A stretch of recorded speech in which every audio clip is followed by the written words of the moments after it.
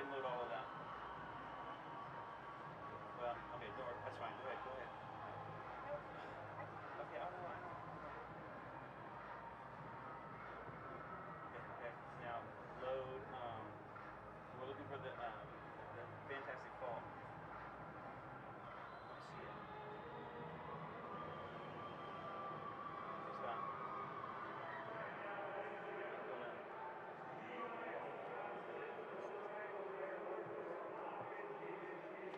Where is it?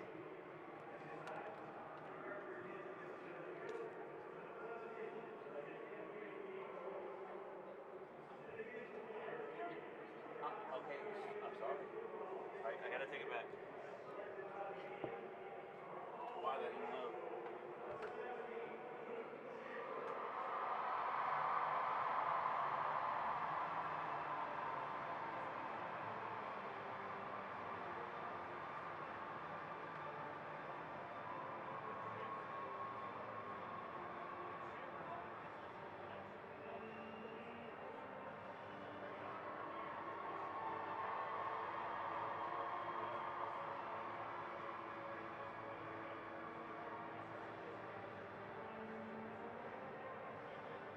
Something happened and it went away. Unbelievable. Of course.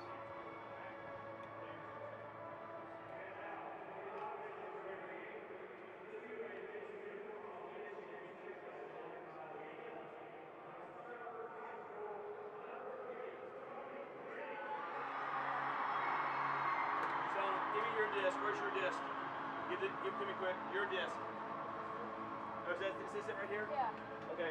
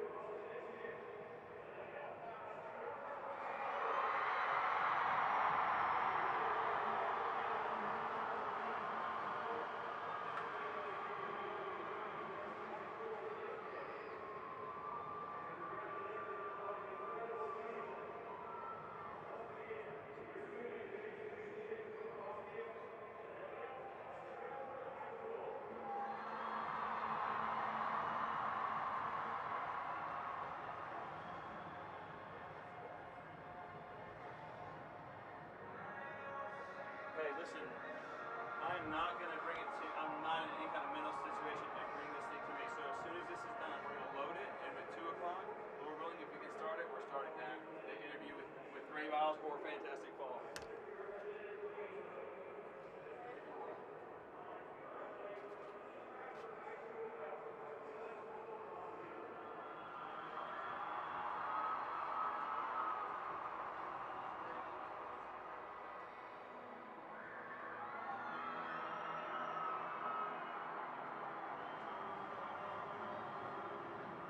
I gotta believe that you're not gonna have trouble getting down to that. Look at that. Oh. What? Yeah. The question is just from the end of the game, when can I get the time to do that? Because if we get people before all that, it's gonna have to be quick. Or you can try to film it with this camera. I don't know if you can just like put that on the air or not. I think I can. I'm going to. Oh.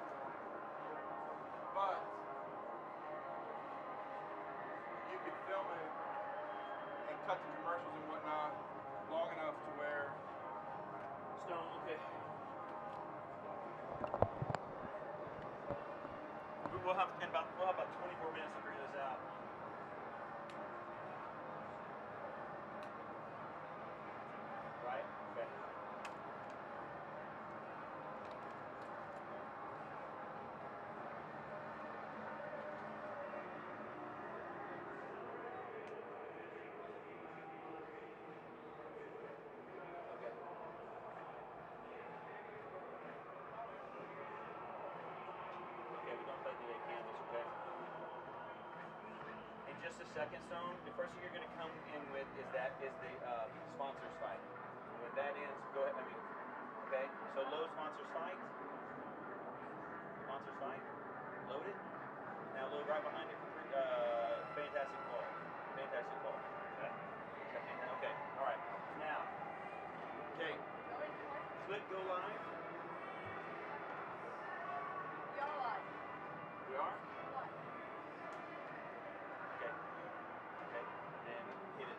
You are watching a Look Live Streams production of the Syntex Pond broadcast of Lorena Leopards football. Customer service, higher loans, and great retail prices. That's Syntex Pond.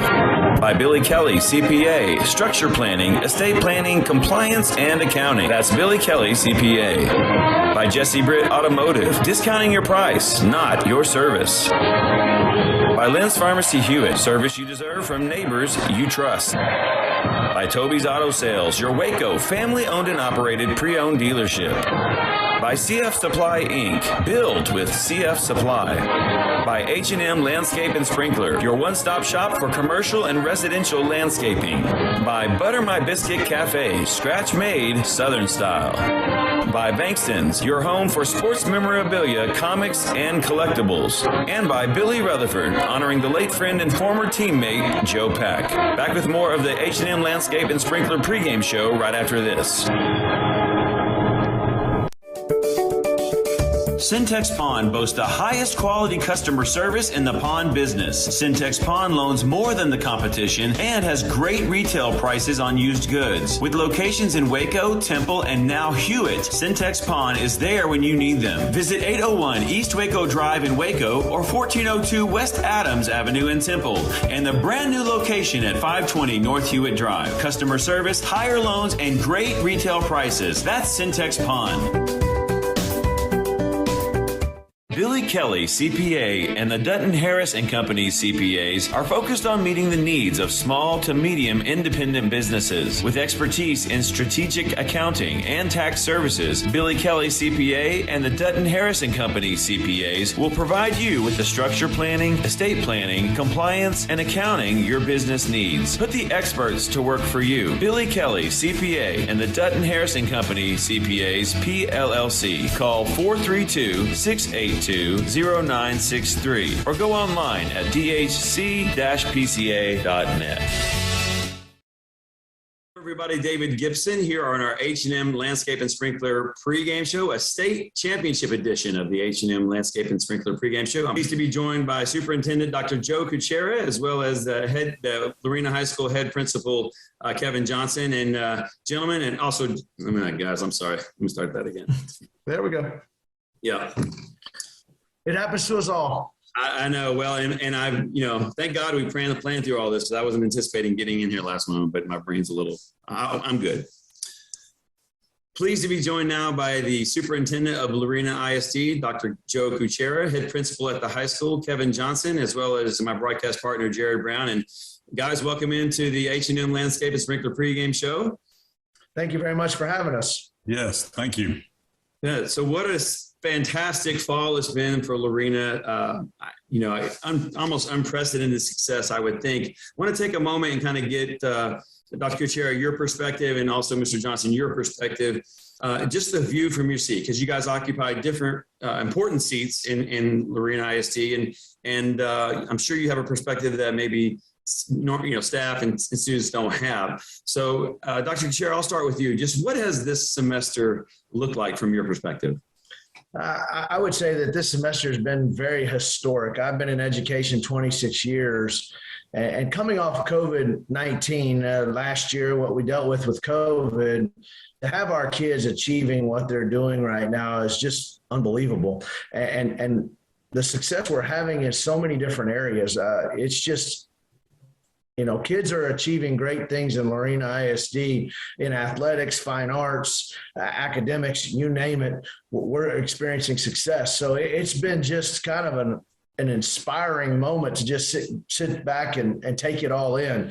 It's been really, really busy, and I've spent a lot of time on I-35 going up and down and driving to different playoff games, different state state meets, state matches, state tournaments. We kind of got a little bit of everything. And so, but it's been a great problem to have and just an exciting time to be a Leopard. It's just a great time to be a Leopard. Mr. Johnson, what about you at the high school level? What's it look like on a day-to-day basis? You're kind of there, boots on the ground. What's it look like to you? Boots on the ground. I would follow up with what Dr. Kuchera said, but I would tell you, as being firsthand right there, it's been rather crazy. So all good things. We joke about it all the time. With all the success, it's come with a bunch of crazy times with schedule changes, everything else going on, balancing kids. Because what a lot of people don't realize is we've got a lot of those kids that are doing multiple things. And so they're having success in all these activities, and they're having to balance that along with their schoolwork. And it's been rough. We've had some, we've had when you start the fall and you go through everything, and then you have other things that people don't really know of, kind of like our fall musical that our kids were involved in, and they were doing state band the same week and doing things like that. Kudos to our kids taking care of all that business and balancing and doing that. We tell them all the time, more means more, and you've got to be able to balance and handle that load and make sure that you're doing things well. And our kids seem to do that. And part of that is because we're in a community that our parents are going to support their kids, are going to support the school and everything that we're trying to get accomplished. It's interesting. The whole school seems to parallel the football team. And here's what I mean by that. One of the things that makes Lorena football great is that they're well trained in multiple positions, and so you almost create this depth that would not be there if they weren't. So in a typical team, you have depth, but it's because you have a lot of players. Well, at Lorena, you have depth, but it's because they're so well coached and trained across the different positions. And it's almost like at the same situation in your high school, you have all these kids that are really good at different things, and like you said, it kind of creates these problems, but it makes me ask the question, it's like, why is it? What is special? What is it about Lorena that makes it where these kids are so talented and so engaged and successful at whatever they do? Well, if I can answer first, I would say it's a lot of things. One, it's the family environment our community creates and instills in the kids and along with all our schools.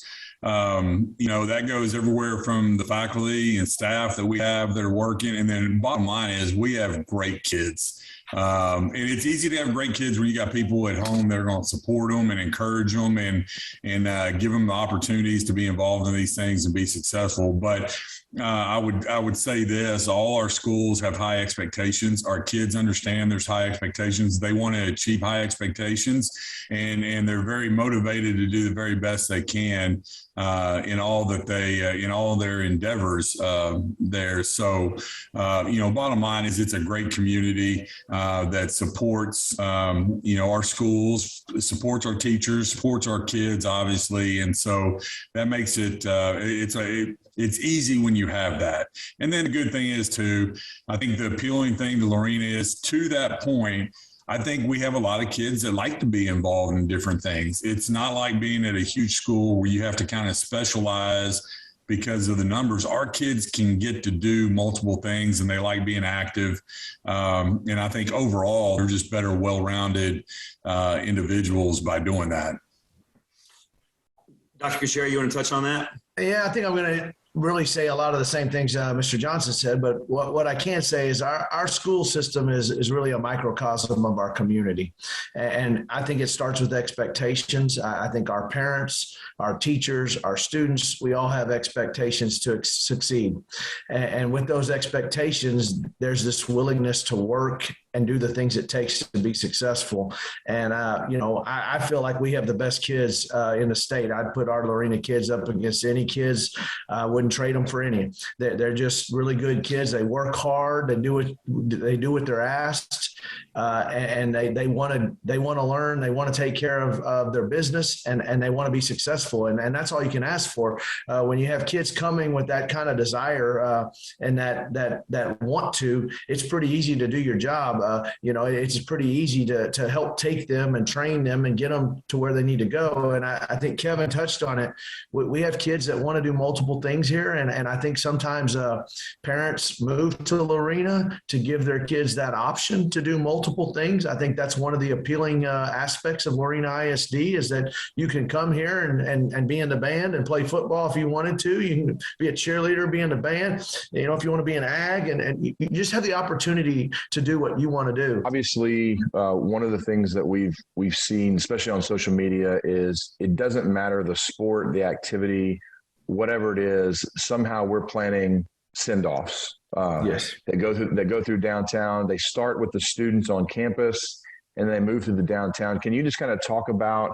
Obviously, we've talked about the importance of community, but just specifically when I think, or talk about what you think the students, how they feel when they have the opportunity when they're going off to be at a band competition. I know cheerleading is in January, but band, even robotics, I saw got a send off. Obviously, the football team, volleyball team, and cross country have all experienced the success at the state level. And when we see them get those send offs, it really makes us feel real good. So just kind of talk about that, maybe from what you've heard as a dad of a player, and then also as the superintendent. Well, I first would have to start and say that I have to give Mr. Johnson a lot of kudos. Obviously, as we've moved along in the semester, we've had pep rallies, we've had different things, but as we've gotten busier and busier, there wasn't opportunities to do necessarily pep rallies. And so Mr. Johnson has really gotten really good at send-offs, and we've put some special touches to those send-offs. And so I know that he has done a really good job of making sure our students, when they're leaving Lorena High School, that they know just how much the school is behind them, whether that be cross country, volleyball, band, robotics, now football. We've taken care of that. I think the other thing you have to realize too is we have a lot of parents of players on the team that help organize a lot of these send-offs, in the community, going through downtown, out in front of the school. And it's really interesting, you just see how quickly people can come alive. Ultimately, the reason we're in school are for the academics and making sure that kids are in the classroom learning and doing all that. But again, being the total all-around student and being involved in that, and the school pride and community pride is huge. That's what makes your schools better, and it's what makes the school years go by so well. And so the kudos I'd like to give a little bit to is to our kids. Our kids are really, really good about showing up to events and supporting their peers, whether that be volleyball, football, cross country. The community did that. Now, I'm going to go out and just say this. Dr. Kuchera mentioned a few names. It's hard to do that, really, to go through, because you talk about the Athletic Association, the band boosters, those, the parents, the team moms, all these people that get together to help support the school and to set these things up is amazing. As far as being at school, it's a challenge at times, I'm going to be honest, because you're trying to be careful. You're not interrupting instructional time every time something comes up. And it's a great problem to have because we have so many things going on, and we're trying to, as much as we possibly can, show support to each of those groups. We got a big pep rally, and we're going to celebrate some of the accomplishments we've had this fall, and then we're going to wish the football team and get them fired up for Thursday. But we've got that community-wide on Wednesday evening, and I promise you it'll be rocking. It'll be like nothing we've had in quite some time. Just in terms of a favorite moment from this fall, or a standout moment, or a landmark moment. And I don't want to seem like I'm just singling anything out, but I will tell you this. Last, Thursday night, and being in Georgetown, for somebody like Coach Biles, who's been with a school for 30 years and been the helm, been in the helm for 30 years, leading a program, and gets to punch his ticket to go to the state final. What was pretty special for me. And for Ray, that part of it, him being there with that group of kids, which is a pretty special group this year, I just think all that stuff fits together. And I thought that was a pretty special moment because it is a special group of kids. And not just because of talent, I would tell you they are hanging in and doing great things because they are really tight as a family. And they play well together. And I would tell you our volleyball girls did that too. And I could say the same thing for our cross-country girls. They were all, everybody is just so tight. I think that's the big difference this year with the success we're having is there is no selfishness going on, and it's all about who you have around you and the love they have for each of them, each of their teammates and so forth. And it's just been really special. Okay, as we continue the H&M Landscape and Sprinkler pregame show for Lorena's state championship football game versus Brock, we're now joined by Leopards head cross-country coach Matt Jackson. Coach, thank you so much for being here and taking a chance to talk to us about really what's been a historic fall semester for Lorena High School. I appreciate you having me. It's always good to talk about Leopards. Very true. I just wanted to get your thoughts. Obviously, the cross country team achieved some historic goals this year. Just kind of talk about what they achieved both on the team and individual level.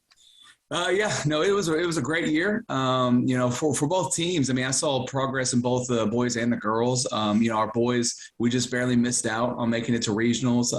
But we got we're losing one really good runner in Luke Armstrong. Luke did qualify for the regional meet and had a great season. So he's our only senior. So we got 6 guys coming back. So, but we were right there. So I think we're just ready for that next step. On the girls' side, last year McGregor took the district championship from us, and that didn't sit very well with the girls. And so they got a district championship.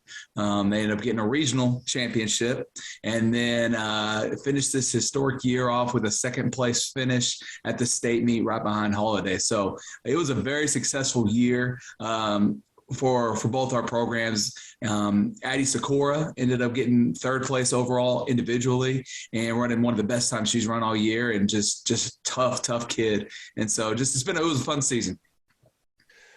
Great.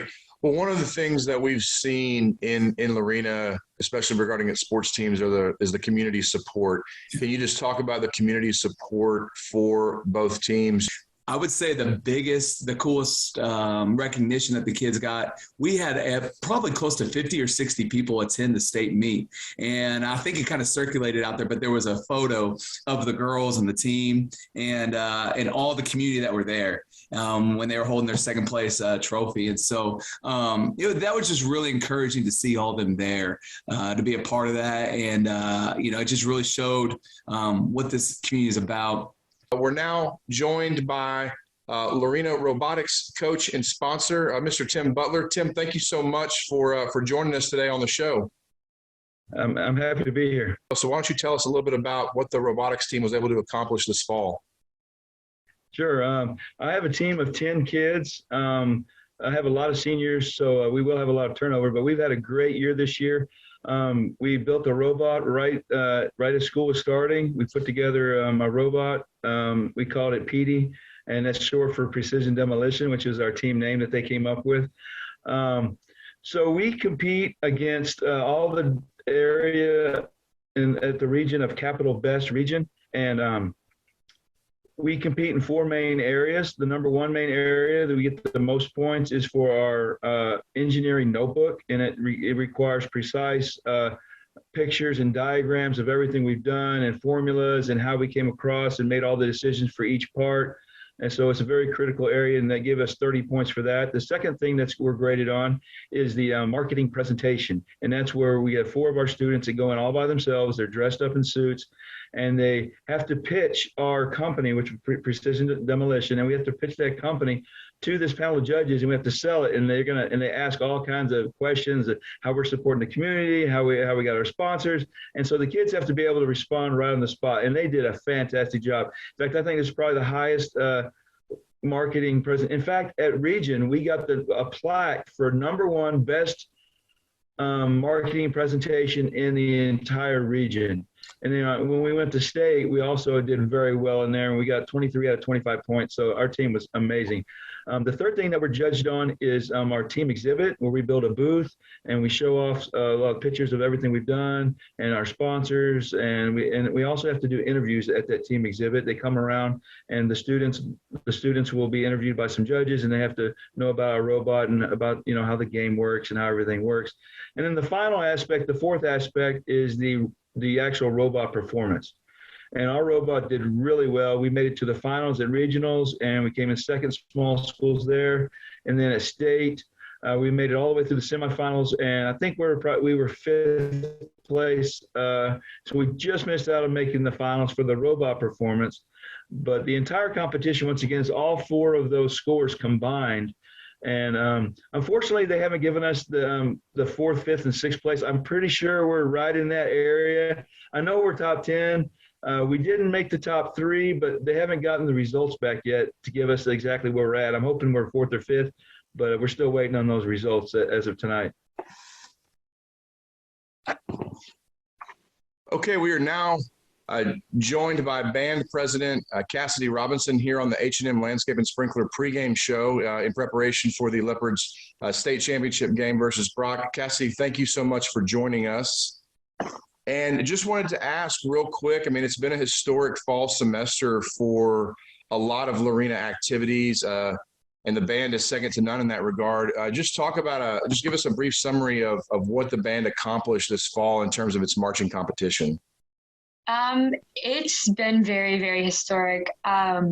We made it to state this year, which is the first time we've done that in well over 20 years.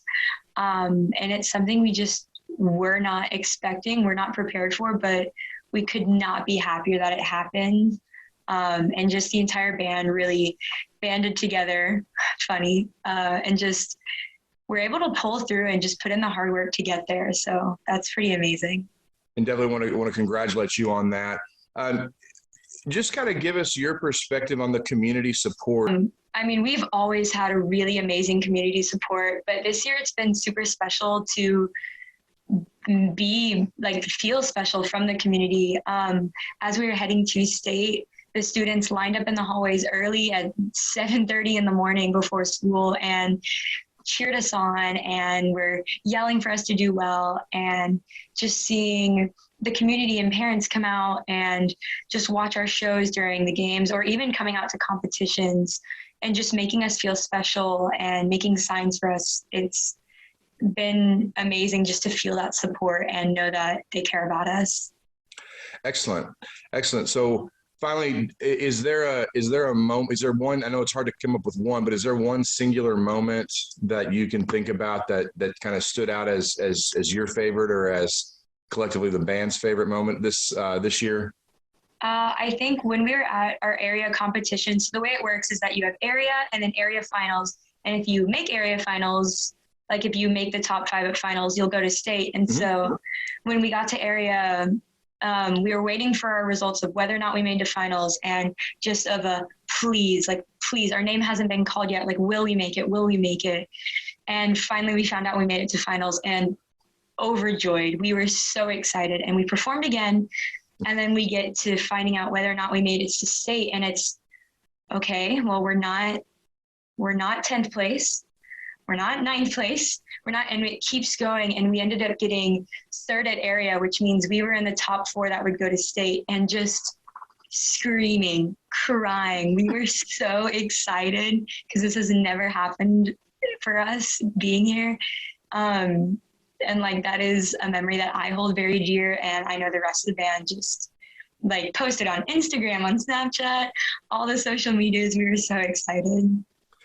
And we're joined now by Lorena head volleyball coach Amanda Gonzalez. And Coach Gonzalez, thanks so much for joining us. We wanted to get a chance to talk to you as you know, your team was certainly part of this historic fall 2021 semester here at Lorena High School. Yeah, thanks for having me. I appreciate it. Certainly. Well, obviously, why don't you just give us just a quick rundown of kind of what your volleyball team achieved this fall? Well, we had a great year, a historic year for sure. We finished the year 38-5. We were undefeated district champions and state semifinalists for the first time in school history. So it was a really fun season, and it was obviously new territory, and our girls got to kind of lay the foundation for the future of Lorena volleyball this year. Awesome. Well, certainly congratulations on such a historic season. One of the things that I think a lot of people have talked about is just how this Lorena community really surrounds its sports teams, its athletes, and just its kids in general. Can you talk about what you saw from the community as your team made its run through the season, and then certainly the historic run through the playoffs? Yeah, the community support was really unbelievable. And that goes from inside the school to outside. I mean, here, teachers trying to help any way they can, helping our students, helping me, our administrators helping with everything. You felt support everywhere you went. So you went out into the community and people are congratulating you and excited for your girls. And that's what's important, is seeing how much they support your kids. And it gives the kids confidence in what they're doing. And it makes the kids proud to be a part of something that's making their community proud. And what did you see as far as with like pep rallies, send-offs, things like that? How did you really see the community, and then both the student community and the community at large get involved? I think it was fun to see how high the energy was just from everybody, from the students and from the community, seeing them there at the pep rallies, excited to be a part of the historic year and rooting for you every step of the way. But yes, it's just the energy. It gives you new life going into the playoffs. You know, you get a little bit tired, a little bit run down towards the end of the year, and then you get this new life kind of into you from the community. Excellent. And I know it's probably hard to maybe pick one moment, but is there a singular moment or situation that you can think of that really kind of defined your season? I think that I know you said one, but two, winning Sure. district, being undefeated district champions this year was huge for us, because last year we split with another team in our district. So kind of getting that title outright was like we took care of some unfinished business. And then I think the most memorable game of the year, though, is going to be our regional championship game against East Bernard, where again, we had unfinished business from last year. We go in there, we take care of it, and then make it to the state tournament for the first time in school history. It was an unbelievable moment that we got to share. Excellent. Well, I know that the Lorena community and the volleyball community is certainly glad to have you here as part of the Lorena family, and so we wish you nothing but the best, in next season and hopefully many seasons to come. Thank you. All right. Thanks. And we are live from Booth 5 here at AT&T Stadium in Arlington, Texas, side of today's Class 3A Division I football game between your Lorena Leopards and the Brock Eagles. Both teams have managed to claw their way here to the top of the mountain. The only question is who gets to stay. Hello, everybody. I'm David Gibson alongside my broadcast partner, Jared Brown. And Jared, we finally made it.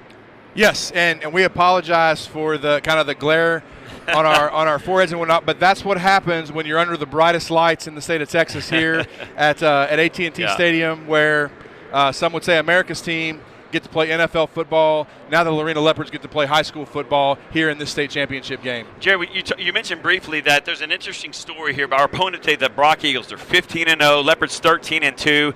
These guys look exactly the same on paper. We'll get to that more in our pregame show, but you mentioned that there's an interesting story about how football came to be. Can you touch on that? Well, in Brock, Texas. Yeah, so Brock's only been playing football since 2012, and it actually took several years of them trying to vote in the school board to get them to approve football. They finally got it approved in 2012. Didn't start playing in a district where they could go to playoffs until 2014. Won a state championship the next year, have finished no lower than the regional final, and then of course won the game in 2017. Went to the championship and lost to eventual champion Rockdale in 2018. Now they're here again under a first-year head coach. Well, you don't get here without a terrific community behind you. One of the people here at Lorena that's made a huge difference, and our lead sponsor for the broadcast is Syntex Pond's Cody Lewis. He's coached these guys at a young age and helped reinforce the culture that Coach Biles has established here in Lorena. We're going to turn to an interview here with Cody Lewis at this time. Now by Cody Lewis, Syntex Pond owner and lead sponsor for the broadcast. And Cody, obviously, here we are. You know, it's been 3 years now since we've been working together as well for the broadcast. But here we are in this moment where people have been working for a lifetime, and these kids have been working for a lifetime. Let's just talk about the season as a whole. Kind of give us your thoughts, you know, on how the season's gone so far, and just your thoughts from beginning to where we are now. Well, we thought, you know, early on in the season we'd have a pretty good team, pretty good football team, you know, coming off last year's 3 rounds and a disappointing loss there. And then, but you know that you've got several returning starters. You got a lot of key positions. Felt pretty strong that we'd have a, you know, pretty solid offensive, defensive line, things of that nature. You had to get some key positions replaced and move forward. Kicked off the season, things went really well, you know, as far as the competition in terms of, you know, you're playing top-notch competition. Now we know we're playing 2 state finalists in week one and week 2. But we already knew that they were going to be top-flight competition, and you know, and we gave them everything that they could handle. You know, obviously, I in my opinion, I thought we should have at least beat Franklin, you know, because of the way we, you know, came out and played and really had a lead up on them. But the season started progressing well, people getting in the right positions, starting to really come together as a team. And this is no kidding. And I told Brandon Browder the week we played Madisonville after that game, we were sitting in the stands, and I said, we will be at Texas Stadium. We will be at AT&T. And he reminded me of that last week. He said, man, you told me that we were going to be here. And he said, I needed a few more weeks to figure that out. Tell me, what did you see at that point that led you to believe that? The one thing that all great football teams have, domination on the offensive and defensive lines. You know, you can have – there's skill kids, you know, all over the place and, you know, on this team, and there's skill kids on other football teams. But to take over in the trenches is where it's really always won. I mean, as a guy that played football and played quarterback and played the skill position, the guys that get, you know, their thankless positions are inside. And so everybody forgets that they're the ones that really win the football games. Yeah. I mean, the size, even last week, we were watching the size of the holes that Rhett Hansen is running through and Reed McNabb this year. And anybody that carries the rock, honestly, even up until the state semifinal have just been dominant. And so obviously we're hoping that carries into this week. Finals. Yeah, absolutely. Yeah. And you got to give those guys credit because they really do work well as a team together. They've got good leadership within their units, and they work well together as a unit on both sides of the football. And so that really changes the game for us on offense, and it changes the game for the other team's offense. What do you think of the job Elijah Turley's done this year? He's really been the kind of the heart and soul and the leader of that offensive line. What do you see there? He's phenomenal as a player. He has a lot of drive and determination, but he's even better as the leader on that line. I mean, he really takes that to heart, and he takes charge of those guys. And you can see him getting after them. If they're not doing what they're supposed to be doing or not giving the effort he thinks, he gets after them, and that means a lot. And those guys, you know, they want to work hard for their team, but they also don't want to disappoint their leader. Yeah. You know, you had a kind of a special role in this situation, and you've been part of the group of men who have really shaped and molded this team all the way up until this point. Just what would it mean to you to see this group of kids that you've watched their whole football lives? What would it mean to you to see them finally accomplish the ultimate goal? It's something that we talked about when they were youngsters, you know, in practice and in after games. It's, no one cares about a Pee Wee championship. No one does not, you know, it's not written up in the paper, but you're doing all those things so that someday it shows out on Friday night, you know, and in this case on a Thursday afternoon. But to see these guys get to this spot, it just makes you, you know, your chest pop out and your heart swell and really, it really makes you feel fantastic to even be a part of whatever minuscule part of it that you are, and know that this whole community is proud of them and following them, and everybody that watches high school football this Thursday will witness all the work they put in since they were in 3rd and 4th grade. Let's turn our attention now to the big game. Obviously, tomorrow, 3 p.m., AT&T Stadium. I mean, just what a scene it's going to be, all of Lorena and extended Lorena. You hear about all kinds of people flying in and coming to the game. Let's talk about the actual matchup, though. What do you see in Brock, and what will it take for Lorena to beat him?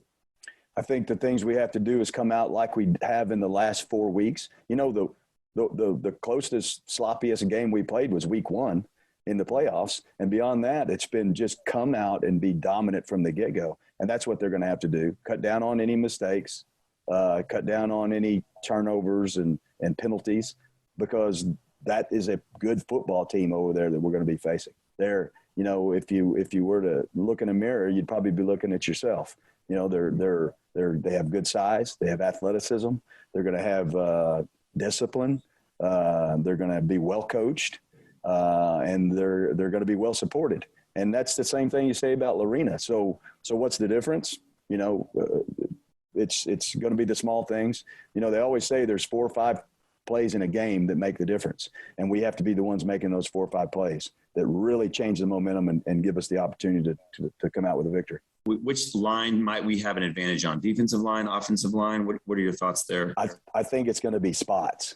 I think they're going to have a lineman or 2 that are pretty dominant, and then it's just finding the spots where our guys can take advantage of, because I think we are pretty dominant across the board, which is a difference that with most teams that we've seen along the way, and not to compare these guys that we're going to be playing against other teams, because they're all the way to state championship with a 15-0 record, so they're probably better. But somewhere there's a weakness. You know, they were locked in an overtime game last week to get to where they are. So somewhere along the way they made some mistakes and there's some weaknesses. So we just have to find those and take advantage of them. So there's only one thing left to do, and that is predict the score. Cody, what do you got? I'm going to have the Leopards 42, Brock 28. And that's okay. I feel like that they're going to be good enough to be able to put some points on the board, but the Leopards are going to find a way to continue to do what we've done all season and get a lot of points and play some defense. I'll take it. Let's get a championship tomorrow at 3 p.m. at AT&T Stadium. Cody, we'll see you after the game. Fantastic. Go Leopards. Syntex Pawn boasts the highest quality customer service in the pawn business. Syntex Pawn loans more than the competition and has great retail prices on used goods. With locations in Waco, Temple, and now Hewitt, Syntex Pawn is there when you need them. Visit 801 East Waco Drive in Waco or 1402 West Adams Avenue in Temple, and the brand new location at 520 North Hewitt Drive. Customer service, higher loans, and great retail prices. That's Syntex Pawn. CPA and the Dutton Harris & Company CPAs are focused on meeting the needs of small to medium independent businesses. With expertise in strategic accounting and tax services, Billy Kelly CPA and the Dutton Harris & Company CPAs will provide you with the structure planning, estate planning, compliance, and accounting your business needs. Put the experts to work for you. Billy Kelly CPA and the Dutton Harris & Company CPAs PLLC. Call 432-682-0963 or go online at dhc-pca.net. Are you with me now? Ready to put it down. Start at the bottom, already forgot them, but they won't forgive me now. You really ain't ready now. You haters just in the crowd, but still I just look around. Are you with me now? Are you with me now? Are you with me now? Said, are you with me now? Ain't felt this good in a while. They want us to simmer down. Can you hear me now? Am I going in and out? I stop and just look around to see if you with me now. Tell me, are you with me now? Ready to put it down. Start at the bottom, already forgot them, but they won't forgive me now. You really ain't ready now. You haters just in the crowd, but still I just look around. Are you with me now? Are you with me now? Whoa.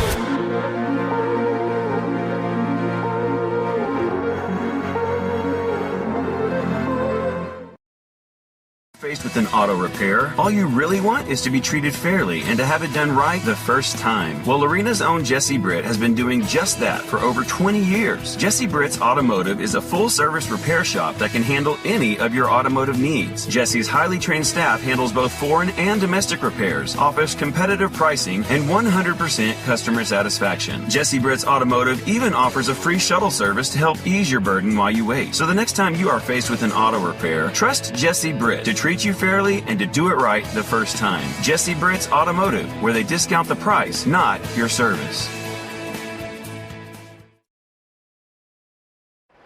Welcome back into Booth 5 here at AT&T Stadium. David Gibson alongside Jared Brown. And Jared, before the break, we talked about Brock, the fact they've been playing football for only 9 years. Well, things are a lot different in Lorena, all the way back to 1913.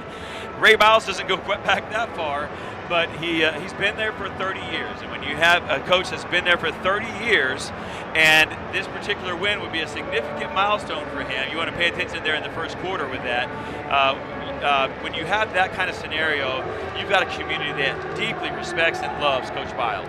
Yeah, definitely. I mean, I think we can look out and see the sea of red today, and then even last night they held a community pep rally where Ray actually came out and gave kind of a speech where he talked to the community about what this means, not necessarily to him, but to the community at large. And so I think when you see stuff like that and you see the buy-in from all the parents and the community and everything else, that's how we know that you're in a special place. Yeah, exactly. So we wanted you to have a chance to hear from Ray Biles, and so we're going to go to that interview now. Here's the interview with our pregame interview with the head coach Ray Biles.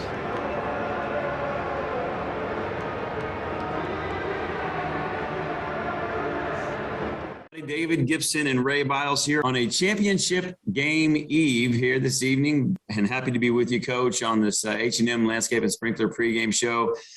Big night tonight, pep rally. Where are you and where is the team right now?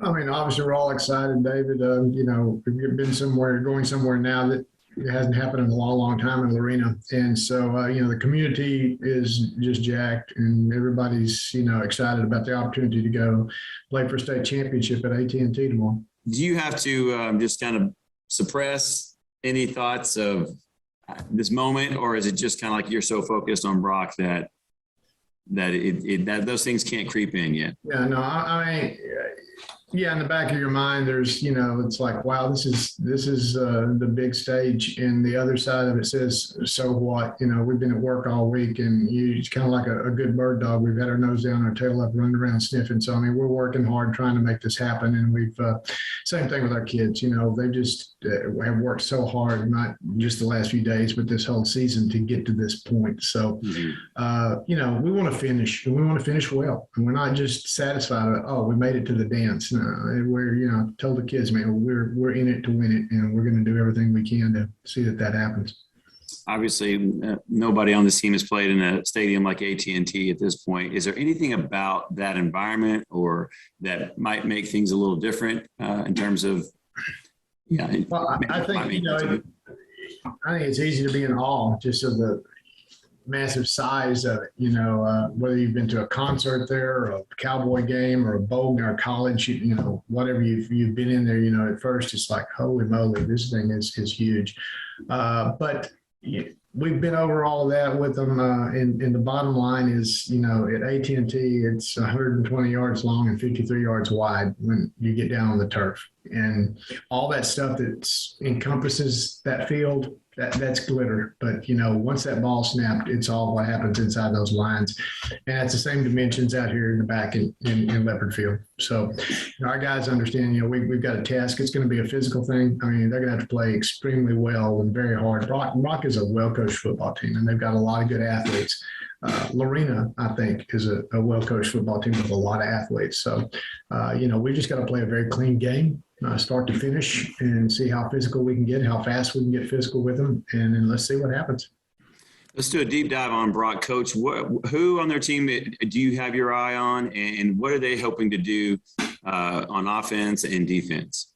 Well, they run the ball very, very well. They've got a good offensive line. I think they kind of mirror us in some ways. They've got a very good offensive line. Their quarterback is a junior, Tyler Moody. good runner. He can run the ball. He can pull it and go. He's a very good passer too. So he's a dual threat. He's definitely somebody we're going to have to keep our eyes on. The running back, Cutter Wilson's a senior, runs very, very well, runs very hard. Another kid we're going to have to wrap up and get a lot of people to the ball in a hurry and don't give him a whole lot of daylight. And then they've got a huge tight end that's a huge target for him, and another very good blocker up front, Nathan Jones. He's a senior tight end, about 6'5", 240, big kid. So, they've got plenty of weapons, and I'm just naming a couple off the top of my head. We've got several other guys that can play very, very well. So offensively, they've scored a ton of points like we have. And so, it's going to be a challenge to slow them down.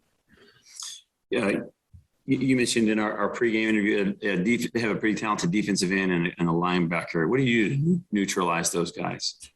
Well, you do what you can do. We've got things where you don't have to run at them. You can always go other directions, and there are a whole lot of other things that we can do to try to neutralize them. But yeah, they've got one defensive end, I think, is an outstanding football player, number 75, kid Matthews, and another kid, he's 6'3", 6'4", 220, 225, and his motor runs. I'm just telling you, he can go. Very physical guy. But anyway, we've got Marshall Braun over there on him, and Marshall's outstanding offensive tackle. So that'll be a great matchup on that.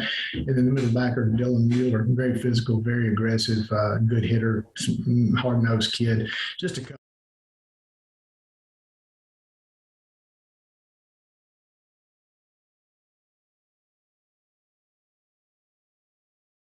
David Gibson and Ray Biles here on a championship game eve here this evening, and happy to be with you, Coach, on this H&M land.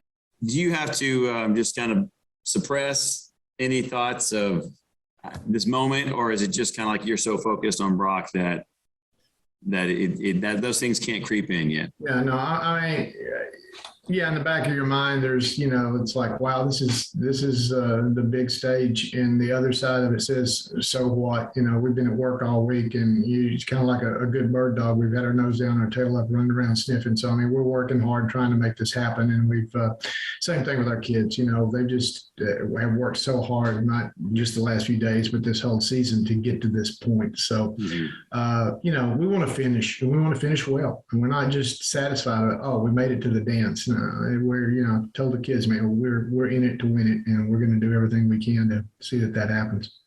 Obviously, nobody on this team has played in a stadium like AT&T at this point. Is there anything about that environment or that might make things a little different in terms of? Yeah, well, I think I think it's easy to be in awe just of the massive size of it, whether you've been to a concert there or a Cowboy game or a bowl or college, whatever you've been in there, at first it's like, holy moly, this thing is huge. But we've been over all of that with them. And the bottom line is, at AT&T, it's 120 yards long and 53 yards wide when you get down on the turf. And all that stuff that encompasses that field, that's glitter. But, once that ball snapped, it's all what happens inside those lines. And it's the same dimensions out here in the back in Leopard field. So our guys understand, we've got a task. It's going to be a physical thing. They're going to have to play extremely well and very hard. Brock is a well-coached football team, and they've got a lot of good athletes. Lorena, I think, is a well-coached football team with a lot of athletes. So, we just got to play a very clean game, start to finish, and see how physical we can get, how fast we can get physical with them, and then let's see what happens. Let's do a deep dive on Brock, Coach. Who on their team do you have your eye on, and what are they hoping to do on offense and defense? Well, they run the ball very, very well. They've got a good offensive line. I think they kind of mirror us in some ways. They've got a very good offensive line. Their quarterback is a junior, Tyler Moody.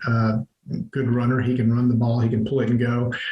He's a very good passer too. So he's a dual threat. He's definitely somebody we're going to have to keep our eyes on. The running back, Cutter Wilson's a senior, runs very, very well, runs very hard. Another kid we're going to have to wrap up and get a lot of people to the ball in a hurry and don't give him a whole lot of daylight. And then they've got a huge tight end that's a huge target for him, and another very good blocker up front, Nathan Jones. He's a senior tight end, about 6'5", 240, big kid. So, they've got plenty of weapons, and I'm just naming a couple off the top of my head. There's we've got several other guys that can play very, very well. So offensively, they've scored a ton of points like we have. And so, it's going to be a challenge to slow them down. Yeah. You mentioned in our pregame interview they have a pretty talented defensive end and a linebacker. What do you do to neutralize those guys? Well, I mean, you do what you can do. We've got things where you don't have to run at them. I mean, you can always go other directions, and there are a whole lot of other things that we can do to try to neutralize them. But they've got one defensive end, I think, is an outstanding football player, number 75, kid Matthews, and another kid, he's 6'3", 6'4", 220, 225, and his motor runs. I'm just telling you, he can go. Very physical guy. But anyway, we've got Marshall Verano over there on him, and Marshall's outstanding offensive tackle. So that'll be a great matchup on that. And then the middle backer, Dylan Mueller, very physical, very aggressive, good hitter, hard-nosed kid. Just a couple of them. They've got several other players that really can run to the ball. I think that's another thing. They have a lot of speed, much like we do. We match up pretty well with the speed factor. So, like I said, in a lot of ways, we mirror each other quite a bit. Coach, Week 16, just exciting moment. Happy for you, happy for the team, and I know you're not ready to be happy yet. We got to finish this week, but really look forward to seeing you after the game. Wish you good luck on the field down there at AT&T Stadium tomorrow. Appreciate it. Thanks so much. Thank you. Did you know that half of Americans who use mail-order pharmacy miss their medications due to late delivery? Well, Lynn's Pharmacy Hewitt offers all the conveniences of the large corporate pharmacies, but also offers fast, friendly service and the convenience of a local drive-thru and free delivery. Free delivery. If you are in need of a flu shot, now is the perfect time to visit Lynn's Pharmacy Hewitt with no appointment necessary. Come by 511 North Hewitt Drive or call us at 254-666-5000. Stop waiting on the mail. Try Lynn's Pharmacy Hewitt and let us take the frustration out of your pharmacy experience today. Driveway problems? Look no further than the Driveway Company. We deliver the highest level of professional service and care for each and every customer. We're trained, courteous, and take pride in our finished results. If you have a driveway, patio, pool, or other concrete problem, do what hundreds of other customers have already done. Trust the experts and schedule an appointment today to find out what the Driveway Company can do for you.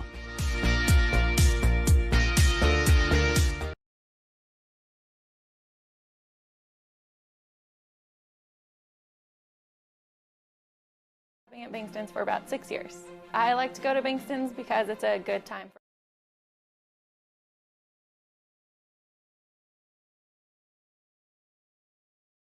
games, and that's really important, is just getting to go there and talk to people and they know what they're talking about.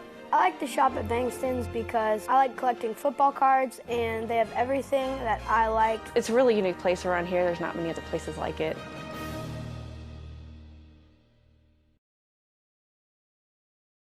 Are you with me now? Ready to put it down? Start at the bottom, already forgot them, but they won't forgive me now.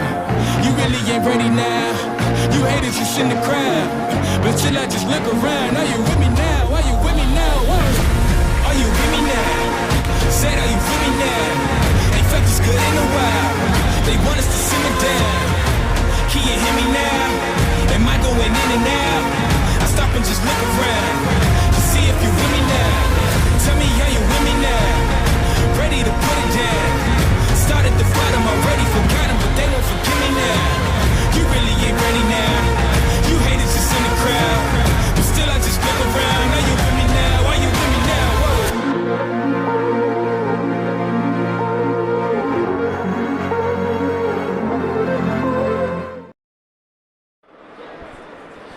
And welcome back into Booth 5 here. We're live, David Gibson, Jared Brown in AT&T Stadium in Arlington, Texas. The Lorena Leopards made that trip up 115 miles.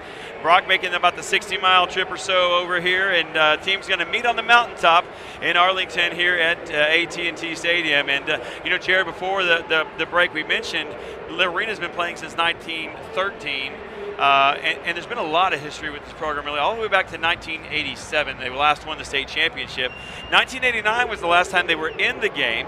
Played very, very well. Lost one to Groveton, I believe, right? Rodney Thomas and Groveton.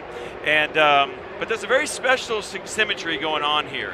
Back in 1987 and in 1989, there was a very special running back who wore the number 2. And here we find ourselves 30 some odd years later, and Jared, we have his son playing for us. Yeah, so Braylon Henry, who's a sophomore linebacker on this Lorena squad, leads the team in tackles right now. John Henry's son, and it's rare to see, your son play at your alma mater in a state championship as a sophomore, wearing the same jersey number. Yeah. And so I had an opportunity the other day to sit down and talk with John Henry, just kind of how special that is and what it's like for him to kind of see this and what it means to him, 34 and 32 years respectively later. So I think now we'll go to that interview with John Henry. Back to the H&M Landscape and Sprinkler pregame show. We are now joined by Lorena's John Henry. John, thanks so much for joining us today. You bet. And so just kind of we're looking at this segment, kind of looking back, looking forward. And so wanted to get your perspective on a couple of things. First off, you were a player on the 87 and 89 teams that played for a state championship. Have you had a chance to talk to any of your former teammates about the run that the Leopards are making this year? And if so, kind of what have you guys thought? What are your thoughts and what have you guys said about this year's Leopard team? Well, I've talked to maybe Arthur and Chad and another one of my buddies, Grant. We talked about the difference in how the playing level was back when we played versus the level they're playing now, which it's changed quite a bit. But we talked about, they got size, they got speed, they're good, and we always talk about, honestly, I said, hey, they're just as good, if not better, than what we were. And honestly, I think they are better than what we had whenever we played. To answer that question, better is, it's great. It's an honor. And we always talk about, hey, this is how many tackles I had. This is what I did on offense. And each week we always talk about how he can get better and so forth. But the biggest thing is I always tell him you always got to be better than you were last week. And he does get better. Obviously, you're not only a former player, now you're a dad of a player on the team. Braylon, your son, kind of mirrors a lot of what you did when you were a player. I just kind of wanted to get your thoughts on what that's like to see your son playing at your alma mater, wearing your same jersey number, with a chance to win a state championship in the same classification year, sophomore, that you did. Ooh, man, like I say, it's real emotional. But it's a great honor to see him wearing my jersey that I wore, and it would be real awesome to see him win as a sophomore as well as I was. He did say whenever he walks through the weight room and sees the number 2 jersey on the wall for the all-state players, that it always reminds him that there's more to do, there's more work to do, and more work to get better. Exactly right. And I just wanted to tell you what a privilege it was to sit down and talk with Braylon after the Columbus game. Yeah. When we did the Joe Pack Player of the Game Awards. He's an incredible young man, and I really appreciated the time that we got to sit down and chat. So good deal. You and his mom ought to be very, very proud of the young man that he is. Oh, I'm very proud. It's just like I say, every time I think about it, it gets to me like really like I want to just break down, but it is what it is. Yeah. Another thing I wanted to ask, so obviously you played for Coach John Crawford, and then and I'm not sure if he retired or whatnot, but then Coach Biles came in. So obviously as somebody who played for Crawford and now has seen Coach Biles here in Lorena for a long time, what are your thoughts of your son playing for a coach like Coach Biles? Oh, I love him. I think Coach Biles is a great coach. Like I say, he's been there for a while, but he does a great job. It's not only about sports, it's about academics as well, and he makes sure that the kids are staying on top of their game. At the home games, you run the chains on the opposite side of the field. Now, I guess you're not going to have to worry about that on Thursday, so you'll be in the stands. What's it going to be like to sit in the stands as a dad and a fan? Are you going to be able to contain yourself? I'm going to try to do my best. Like I said, it's going to be real emotional because, like I say, he's a sophomore. He wears the same number that I wore, pretty much playing the same positions that I played, and it's going to be real tough. But I know we can do it. We're super excited, and I can't wait to get to AT&T on Thursday. I know I'm ready to go right now. Well, last question I have, and it's kind of a, maybe a loaded question. Do you have a score prediction for today's game? Oh, let's see. Lorena 35, Brock 21. Okay. I like it. Well, we want to thank you so much for joining us and being part of the H&M Landscape and Sprinkler pregame show. And we just wish Braylon all the best, and to you as well. Thank you so much for being here. Yes, sir. You have a good one. Welcome back into Booth 5 here at AT&T Stadium. David Gibson, Jared Brown. We got a big crew tonight. Clay Gibson on the board. We got Dr. Cody Kellner in the booth with us tonight here at AT&T Stadium. And Stone Gibson is monitoring the chat on Mixler.com/LookLivestreamsLorena. Also at YouTube, Look Livestream's YouTube channel, Lorena Leopards. So make sure that you comment with us. We'd love to visit with you and interact with you during the game. Make sure you do that. Jared, lots of things. Lorena warming up in the end zone. I can't believe we're about to see the Leopards run out of the tunnel at AT&T Stadium and fight for a state championship. Super pumped about this. But these teams, we mentioned it all pregame, these teams are miraculously similar. And let's take a look at their offenses for a moment. They both love to run the football. These guys are very talented at running back, big offensive linemen. They're going to look to do that very well. Jared, what do you see at the quarterback position? Well, so you've got in Brock, you've got a quarterback, Tyler Moody, who, interestingly enough, under new coach Billy Mathis, they've kind of gone to more of a spread formation. Before, they were in kind of a split veer where they really focused on pitching the ball to the left and the right, and then running a lot of play-action pass off of that. Now Moody went from where he had to throw about 5 passes a game.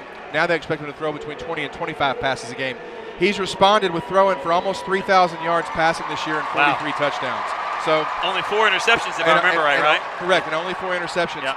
With Ryan Abel on the other side, you've got a senior leader who hurt most of last year. He's been healthy this year, and now he's thrown for almost 3,000 yards. Does have, I think, 29 touchdowns and 9 interceptions. Now, the caveat to that is that he's got running backs in Reed Mickna and Red Hansen that do a lot of the dirty work. On the other side of the ball, though, don't count out Cutter Wilson, who's rushed for over 2,600 yards, 36 touchdowns this year. He was banged up in their regional final game against Whitesboro, but he did come back, and I guess he kind of tweaked it last week against Mount Vernon. We had a chance to talk to their radio crew before the game. They say they think he's healthy and will be ready to go. So, to what the point you just made about the fact that Lorena, they score a lot of points rushing the football. 70% of touchdowns for Lorena are on the ground. Only 30% are in the air. That's different than what we see with Brock. 57% rushing rushing TDs for Brock. 43% passing through the air. And so Brock on the season, 6,782 yards. Lorena just slightly more, 7,013. These guys are very, very similar. So that's a lot about the offense. They're expecting an offensive explosion today here at AT&T Stadium. Jared, on the defensive side, both teams are special at defensive end. Right. Obviously, with Brock, you've got legitimate college prospect in Caden Matthews. Only 78 tackles from that defensive line position, but 16 sacks. Okay, of course, the Leopards are going to counter that with the all-district, probably all-state player in Joe Gutshaw. Kind of leads that cast of Leopards with Baxter Banks and Cody Thorne, Kason Pitts, Camden Brock, and then Red Hansen will come over from the offensive side of the ball and play defensive end as well. So I think it's going to, this game probably will come down to which line can establish a better presence. And so we look at that and say, okay, who's going to do better at the defensive line position? Joe Gutshaw and in his band of merry men, or Caden Matthews and the Brock defense. Both teams also special at linebacker. Lorena led in tackles by Braylon Henry at about 115. Zachary Brewster is the main linebacker, the stud at linebacker for Brock, number 2. You'll want to keep an ear out for him if you're watching on Bally's at home, which we hope you're watching Bally's and listening to us. That's the way to go. Hope you have your YouTube open and hang out with us here in the booth. But both teams really special at linebacker. Jared, let's go back to the offensive side of the ball for a moment, though. Lorena has really begun to excel at the tight end position. Caleb Blanick and Kai Ritchie really have stood out. On the other side of the ball, though, they're special at tight end. Yeah, they've got number 88, Nathan Jones, who's committed to Minnesota already, and really dynamic. 49 catches, almost 800 yards, and 15 touchdown receptions. Here come the Leopards out of the tunnel, and I can't believe it. We're about to get under the way. A beautiful scene on the far sideline. It is packed from end zone to end zone with Leopards, the bottom deck, the middle deck, all Leopards waving white towels. I am so proud of this Lorena community and the way they have really stepped up and supported this team. And really with Lorena, Jared, you wouldn't expect anything less. Exactly. Just the way the community has kind of just really rallied around this team all season long. I guarantee that if there's not 10,000 people over there, it's close to it. So the Leopards are the home team today. They're wearing their red jerseys with black pants, black matte helmet with the red metallic leopard on the side, rocking their white jerseys and white pants and blue helmets. So Leopards are the home team today. Brock the visiting team, and we are just moments away, about 2 minutes away from getting this thing started. The captains are, for the Leopards, are ready to go for the toss. They're waiting on the Brock captains, and we'll be sure and keep an eye on that and let you know what that is. So here we are on the mountaintop. One team gets to stay when it's all said and done today. Let's hope it's the Leopards. Yeah, David, I can't imagine a better atmosphere for a high school football game. You've got two great communities, two great teams. And again, I think it's so interesting. One that's been playing football for 9 years, one that's been playing football for 108 years. So it's going to kind of, we're going to see what it's going to look like, and just what an awesome atmosphere for football all around. The players are standing on the star, getting ready for the toss. We are, I'm not going to lie, we're a long way away. So we'll be looking a lot at this big screen in front of us here in Jerry World.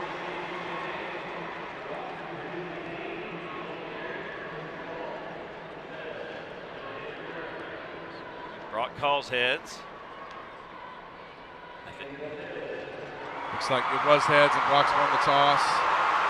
They elected to defer. They do elect to defer, so that means the Leopards will probably take the ball and come out on offense to start this Class 3A Division I state championship game.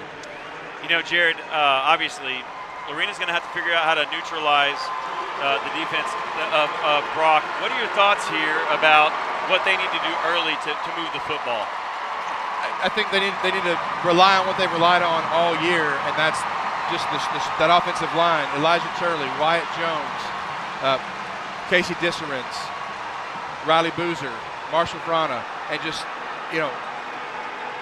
again, just run right at them and try to establish dominance early.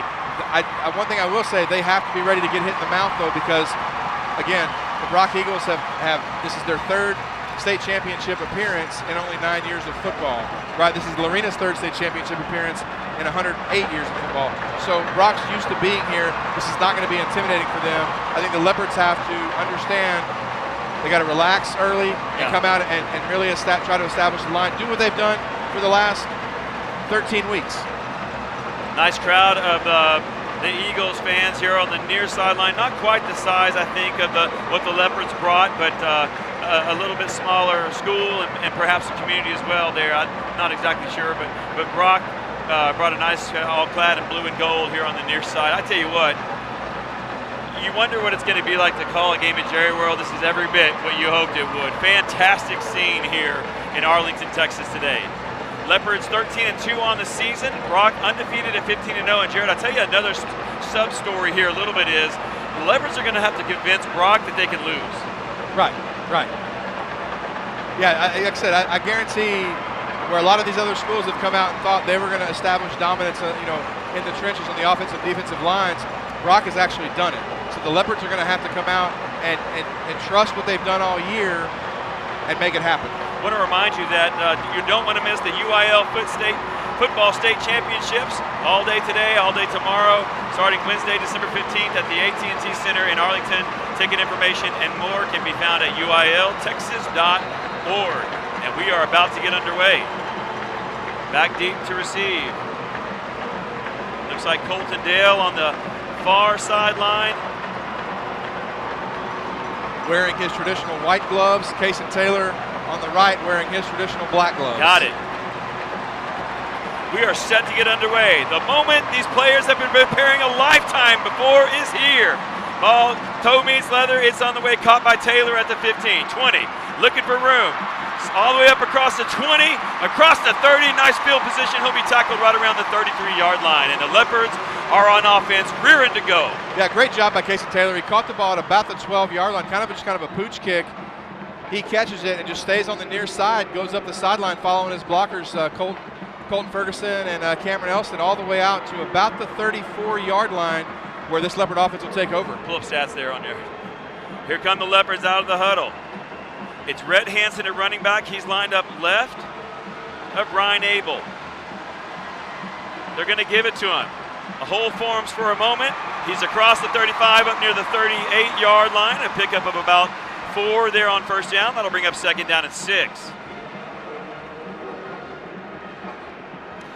So an interesting story here. Camden Brock back on the field. He's the near side receiver if you're watching on TV, I believe.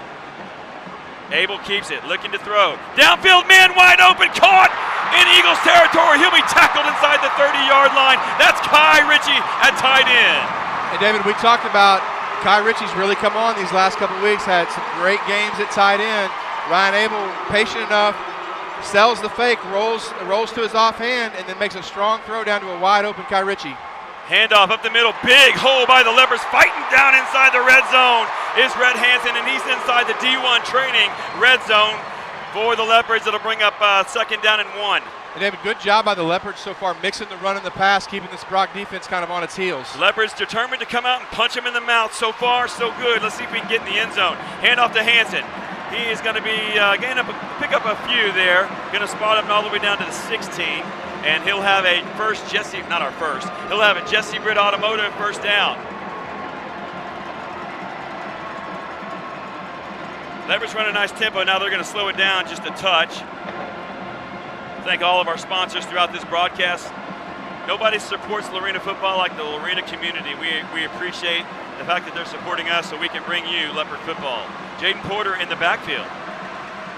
Here's a handoff inside the 15 down to the 13. So pick up a 3 there on first down. Will bring up second down and 7.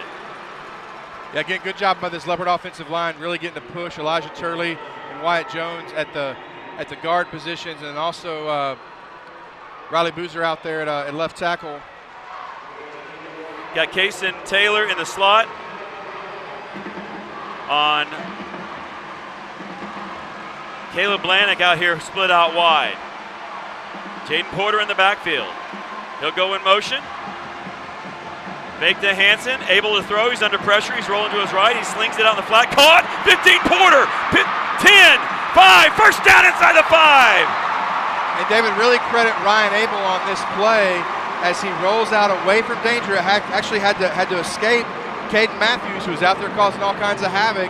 Finds Jaden Porter as his safety valve. Porter makes a move and gets all the way down inside the 5-yard line with a big Jesper. Abel has it, hands off to Hansen. Punches it up the middle. He's going to gain maybe a couple. They'll spot him around the 2. That'll bring up second down and goal to go from the 2. Leopards on the goal line of a Lynn's Pharmacy Hewitt touchdown. And we really saw that Brock defense sell out all in on the run.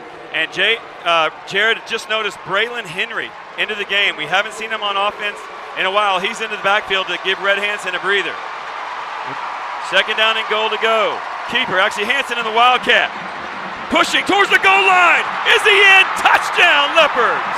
David, just a great job by Wyatt Jones creating the hole and then kind of pulling the pile as Rhett Hansen got some help from Braylon Henry and from the rest of the offensive line to kind of push him over for the Lynn's Pharmacy Hewitt touchdown as the Leopards draw first blood here in this state championship game.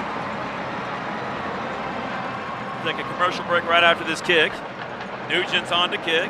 Taylor Cargill's the holder. The referee comes in and says, hold up, boys.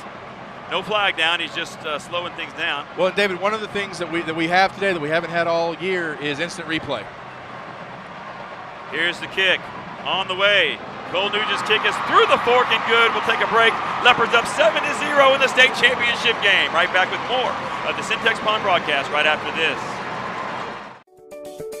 Syntex Pawn boasts the highest quality customer service in the pawn business. Syntex Pawn loans more than the competition and has great retail prices on used goods. With locations in Waco, Temple, and now Hewitt, Syntex Pawn is there when you need them. Visit 801 East Waco Drive in Waco or 1402 West Adams Avenue in Temple, and the brand new location at 520 North Hewitt Drive. Customer service, higher loans, and great retail prices. That's Syntex Pawn. Welcome back into Booth 5 here in AT&T Stadium in Arlington, Texas. A state championship game for the Class 3A Division I bracket. And David Gibson, Jared Brown have just watched your Leopards march downfield and punch the Eagles right in the mouth and get it into the end zone. They're up 7-0 with 9:18 left on the Billy Kelly CPA scoreboard. Jared, couldn't have started any better. Right, David, and a quick Driveway Company stat update along with a Toby's Auto drive update. Leopards averaging over 8.5 yards of play on that first drive. Connor Pewitt ready to go, approaches the ball, swings his leg, toe meets leather, he drives it down deep inside the 10, going to be fielded at the 5. 20. Leopards there to meet him at the 25, breaks through that tackle, still on his feet up across the 30 to the 31, and that was Jake Lindberg returning that kick, 6'1", 175-foot junior. Yeah, good job. Casey Taylor makes the initial hit, can't bring him down. And really good job by Jake Lindberg to give the Eagles good starting position right about their 31-yard line as this Leopard defense comes out for his first test, and we're going to see how they handle Cutter Wilson and Tyler Moody. Well, I was going to say, that's one of the interesting sub-stories here. Subplots is Cutter Wilson, and can he, how healthy is he at that running back position? Tyler Moody waiting on the snap. He's got it. He's rolling to our to his left. Throws across the middle, caught. Across the 40 up to the 42, and they're going to have a first down there. That is the big tight end for the Eagles, Nathan Jones, 6'5", 240-pound Minnesota commit. And Drew Britton, did everything he could to bring him down, but not before he picks up a first down. These teams really do mirror each other on offense and defense. It's really the first time since at least week 2 since the Leopards have seen a team like this. Handoff, Cutter Wilson outside. Look out, trouble, 50. 45, he'll be run out of bounds inside the Leopards territory at the 43. First down, Eagles. Yeah, a little bit of misdirection on that play from Moody as he faked the first handoff and then gives it to Moody, who goes around the left side, picks up another first down for the Brock Eagles. Diego Hernandez, one of the wide receivers on the field. Zachary Brewster in there. He's one of the keys at linebacker. Tyler Moody waiting on the snap. Brewster goes in motion. They're going to hand it off to Wilson. Get hit in the backfield and knocked down. Kason Pitts got there first. Yeah, and Kason Pitts really did a good job there, David. He was able to shed the block of Brewster, who kind of shifted across from his receiver spot. Pitts does a great job, gets through him. Braylon Henry there as well to drop him for about a 2-yard loss on first down. Nathan Jones lined up way outside here, being single coverage. Keep an eye on that if they don't throw it up there. He's being guarded by Colton Dale, and Colton Dale's given up not only a lot of pounds but some height as well. Would not be at all surprised to see them loft the ball that direction, and for a jump ball, we'll see. Cutter Wilson, Tyler Moody running, throws it down, caught, hit immediately and knocked down inside the 44 all the way down to the 42, nowhere near the first down. And David, interesting here on Brock's first 2 passes, they've rolled Tyler Moody once to the left and then once to the right, not dropping him straight back, probably trying to keep him away from that Leopard defensive line, but really solid job by Colton Dale to come up and make a solid hit after a minimal gain. About 3rd and 9 for the Eagles. That was Zachary Brewster on the reception for the Eagles of Brock. Inside Leopard territory, they need the 33-yard line to pick up a new set of downs. Tyler Moody has it, looking to throw, lofts the ball downfield, one-on-one situation over the hands of Nathan Jones, and that's a 4th down. And really good job by Colton Dale on that play, David, as he was man coverage down the sideline, and he really did a good job, almost like boxing out in basketball. He used the sideline as another defender, and Moody just overthrew Jones. Even if he had come down with the catch, I think he would have been out of bounds. So big 4th down here, just inside Leopard territory at about their own 40, or at the Lorena 49-yard line. Brock with a decision here. Again, Nathan Jones, a huge tight end for the Brock Eagles, 6'5", 240 pounds. This time he's lined up on the right end. and they're going to quick kick.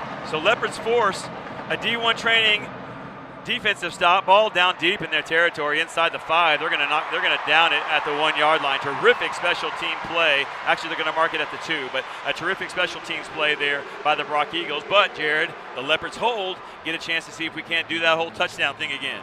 Right. I think going back to that punt, David, I think Jaden Porter, if he had that out to do all over again, he would have tried to go on and at least field that punt in some way, not let it bounce and roll all the way down inside the Leopard 5-yard line. I guess they're going to call it the 2. So Leopards kind of with up against the goal line there, but as we saw in that first drive, offensive line seemed to move the ball really, really well, and see them come out and do it a second time.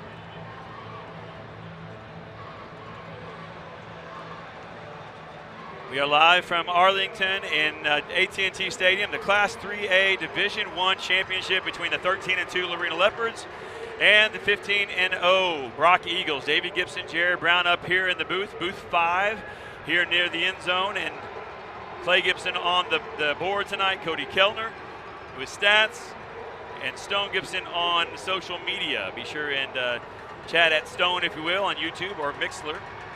If you want to be able to close your device, Mixler, a great way to go.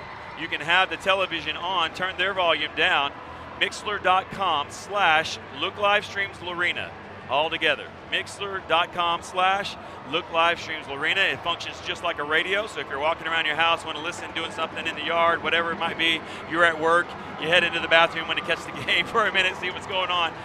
Mixler.com/LookLivestreamsLorena. 7 minutes left on the Billy Kelly CPA scoreboard. David, one of the other features First quarter with this game being on TV is TV timeouts. So it looks like we had a TV timeout, which gives us more, just more time to talk about. Do we have a clock on that? I'd just like to know so we can take a break if we need to. But well, we have the guy in the red hat down here. Oh, we do. Which we'll keep our eye on him. Tell you what, it looks like we have a. Where's the red hat? With the orange glove. Oh, right down here. Okay, we can't see the clock.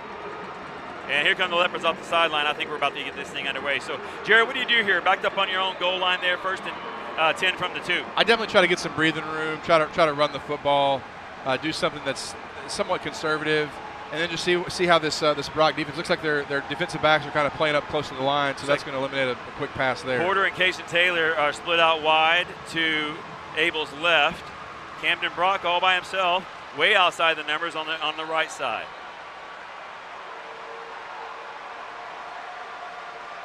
Handoff, Wildcat, up the middle, cross the 10. Not only some breathing room, but close to another Jesse Britt Automotive first down, and that was Red Hansen on the Wildcat. And it looked like he lined up in the backfield along with Kaysen Pitts. So we've seen Kaysen Pitts and Braylon Henry both come out there in that Wildcat formation along with Red Hansen. Jared, you talked about on the way up here how solid that left part of the offensive line is and what a good job they do in getting the space that they need, and Red Hansen took advantage of it there. Here's a run up the middle, Red Hansen fighting, struggling his way across the 15 flag down. I think we're going to have a face mask. We'll wait and see the call. Yeah, well, his face mask definitely got grabbed as he kind of came around end and was brought to the ground by several Brock Eagles. I tell you what, David, this Brock defense does a great job of running to the football. So, whether it's Hansen or Porter or whoever it is, as we do see the personal foul face mask against Brock, they're going to have to be ready to get hit, get tackled hard all day long. It's dawning on me, right? You're in the playoffs. Every single week you want to win in advance. Today, win or lose, there's no advance. This is the top of the mountain for the Leopards here in Arlington. 3 wideouts to Abel's right in the backfield, Rhett Hansen. Tight end to the left is Kai Ritchie. Actually, I think it's Blanek. That's Caleb Blanek. Abel sees something, comes up to the line of scrimmage. Waiting on the snap now. He's got it. Hands off to Rhett. They continue to run to that left side because it's working all the way up across the 35, up to the 38-yard line. Nice pickup there on first down of about 5. Well, David, it's an interesting formation. When you look at the Brock defensive line, they're lined up with 3 down linemen, but they're shading to the left side, and then the 1 down lineman has 2 linebackers behind him on the right side. So the Leopards are going after that side. Here we go. Throw and caught across the 45. First down, Leopards. Being wrestled backwards, he'll stay on his feet, but they'll stop his forward progress. Up across the 45 to the 46-yard line, another Jesse Britt Automotive first down. And David, on that play, as Abel rolled to his right, we got an absolutely crushing block by Red Hansen that allowed Abel to set his feet, make the solid throw to the and I believe we're going to have a timeout with 5:23 left to go here in the first quarter. Jared, Leopards up 7-0. We'll take one here in the booth as well. You are listening to the Syntex Pond broadcast of state championship football here on Look Live Streams. CPA and the Dutton Harris & Company CPAs are focused on meeting the needs of small to medium independent businesses. With expertise in strategic accounting and tax services, Billy Kelly CPA and the Dutton Harris & Company CPAs will provide you with the structure planning, estate planning, compliance, and accounting your business needs. Put the experts to work for you. Billy Kelly CPA and the Dutton Harris & Company CPAs PLLC. Call 432-682-0963 or go online at dhc-pca.net. Pennington. I am 31 years old. I've lived in Waco pretty much all my life, and I am a realtor at Magnolia Realty. I catch myself in conversations probably every day talking about D1, and I always... The Leopards off the sideline, Ryan Abel, Red Hansen lined up to his right. 3 wideouts here to the near side. Caleb Bannock will come and reset to the left side. Shift on the defensive front. Hansen looking for room. Gets a hole. Hansen, 45. Hansen, 40. Hansen down the near sideline. It's a race to the end zone. Will they catch him? No. Touchdown, Leopards. And David, Red Hansen doing what he's done all year, following his blockers around that left side. Riley Boozer out on the outside. Caleb Bannock at tight end, setting the lead block. Then Hansen breaking tackles left and right, and takes it in for the Lynn Pharmacy Hewitt touchdown. And right now the Leopards are crushing the left side, the right side of the defense, the left side with the offensive line, and Red Hansen is the beneficiary. That's Cole Nugent on the kick. Low snap, kick on the way. Credit Cargill for getting that ball up and in position, and Nugent takes advantage of a good hold. 5:12 left in the first. Leopards up 14-0. We'll be back with more state championship football on Look Live Streams.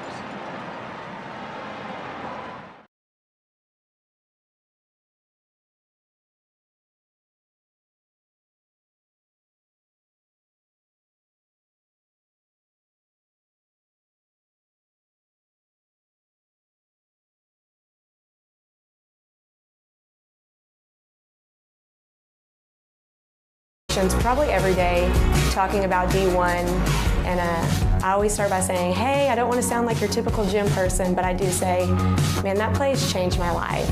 I'm definitely not an introvert. I'm extrovert. I'm very social.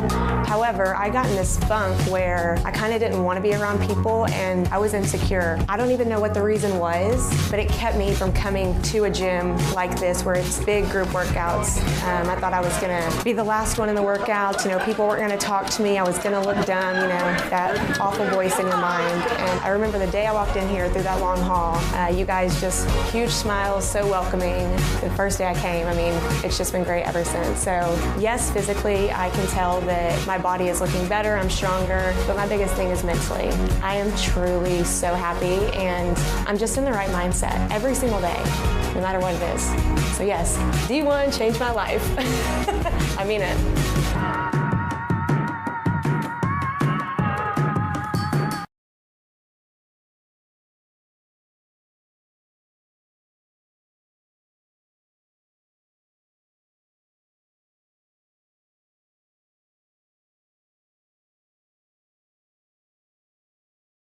Did you know that half of Americans who use mail order pharmacy miss their medications due to late delivery?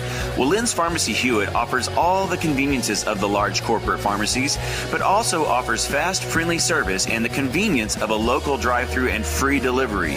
Free delivery. If you are in need of a flu shot, now is the perfect time to visit Lynn's Pharmacy Hewitt with no appointment necessary. Come by 511 North Hewitt Drive or call us at 254-666-5000. Stop waiting on the mail. Try Lynn's Pharmacy Hewitt and let us take the frustration out of your pharmacy experience today. here at AT&T Stadium in Arlington, Texas. The state championship for Class 3A Division I. Leopards up 14-0 with 5:12 left in the first quarter. Connor Pewitt approaches the ball, swings his leg. We're back underway. Kick deep again all to the 11. Coming to the near side. Leopards down there. They'll wrestle them down around the 20-yard line. Bunch of Leopards down there. They'll start around just inside the 20, I believe. I think they'll put it right down on the 20. Yeah, great job by Jacob Jackson there, coming down, getting through his lane, and not allowing. It looked like that was Elijah Potts on the return. So Jackson and then Cameron Elston also coming up, making a solid tackle to stop Potts from gaining any more yards. So Brock's going to take over at their own 20-yard line. 5 minutes and 4 seconds left to go, David, on the Billy Kelly CPA scoreboard. Leopards up 14-0. Cutter Wilson in the backfield beside Tyler Moody. Moody is waiting on the snap. Wilson's to his right. They're going to fake it. This time it's a keeper. There's a Leopard there. He'll swarm him under. Baxter Bankston shows up in the backfield. They'll tackle him for a 2-yard loss. And David, you saw Bankston, just the emotion getting him as he tackles Tyler Moody. Slips through the block of Nathan Jones, surprisingly enough, using his quickness. Drops Moody in the backfield and looks up at that big Leopard crowd. 2nd down and 12. The Eagles behind the sticks. Clock moving at 4:39. Here in the first quarter, Leopards up 14-0 on your Billy Kelly CPA scoreboard. Want to remind you, all state championship touchdowns brought to you by Lynn's Pharmacy Hewitt. Service you deserve from a neighbor you trust. Tyler Moody in the backfield. Cutter Wilson this time to his left. 3 wides. Nathan Jones, the tight end, is in the game. He goes out, passes. Pass across the middle is complete. Past the sticks. 1st down Eagles. They'll tackle him, up around the 33 or 4-yard line. Good job by Colton Ferguson kind of making that tackle as Zachary Brewster had a lot of green in front of him and was looking for a big gain. He just kind of found a soft spot in that Lorena defense, and credit Tyler Moody for hitting him in stride. So Zachary Brewster in the backfield. Nathan Jones lined up left. Cutter Wilson back there lined up right. Tyler Moody's going to give it off. Leopards got him in the backfield. Can they get him down? They do. Right around the 34-yard line, I believe. And that'll be about a gain of maybe 1. Yeah, great job by Jackson Generals, and then Kason Pitts kind of running the play down as Brewster kind of took that little inside handoff from his little up back position. And Generals rising to the ground. And again, solid job by Kason Pitts chasing him down from the backside for literally no gain. Yeah, I'm going to call it a gain of 1 on 1st down. Elijah Potts in the game. We haven't seen a lot of Potts so far. Number 12, he's at the bottom of your screen there if you're watching us on Bally's. Brewster in the backfield. Cutter Wilson lined up left. Tyler Moody waiting. Nathan Jones comes in, a big running situation. Pulled down in the backfield. Michael Moore there for a gain of maybe 1. Actually, they'll say no gain. He's going to bring up 3rd down, Jared. Yeah, great job by Michael Moore. He was kind of spying Nathan Jones. Jones comes in motion, and Michael Moore wasn't fooled at all. Runs in from his safety spot and just slings Tyler Moody down. Got to be careful. Kind of got away with maybe a horse collar there. I think maybe because he turned him as opposed to pulling him down from behind. But big 3rd down and 8 for both teams right now. They need the 43, almost the 44 for a 1st down. Moody has it. He's looking to throw. Lofts the ball deep downfield, one-on-one coverage, and it is caught. Tackled down inside the 20 are the Eagles. And Jared, what a huge play from the Eagles. Yeah, that was just one-on-one coverage. Colt Dale and Elijah Potts. And I think if as we look at this replay, I know the fans at home may not be able to see it, but you're going to watch him kind of push off right there. Yeah, got the separation he needed. Got just enough separation to make the catch and take it down inside the Lorena 20. Credit Tyler Moody with a gorgeous throw. Yeah, 48-yard pitch and catch for the Brock Eagles. Colton Dale was there. It was just a beautifully thrown ball just over Colton's hands and into the hands of the Eagles. Moody with it. He's looking to pass. Screen pass. Caught in the middle of the field. That's Nathan Jones. He's inside the 15. The Leopards stop his momentum around the 14. Big Nathan Jones, 6'5", 240-pound Minnesota commit. He is a terrific-looking athlete. And you saw the Leopards recognize the screen, but it was too late. Moody just has to throw that ball up. Doesn't matter how high he throws it. Nathan Jones is going to go up and get it. But credit that Leopard linebacker corps for coming in and making a solid tackle for only a gain of 4. 2nd and 6 from the 14. Handoff, Cutter Wilson, he's into the inside the 10, down to the 5-yard line. Nice design there. Yeah, credit Brock with a good play call there. Open up a big hole. And then Drew Britton coming up from his safety spot and making a big hit. And Jared, this Brock team, they're 15-0. I mean, they're not going away. Leopards are going to have to continue to hit them in the mouth. Don't relax. See if we can't keep them out of the end zone here. 3 wides. Cutter Wilson lined up right of Tyler Woody in the backfield. Nathan Jones lined up left. Wilson's going to keep it to the near sideline. Hit in the backfield, knocked backwards a yard or two. I believe they're going to spot him back to the 6. Yeah, great job there. We saw Joe Gutshaw come through and force Tyler Moody wide. Kason Pitts coming downhill from his defensive end position and is able to drive. Oh, that's Zachary Brewster, sorry, not Tyler Moody. So Brewster kind of in the Brock version of the Wildcat. Gutshaw misses the tackle initially, but there's Kason Pitts to clean it up. Cutter Wilson back in there, so is Tyler Moody in the shotgun. This time, Zachary Brewster lined up right. Actually left. Elijah Potts lined up right. Let's see if they look his way. Wilson is looking his way. Lost it towards the end zone, incomplete. There's a flag down. That ball was almost not catchable, Jared. I wonder about your thoughts on it. Yeah, I mean, ball was thrown away from him. I'm not sure Potts catches that, but I know it looked like Colton Dale knew he was kind of beat and did grab him. I think they'll talk about whether or not it was catchable, and then B, if that ball was, if the foul occurred in the end zone. I don't believe it occurred in the end zone. I think it was just short, but we will wait on that call.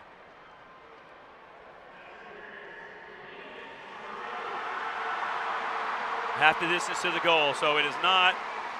It is an automatic first down, as any pass interference is. Really good coverage by Colton Dale. He just and look at that.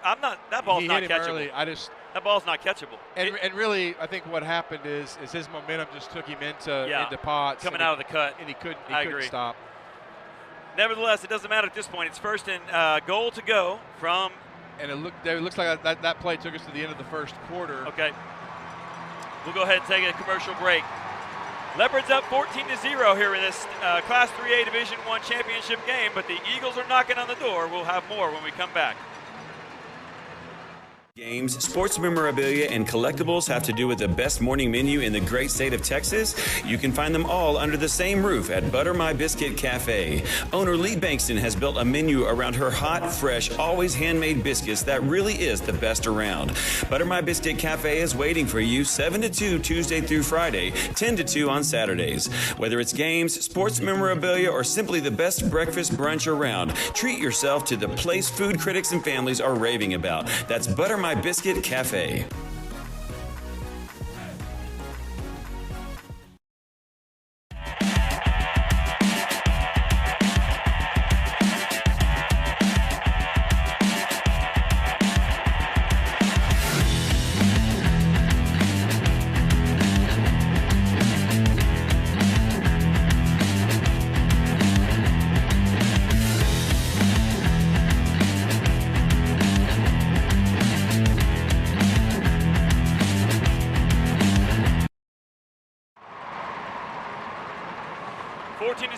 Leopards up. Eagles knocking on the door at the 2. Cody, quick stat update. Yeah, Lorena so far has 149 total yards of offense. Brock at 102. Both teams are real efficient with passing. Lorena's at 3 for 3 on passing, and Brock is 5 of 6 on passing. All stat updates brought to you by the Driveway Company, your one-stop opportunity for concrete repair and maintenance needs. I want to thank Courtney Harmon for sponsoring all of the game stats updates. Down on the field, we're having a field goal kicking competition. Both these guys look like they know what they're doing. Well, I know the Lorena representative went first and drilled it right through the middle.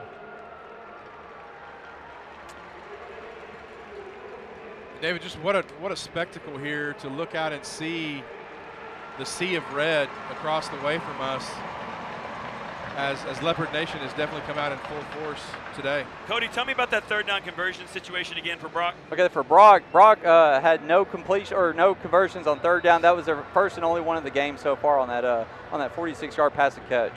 Third down and 9 situation. Looked like the Leopards might get it back again, but Great big-time conversion there. You would expect nothing less from the Brock Eagles. 15-0 on the season. These guys know what it means to win. Let's see if the Leopards can hold them out. First and goal from the 2. Big-time power formation. Everybody inside the tight ends. Tyler Moody's going to go under center. 3 backs behind him. Leopards jump, turn, hand off, into the end zone. Touchdown, Eagles.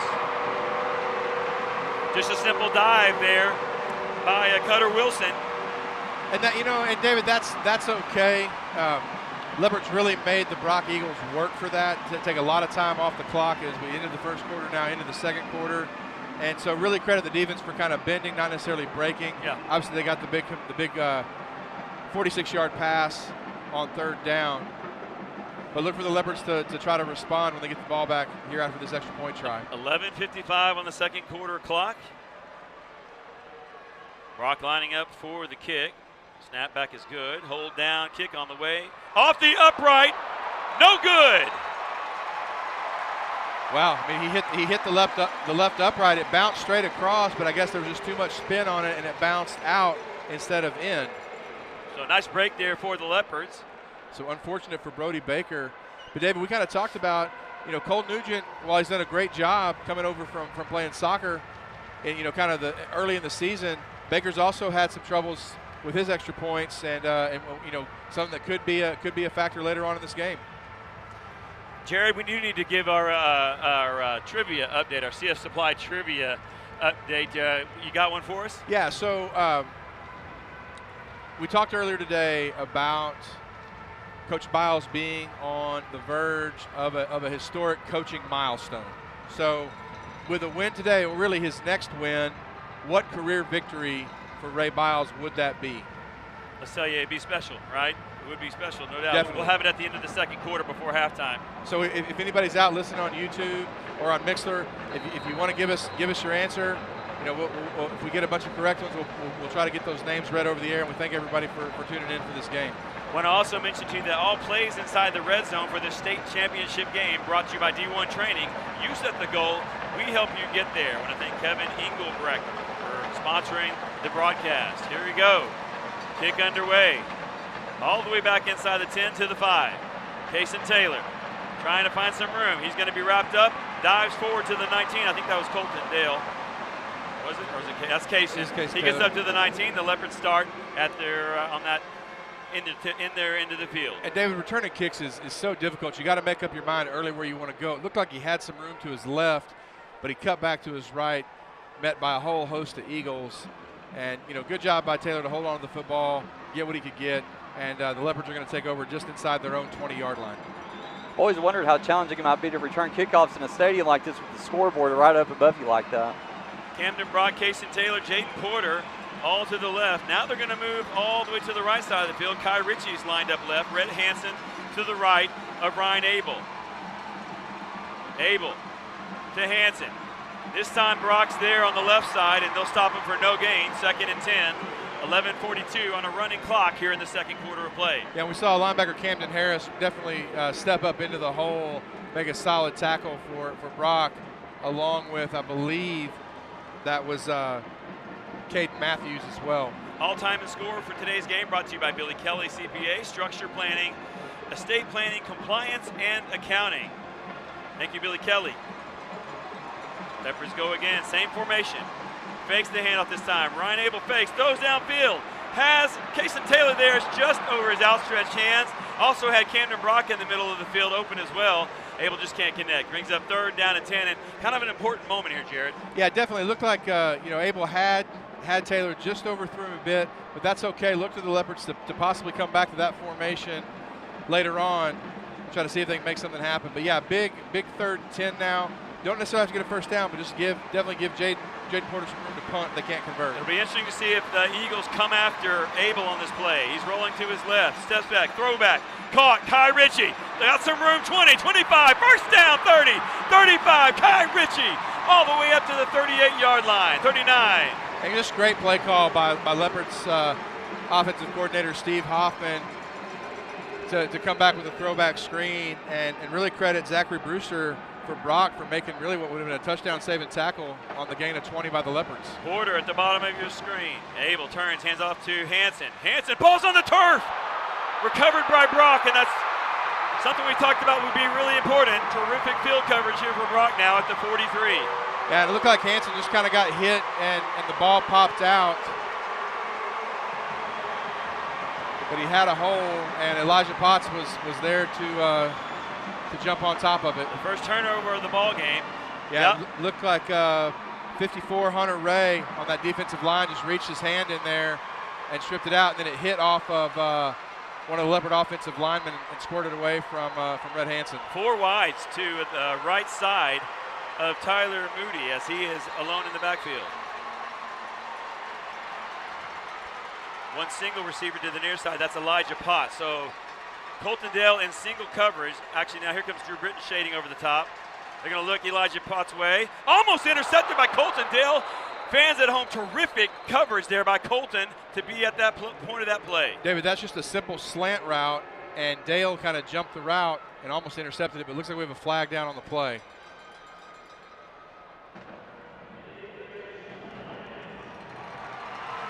Man, I got to tell you, Elijah Potts is kind of the go-to guy, one of the go-to guys for the Eagles. Over 1,100 yards receiving this year. And Colton Dale ran for him step for step on that slip. That was beautiful coverage there by Colton. And that's just a solid job by Colton Dale in preparation for this. Recognizing when they got 4 wides on one side, Potts to the other side, they're probably going to come back to Potts on something like a slant route. He just did a great job.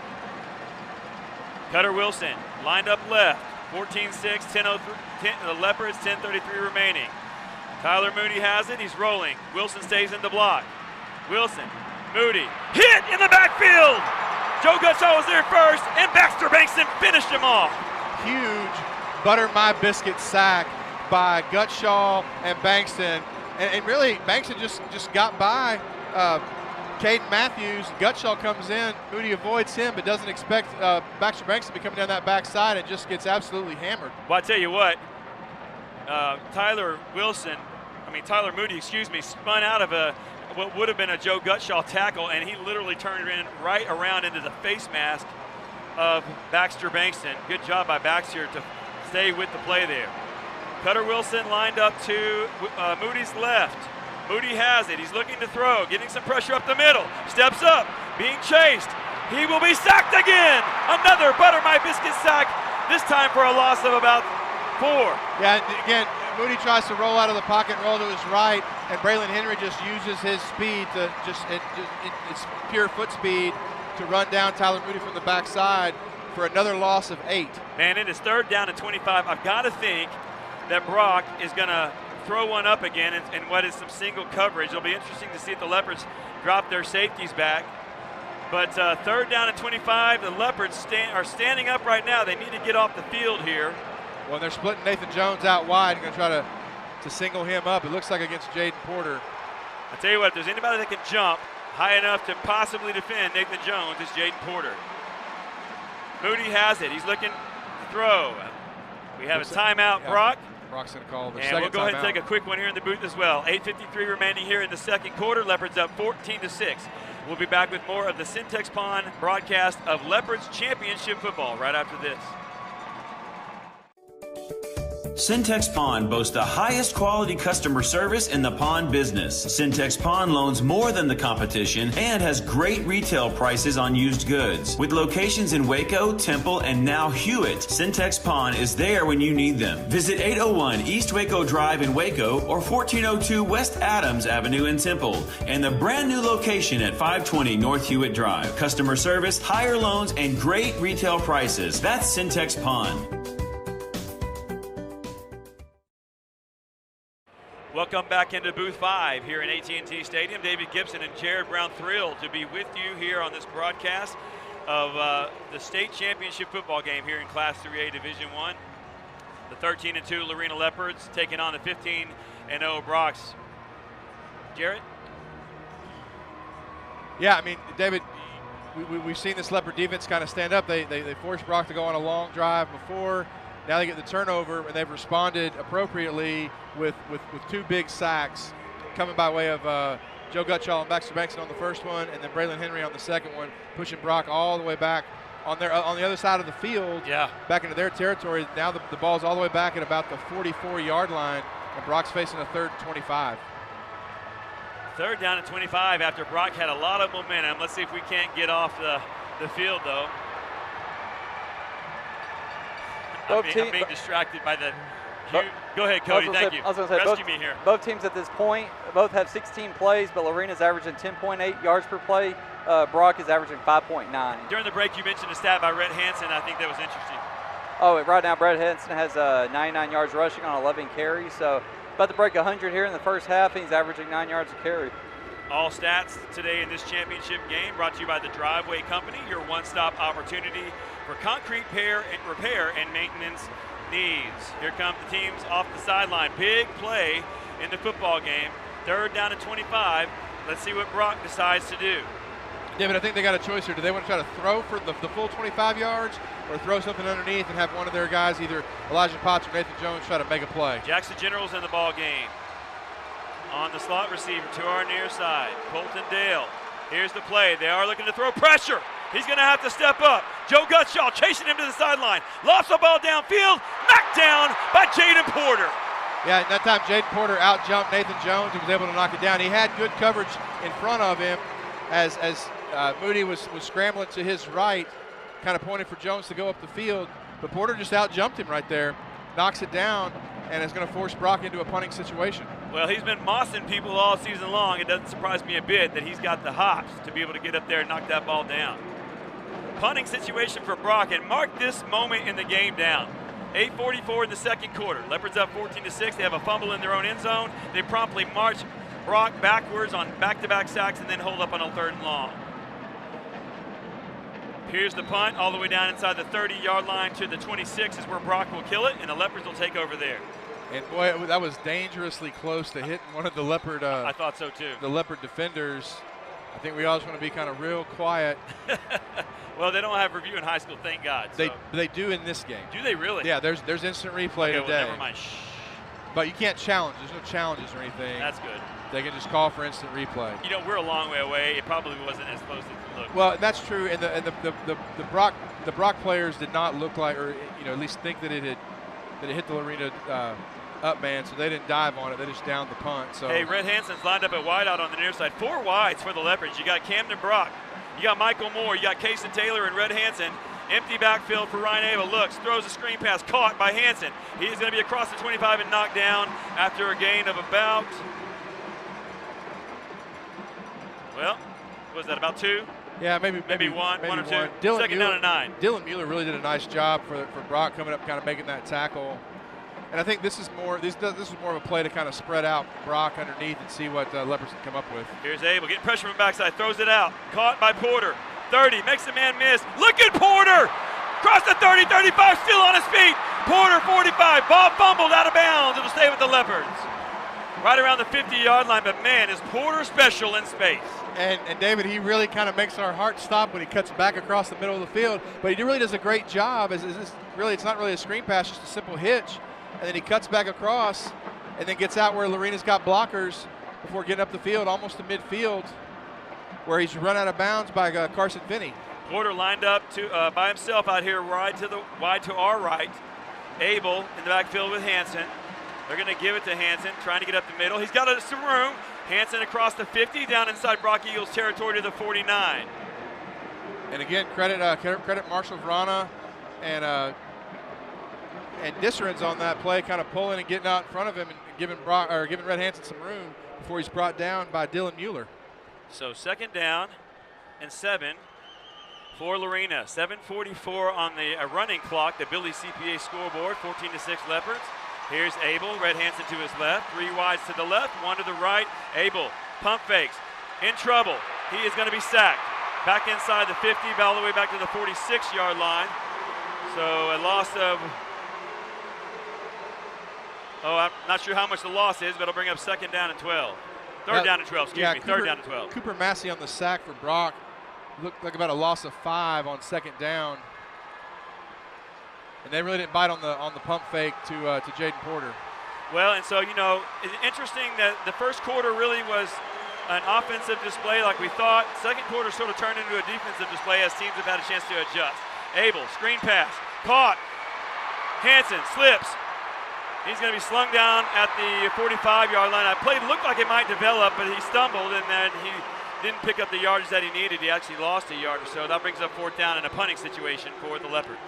Yeah, I like the idea of play call. Try to catch Brock maybe in a blitz, and Hansen slips, and then just can't get away from that Brewster out there? From Zachary Brewster. Yeah, he's their linebacker. He's their Braylon Henry.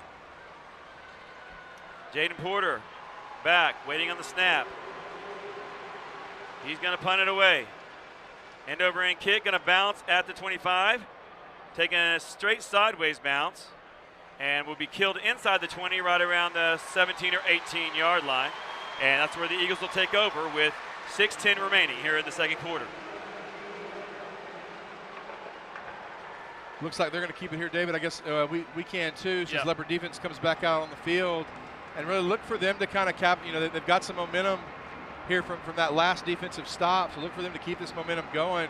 I'd like to maybe see them working some blitzes with either Colton Ferguson or Braylon Henry to really kind of keep Tyler Moody off balance with what he's trying to do offensively. Leopards could use a turnover here to help. Again, still up 14-6, 6:10 remaining here in the second quarter of play. Moody back there again with Cutter Wilson to his left, 3 wides. Going to give it to Wilson. Got some room to run. He's up across the 20 to the 25-yard line. A pickup of about 8 there on first down. Yeah, they're running behind Brock Riker, sophomore right tackle. And he did a good job kind of getting a good push. They pulled the guard through as well. And he picks up almost 9 before Colton Ferguson can wrestle him down. Jet Jones, the 6', 172-pound junior in the slot at wide receiver. Moody in the backfield, this time Cutter Wilson to his right. They're going to give it to Wilson again, big hole up the middle. Closes quickly though, up near the 30-yard line. It is enough for a first down. They're going to mark him down at the 29. That's one of the things that head coach Billy Mathis talked about with Cutter Wilson was his ability to see the cutback lane and hit it. And he did so there, but like I said, it closed quickly with Braylon Henry kind of coming up and Colton Ferguson as well making the stop, but not before Wilson has a first down. Brock does not make a lot of mistakes, so anything that we could get in the form of a turnover in this game would be helpful. And if that's not an obvious statement, I don't know what is. Here's a handoff up the middle. Another nice gain there for Brock. It's about 5, more like 6 actually. They bring up second down and 4. Yeah, I think they've kind of found found some different ways they want to attack this Lorena offense. That time they pulled the tackle through Brock Riker. And Wilson comes up. Yeah, and they're definitely moving the line of scrimmage there. Before Michael Moore makes a solid tackle on first down. 3 wides. Handoff again to Wilson. Gets through the line of scrimmage up across the 40. Enough for another Brock first down, and they'll 41-yard line. Clock running at 4:27. Yeah, I think if you're Brock, you want to keep the ball on the ground here, try to grind it out, maybe get down and score without a lot of time on the clock, maybe tie this ball game before halftime. Of course, Brock's going to get the ball coming out to start the third quarter. Yeah, exactly. Cutter Wilson's averaging 6 yards a carry on 8 attempts. 3 rides to the right-hand side. Nathan Jones at the tight end lined up left in their formation. Cutter Wilson comes in motion. Ball on the turf. Fumbled, and they fell on it. It stays with Brock. Back inside the 40 to the 37. And it looked like it almost might have been a direct snap back to Cutter Wilson.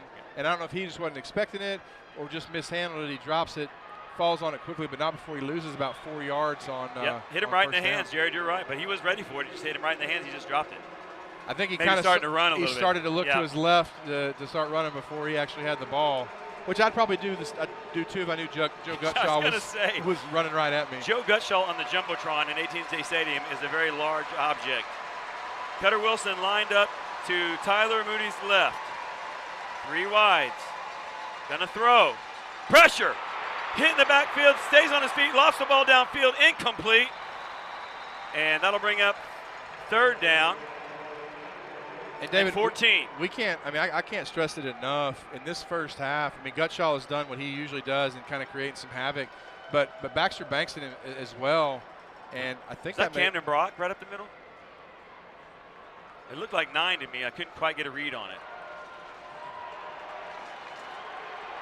But credit the Leopards for kind of creating some QB pressure when they've needed to. 3rd down. Looking for a D1 training defensive stop.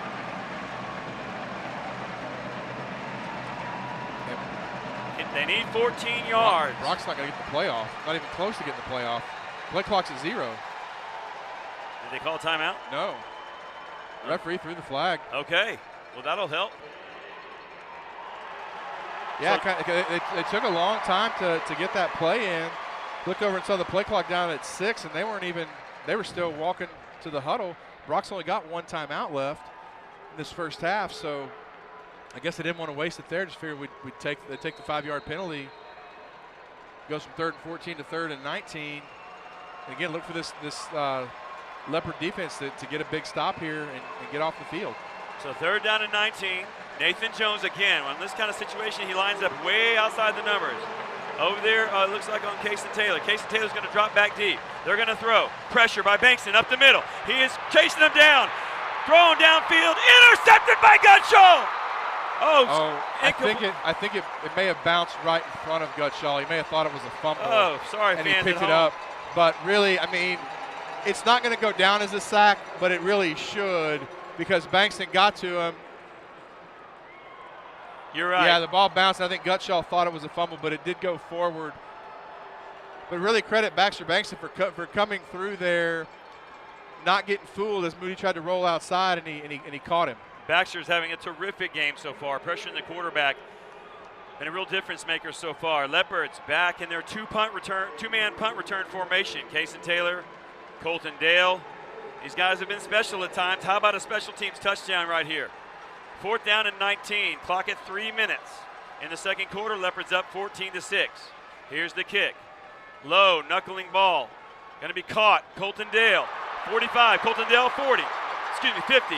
Inside and run out of bounds inside the Brock Eagles territory at the 43-yard line. Nice return there by Colton. Exactly, David. As we've said multiple times this year, Colton Dale does a great job not letting that ball bounce, and really he caught it so far up, Casey Taylor couldn't even block for him, and gets up across midfield into Brock territory down to about the Brock 43-yard line as the Leopards look to try to drive down and get some more points here before halftime. Well, and credit Braylon Henry there, too. Made a nice block there in the middle of the field to give Colton just a little bit of time.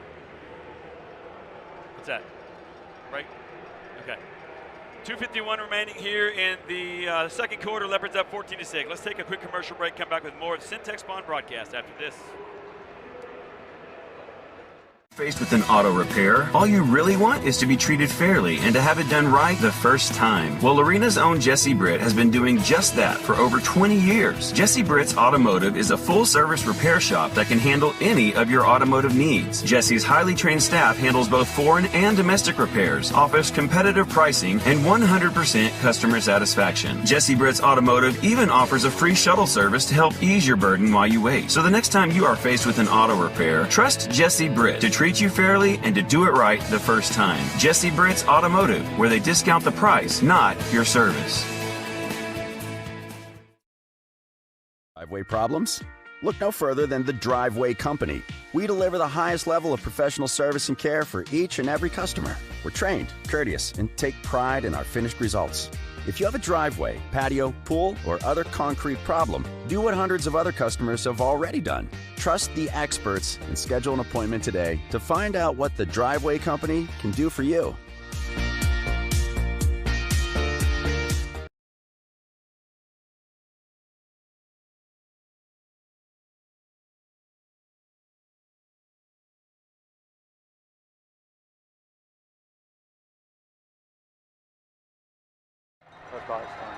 Leopards up 14-6 here in the second quarter from AT&T Stadium, a.k.a. Jerry World. 2:51 here in the second quarter. 1st down and 10. Ball inside, just inside Eagles territory are the Leopards. Ball spotted at the 43-yard line. Abel in the backfield with Hansen to his left. Camden Brock lined up left. Jaden Porter looking Porter's way. Throw off his hands. I think it was just a little far, incomplete. That'll bring up 2nd and 10. Yeah, I think interesting play call on first down there, David, going to the wide area of the field. I think just kind of trying to stretch this Brock defense out a little bit, which might allow Leopards maybe to come back over the middle, either to Porter, Michael Moore, or maybe try to run the ball with Hansen. 3 wides this time to the right, 1 to the left. Jaden Porter again by himself. No safety over the top. We'll see if they shade one that way before the play starts. Ryan Abel takes a look over the defense, then looks to the sideline, gets something from the sideline, and goes up to the line. Hansen decides to line up right now. Abel throws it out to Porter. Porter in a one-on-one situation, makes a man miss. Stays on his feet, across inside the 35-yard line, very close to another first down. Looks like they're gonna give it to him as again, just like you mentioned, David, with no safety over the top. Jaden Porter with one-on-one coverage, kind of juggles it, makes a solid catch, avoids the first tackle, and then gets up and gets first down yardage for another Jesse Britt Automotive first down. I tell you what, Jaden Porter, a sophomore, is special. Can't believe we get that guy for 2 more years. 1st and 10, Jesse Britt Automotive first down. Abel looking to throw, he's got some pressure, needs to step up, he's hit. Ball's on the turf. It looks like Brock recovered. No, referee signaling that. Signaling incomplete? That Ryan Abel was down. Okay. But Brock they brought one more man than Lorena had. It looks like they kind of got caught trying to figure out who to cover. Big loss there for the Leopards as Abel's hit in the back. I'll tell you what, put his helmet right in the back. Yeah, I think that was 15 Cooper Massey really having a solid game for Brock. I might have missed that middle linebacker. Yeah, I might have missed that. I'm not sure he did. So we may have a review here. Think Spirit? No, I think they're going to see if the ball came out early. Because if it did and Brock recovered, then obviously they'll call that a fumble and they would take over. I thought Lorena might have jumped on the ball. Are they going to put it on the scoreboard for us or not? Typically, I know sometimes they don't. They will. We should be able to see some replays. Loss of 6 on that sack. He's got the ball there, going down, knee down before the ball comes out. Yeah, knees down. Before the ball comes out. I think they're going to keep this with the Leopards. Kind of bounces out. What I think is interesting, I mean, the referee blew it dead and was coming in pointing that his knee was down. So his knee's down. At that point, I kind of look at it and go, well, if the Leopards see that, they're going to stop playing. I mean, you can't. Yep, ball's down, people. You can't point at the ground. You can't run in pointing at the ground and then say it's still a live ball. See right there. I think the Leopards might have recovered it anyway. It looked like Turley came back. Hey, let's keep this with the Leopards. Cody, you said loss of 6 on the play, so the Leopards would be looking at 2nd and 16 if they retain possession. Right. Okay. It's a pretty quick review, so I've got to think it's going to stay with Lorena. 1:57 on the second quarter clock here. Lorena up 14-6. Here's the call. The ruling stands. The ball stays with the Leopards. And it'll bring up that 2nd down and 16 that Doc Kellner was mentioning. Gave a quick shot of Coach Biles up there on the Jumbotron, and what a sight to see as he commands his troops on such a great day. When we were putting together our pregame show all week, just so many good things said about Coach Biles. Okay, here we go. Taylor, Porter, Brock here to the right side. Abel's going to roll their way. Hansen stays in the block. Lofted downfield. Almost intercepted in the end zone, and it's a shame that Abel missed a wide open, I believe it was a tight end or someone in the middle of the field that came open there late, but he decided to go Porter's way, I think, or was that Brock? He's trying to go down to Camden Brock. Yep. I think he just underthrew him a little bit. If he really gets, I mean, it's a long throw. He's throwing it from about the Brock 45-yard line, so he's got to put that ball almost 55 yards in the air. Yeah. And I was hoping just a little for short. a moment we had the receiver come across the middle. I thought maybe he would kind of throw back against his body, but nevertheless brings up 3rd down and 16. Big play here before halftime. Leopards up 14-6, 1:44 on the clock. Abel looking to throw. Steps up, feeling pressure. He's going to roll the far sideline, throws the ball downfield, incomplete. Yeah, miscommunication with Porter as Porter had broken to go up the field as Abel was trying to throw it. And I think Abel thought, he wasn't going to be able to throw that deep pass. But hey, I will say this: credit Ryan Abel for moving with his feet and avoiding the pressure. Lorena is now 1 of 3 on 3rd down tonight. Or this afternoon. Used to saying tonight. I know, Not used to these day games. Right. Beautiful AT&T Stadium here in Arlington, Texas. Jaden Porter on the kick, facing 4th down and 16. Helmet high snap. Gorgeous. High, end over end kick. Inside the 10, fair caught. Takes a knee as he goes to the ground to catch it. They're going to mark him down at the 9-yard line with 1:29 remaining here in the second quarter before halftime. Jared, important that they keep these guys on their end of the field here. Right, and again, great job by Porter getting enough air under that ball to allow Cameron Elston and the others to come down and cover the kick. Elijah Potts has no choice but to fair catch it inside his own 10-yard line at about the 9. So again, Brock only 1 timeout left, 1:29 left to go in this half. Really try to see this Leopard defense, again, they can kind of bend, just don't break, and try to go into halftime up 1 possession. Leopards back in Arlington, back in the championship game for the first time in 32 years. 1:29 left as the Eagles take the ball. Running to the far side of the field, that was the running back that knocked to the ground. Cutter Wilson. Thanks. And then really great job by Braylon Henry coming up and making an ankle tackle as there was really nobody over there. Yeah, that could have been bad. And Cutter Wilson could have run for a pretty good ways. Braylon Henry, the leading tackler on the team, he has definitely benefited from a terrific defensive line, but when he's had to make a play like that in space, he usually does it. 2nd down and 6 after a gain of 4. Handoff up the middle, Wilson. He'll make it across the 15 to pick up to the 17-yard line. He's short. They need a 19, I believe, for the first down. Looks like 3rd and 2.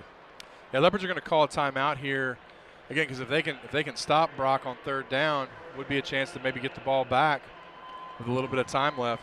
Plus gives the defense a little bit of a breather to kind of come out and see, for defense coordinator Donnie Snodgrass, maybe draw something up that's going to catch Brock off guard and help the Leopards stop him on 3rd down. And Brock does get the ball to start the second half. Right, yep.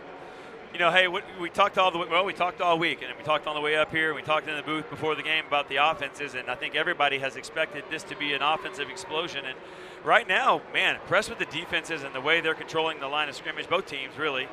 But yeah, what was expected to be the 2 leading offenses right in the state here in 3A, but the defense is showing up. Number 1 scoring offense in the state with Brock, number 2 scoring offense with Lorena. So yeah, I think that we expected to see, a decent amount of points, but so far credit both defenses for stepping up and doing a good job. Well, let's hope that defensive trend continues at least on this drive. Nathan Jones in there, the big tight end, right side. Handoff to Wilson. Look out, he's into the secondary. 30, 40, 50. He'll be wrestled down inside Lorena territory, across inside the 45-yard line, down to the 43. Big gain there by Cutter Wilson. Yeah, really good job. I got to give Brock credit, David. By having everybody in tight, it brought the Leopard defense up, knowing if they could get Wilson could get past that first level, he'd have a lot of room to run. And he runs for 40 yards all the way down inside Lorena territory. 43 seconds. I believe they spiked the ball. Yeah, Brock spiked the ball to stop the clock. To stop the clock. They want to try to save that timeout before they get close. Maybe need it to kick a field goal. But yeah, just kind of caught the Leopards standing flat-footed, and Jaden Porter really does a good job to run him down and save a touchdown. You see the replay here on the Jumbotron. Jaden Porter comes in, tries to knock the ball out, does a terrific job of, like you said, Jared, running him down. So Brock's ready to go now. 3 wides to the near side. They have a tight end. Fakes the handoff, pass out to Nathan Jones. Jaden Porter is there. Does a great job of slowing him up enough for Leopards to recover there, and they'll give him a gain of about 4.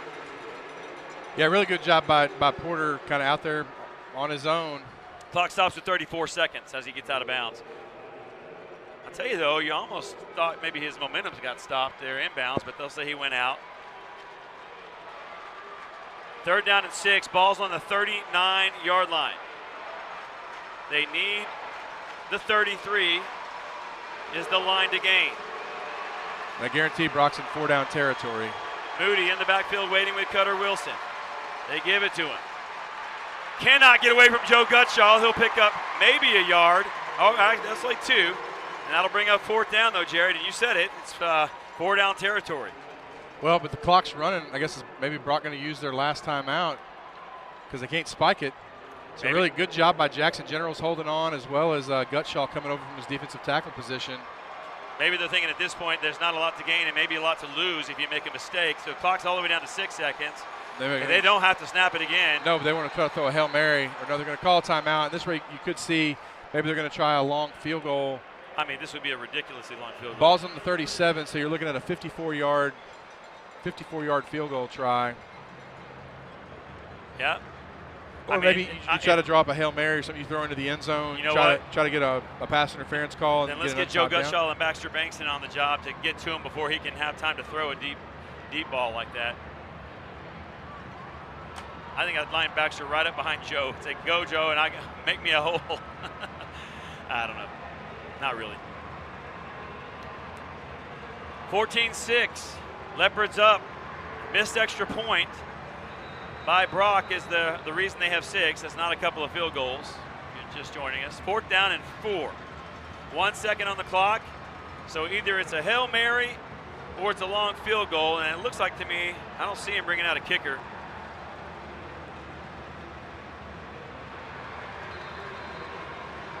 Empty backfield, it looks like. Well, no, wait a minute. I'm speaking too soon here. Here comes Moody.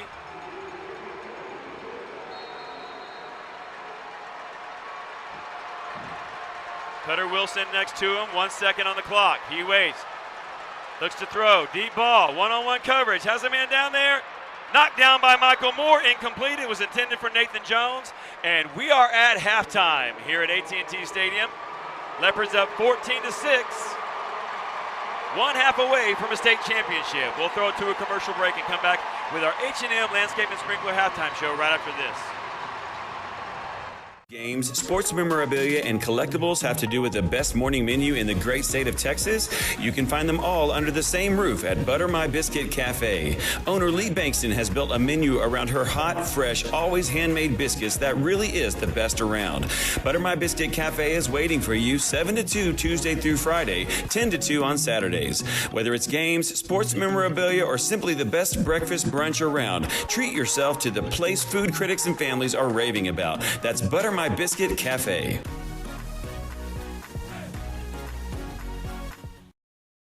When I started over 3 years ago, my first goal was to really consider losing a little bit of weight. But really different than losing, I would really like to say that I've gained something. I've gained confidence, I've gained strength, I've gained stamina. So it's always interesting in today's society, right? We want to be leaner, we want to be smaller and so forth. And so we have this weight loss mentality. But to me, the gains have been more dramatic than anything else.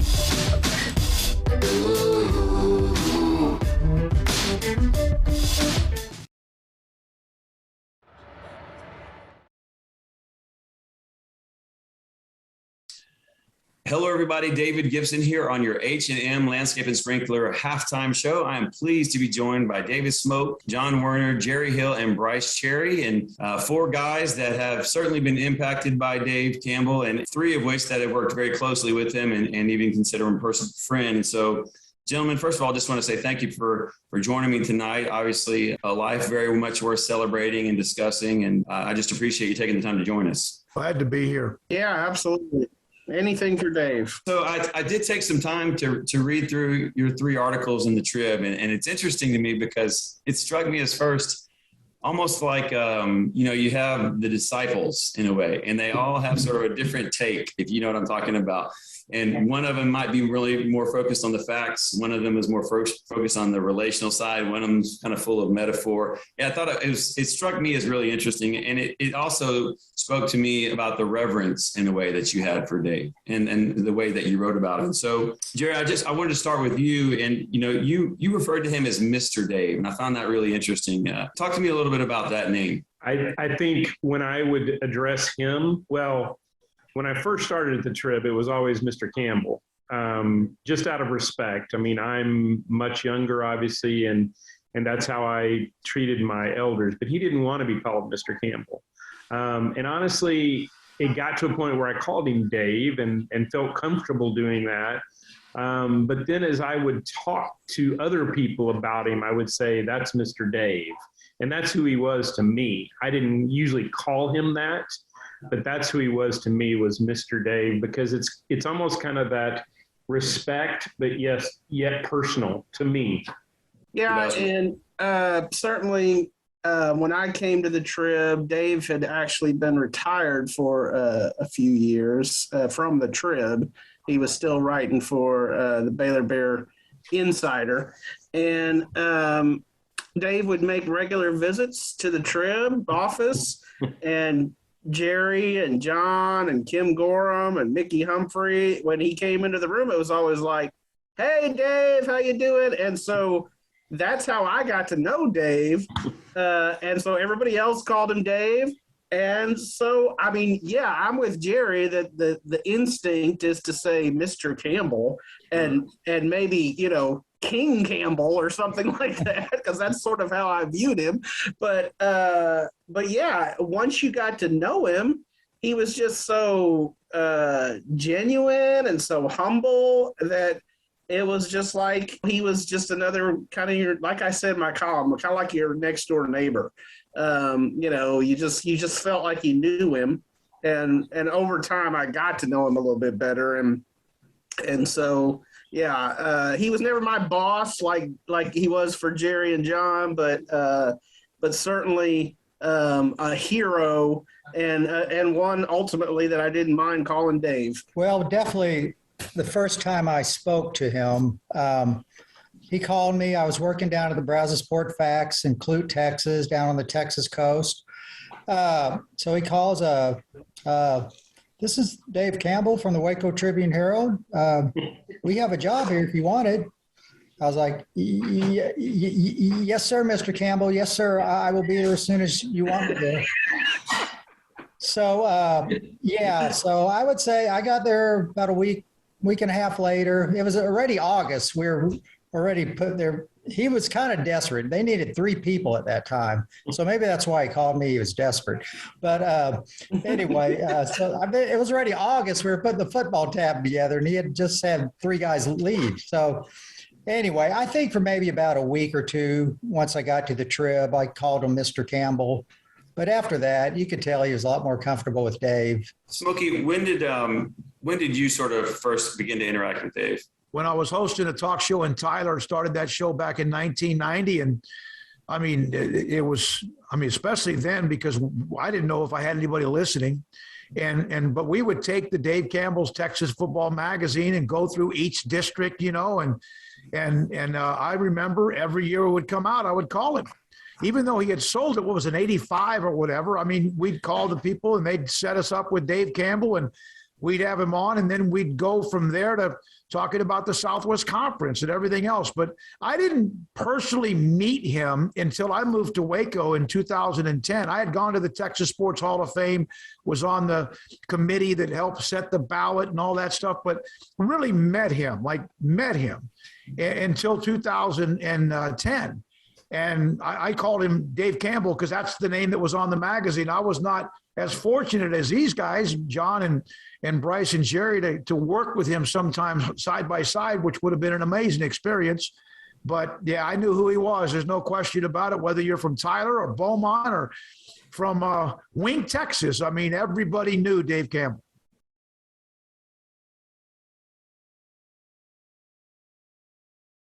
For 40 years, CF Supply Inc. has been serving the interior commercial construction industry needs of Texas. We are a quality supplier of drywall, metal framing, Armstrong acoustical ceilings, joint compound, and commercial wood and metal door openings. We are also a proud distributor of major brands such as Armstrong Ceiling Systems, Schlage, Von Duprin, Sargent, Corbin Russwin, and LCN. Contact CF Supply Inc. today for all of your interior construction needs. You'll find us online at cfsupplyinc.com. Build with CF Supply.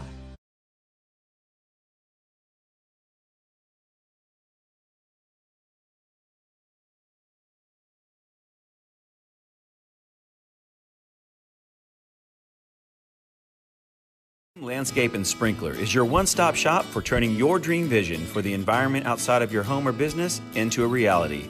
From laying sod and installing sprinklers to the finer beautifying touches and year-round maintenance, H&M Landscape and Sprinkler can do it all.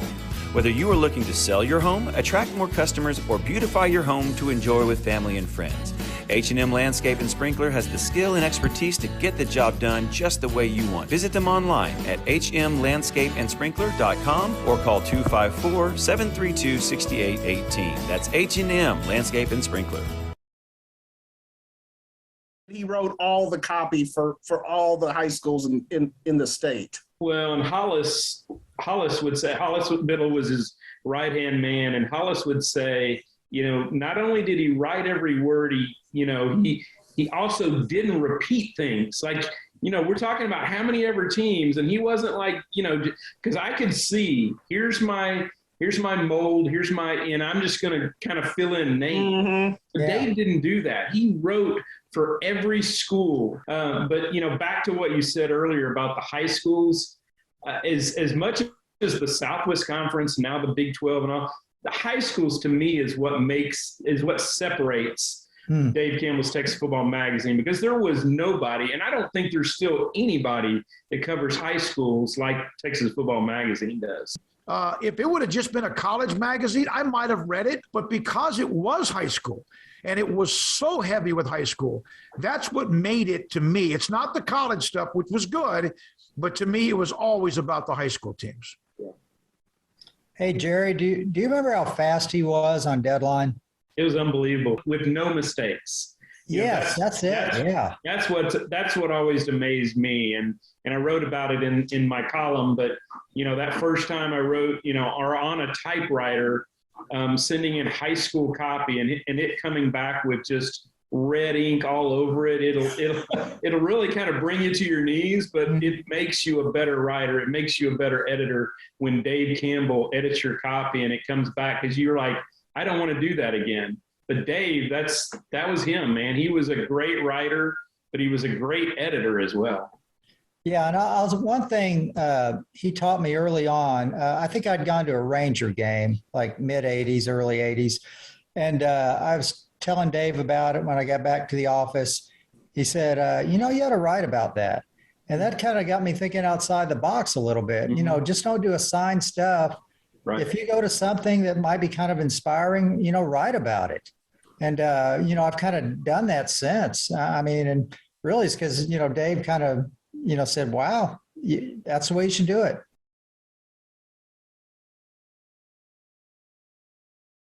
Hey, Bryce, do you?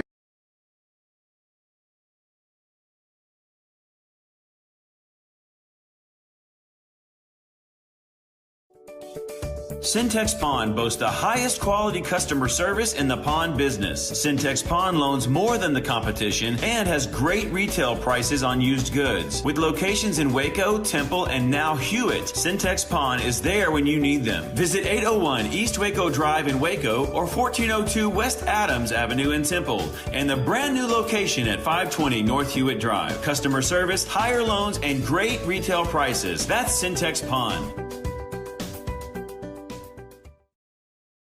CPA and the Dutton Harris & Company CPAs are focused on meeting the needs of small to medium independent businesses. With expertise in strategic accounting and tax services, Billy Kelly CPA and the Dutton Harris & Company CPAs will provide you with the structure planning, estate planning, compliance, and accounting your business needs. Put the experts to work for you. Billy Kelly CPA and the Dutton Harris & Company CPAs PLLC. Call 432-682-0963 or go online at dhc-pca.net.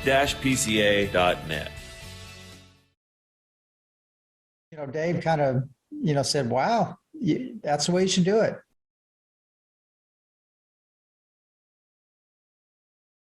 Hey, Bryce, do you remember in the Texas Sports Hall of Fame, those committee meetings, which we had so many people, how Dave always tried to get a mountain climber? Remember that? Stuart Smith. Yeah, Stuart Smith. Yeah. Year after year after year after year. And you know what I loved about that? He wasn't stopping. He was not going to give up. We would go through it, and at the end, it would be Dave. And he'd have one more nominee, and it was Smith, the mountain climber. And we listened to it as well. I don't know if he ever got in. Well, that's the thing. Dave, he wasn't just Texas Football Magazine. He wasn't just the Trib. He was the Texas Sports Hall of Fame and instrumental really in bringing it to Waco. He was He was Heisman chair, right? Yeah. Yeah, for like ever. Southwest representative. Region, yeah. I was told, and this is from somebody that knew his daughter, that he actually cast his vote this year. Yes. He was able to cast his vote. Correct. Man, that's just so cool.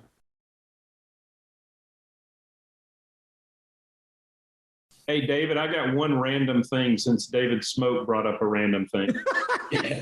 I don't know how many people know this. John probably knows the genesis, but what he was going to do before Texas Football Magazine, what the idea was before Texas Football Magazine. It was a bowling magazine in Waco. You sure it wasn't Hollis's idea? How much our life would be changed if Dave Campbell had started a Waco bowling magazine instead of Texas Football Magazine. I'm going to bring it full circle. Yeah. Friday night, of course, we knew that Dave was not well for a while, and we knew that it was coming. But I was working Friday night, but I took a couple hours and I went to my wife's Christmas party at the bowling alley. When I got the news I got the call from Ken Surrey about Dave, and as with any call about Dave, it was pretty much, I think I said it in my column, drop everything, and one other little bowling note. Wasn't it Hollis Biddle? Yes. Who would file stuff from the bowling alley, and Dave would call him? He would hear the pins crashing in the background. He would call in and say he was at the magazine office, and you could hear the.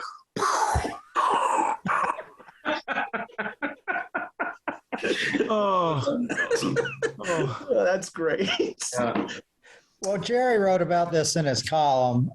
You would play Dave in tennis. Yes. And of course, he was 30-something years older than us, but man, he was really good. He didn't have to move around a lot. He could really put spin on the ball and, hit from angles. And I don't think any of us ever beat him. But anyway, one thing he'd always do after he won, he'd go, "We win," and raise his hands and then just run off the court. Wasn't it? We win, you lose. Yeah, we would kind of add that. I think we added that.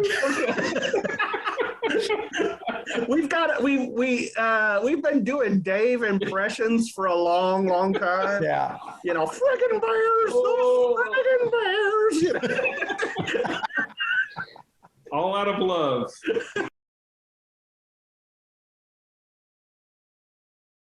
Faced with an auto repair, all you really want is to be treated fairly and to have it done right the first time. Well, Lorena's own Jesse Britt has been doing just that for over 20 years. Jesse Britt's Automotive is a full-service repair shop that can handle any of your automotive needs. Jesse's highly trained staff handles both foreign and domestic repairs, offers competitive pricing, and 100% customer satisfaction. Jesse Britt's Automotive even offers a free shuttle service to help ease your burden while you wait. So the next time you are faced with an auto repair, trust Jesse Britt to treat you fairly and to do it right the first time. Jesse Britt's Automotive, where they discount the price, not your service.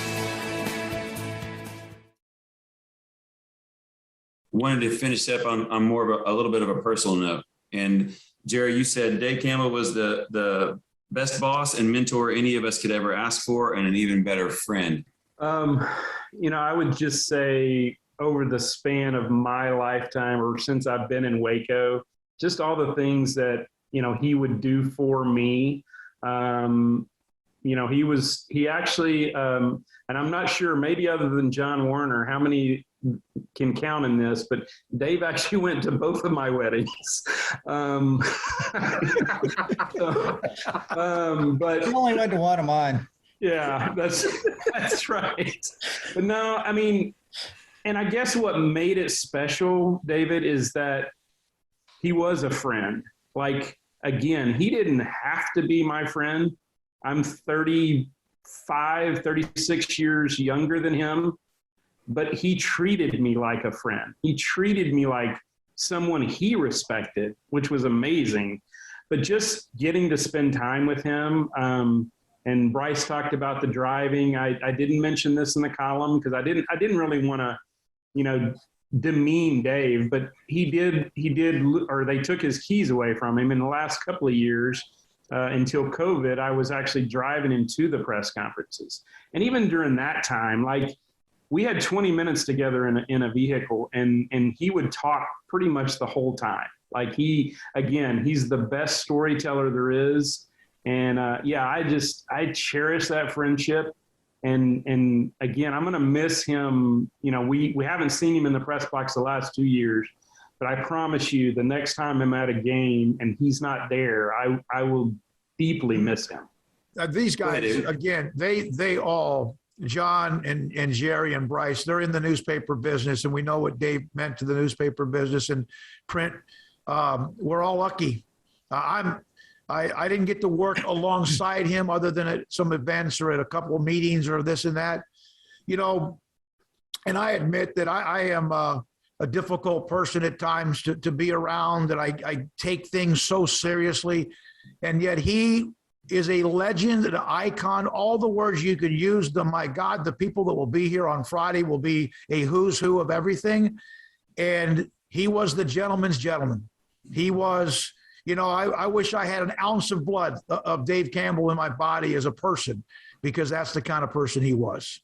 Yeah, I'll just echo some of that. I mean, these guys knew Dave a lot longer than I did, but to me, the stories that have come out in the last week, or I guess over the weekend, so many people that I didn't even know had a connection with Dave, who have said he came up to them and said, "Oh yeah, I know you." Mm-hmm. Or Todd Naif wrote it in his outdoors column on Sunday that Dave said, "Yeah, I know you. I liked your copy." And Todd was like, "I wasn't a newspaper guy, but that just totally blew my mind, And anytime he gave you a compliment or just even an acknowledgement of knowing who you were or whatever, it was like Moses coming down from the mountain. Come on. I mean, that's just incredible. So he's a legend and a friend all at once. And it's like no relationship, I think, any of us will ever have again. Right.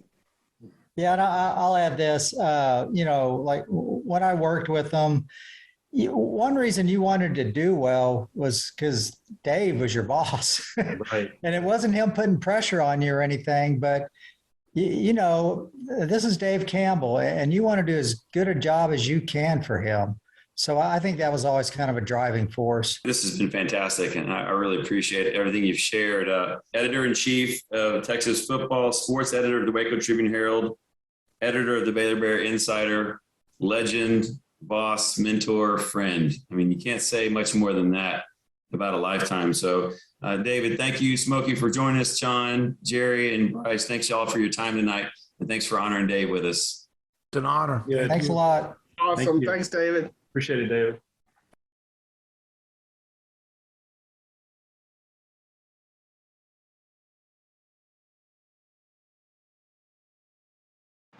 And welcome back into Booth 5 here in AT&T Stadium in Arlington, Texas. David Gibson, Jared Brown, joined by Doc Kellner, our statistician, and lots of things to talk about, guys. Lots of second half adjustments, I'm sure, being made right now. It'll be interesting to see how Brock comes back out and if the Leopards can adjust on the fly, Jared. Well, interestingly enough, we talked about both offenses a lot, and a lot of the previews were about the number 1 scoring offense in the state in Brock and the number 2 scoring offense in the state in Lorena, but it's really been the defenses in the first half.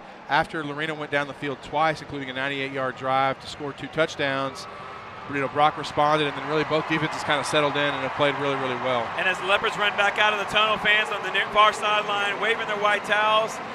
We're 24 minutes away, gentlemen, from a possible state championship. Cody, what did you see when you looked over stats at halftime? Lorena has just under 200 yards total offense. Brock has 165. Lorena is leading in the first down category with 11 first downs. Brock has 9, so very even on offense. Also, both teams are pretty much struggling on third down. For both teams combined, both teams have 3 third down conversions in the first half. Well, so you know that old adage, right? Defense wins championships. Both teams got here through offense and defense, to be fair. But interesting to me that when these two offensive met and clashed here, the defense is winning out.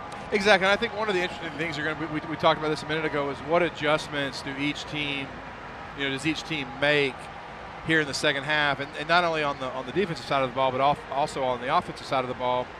What do the Leopards need to do? I think they need to continue to try to run the football, keep Rhett Hansen involved, which should open up the passing game. And then on the Brock side, really we haven't seen a lot out of Elijah Potts, their 1,000-yard receiver. Do they try to get him worked into the ball game? Try to also go maybe some more to Nathan Jones, but obviously they're doing a good job with Cutter Wilson running the ball. Just about a minute and a half away from the start of the second half. Leopards up 14-6. They jumped out early, had a 98-yard second drive of the game, and went up 14. And it looked for a moment anyway that the Leopards were gonna might dominate the football game. Jared, you made a good point. Like, this is Brock. I mean, these guys know how to win. They're not going to go away. They're not intimidated. They're not going to quit. And sure enough, they didn't. And now we've got ourselves a ball game. Yeah, definitely. I think another thing to point out, really, by both teams is they've played pretty sound fundamental football. Lorena only with the one penalty, the pass interference down near the end zone for a few yards, and then Brock did have the personal foul with the face mask, and I think a couple of procedure penalties. But outside of that, it's been a pretty clean football game. And I talked to Riley Boozer the other night in Lorena, and he said that they had heard the refs are going to kind of let them play a little bit, let them be physical, which I think is good. So long as it stays under control. So I think it's gonna be interesting to see what Lorena wants to do. I mean, really outside after Hansen coughed up the fumble, he hadn't had a whole lot of success running the football. So I think we need to look to get back to establishing that dominance on the ground, and it should open up the passing game to Porter and Kai Ritchie, Casey Taylor, all those guys, Michael Moore. If I remember right, Cody said on the first quarter, Rhett Hansen 96 yards. They were having a lot of success running off the left side, and it really felt like about the end of the first quarter they made some adjustments on the other side of the ball. And Rhett Hansen didn't quite have that same second quarter. I want to do this real quick, though. We haven't touched on the CF Supply trivia answer from the first half. So with a victory today, or next subsequent victory, that's gonna give Coach Biles 200 career wins, which is a huge milestone in Texas high school football. He's been in Lorena 30 years. So when you look at his coaching record, it'll say, I think he's right now he's 199 and 137. And same at Lorena, because it's the only place he's ever been a head coach. I want to remind you that today's trivia brought to you by CF Supply. When you're building, remember, build with CF Supply. We're about to get underway now as the teams are off the sideline, set to return. For Brock is Jake Lindbergh, as well as that is Elijah Potts. And Potts has been sort of held been contained here so far this game. We saw on film a little bit. They like to get him kind of involved in the quick game. They throw screen passes to him, get him in the jet sweep, that kind of thing. He's definitely effective in open space. Connor Pewitt set to kick off. Let's drive one deep, Connor. We're about to get this second half underway of the Class 3A-D1 State Championship. Here's Pewitt, swings his leg. Toe meets leather, driving end over end kick. Gonna go in the end zone. Connor Pewitt comes out, kicks a ball a mile into the end zone, and that's big.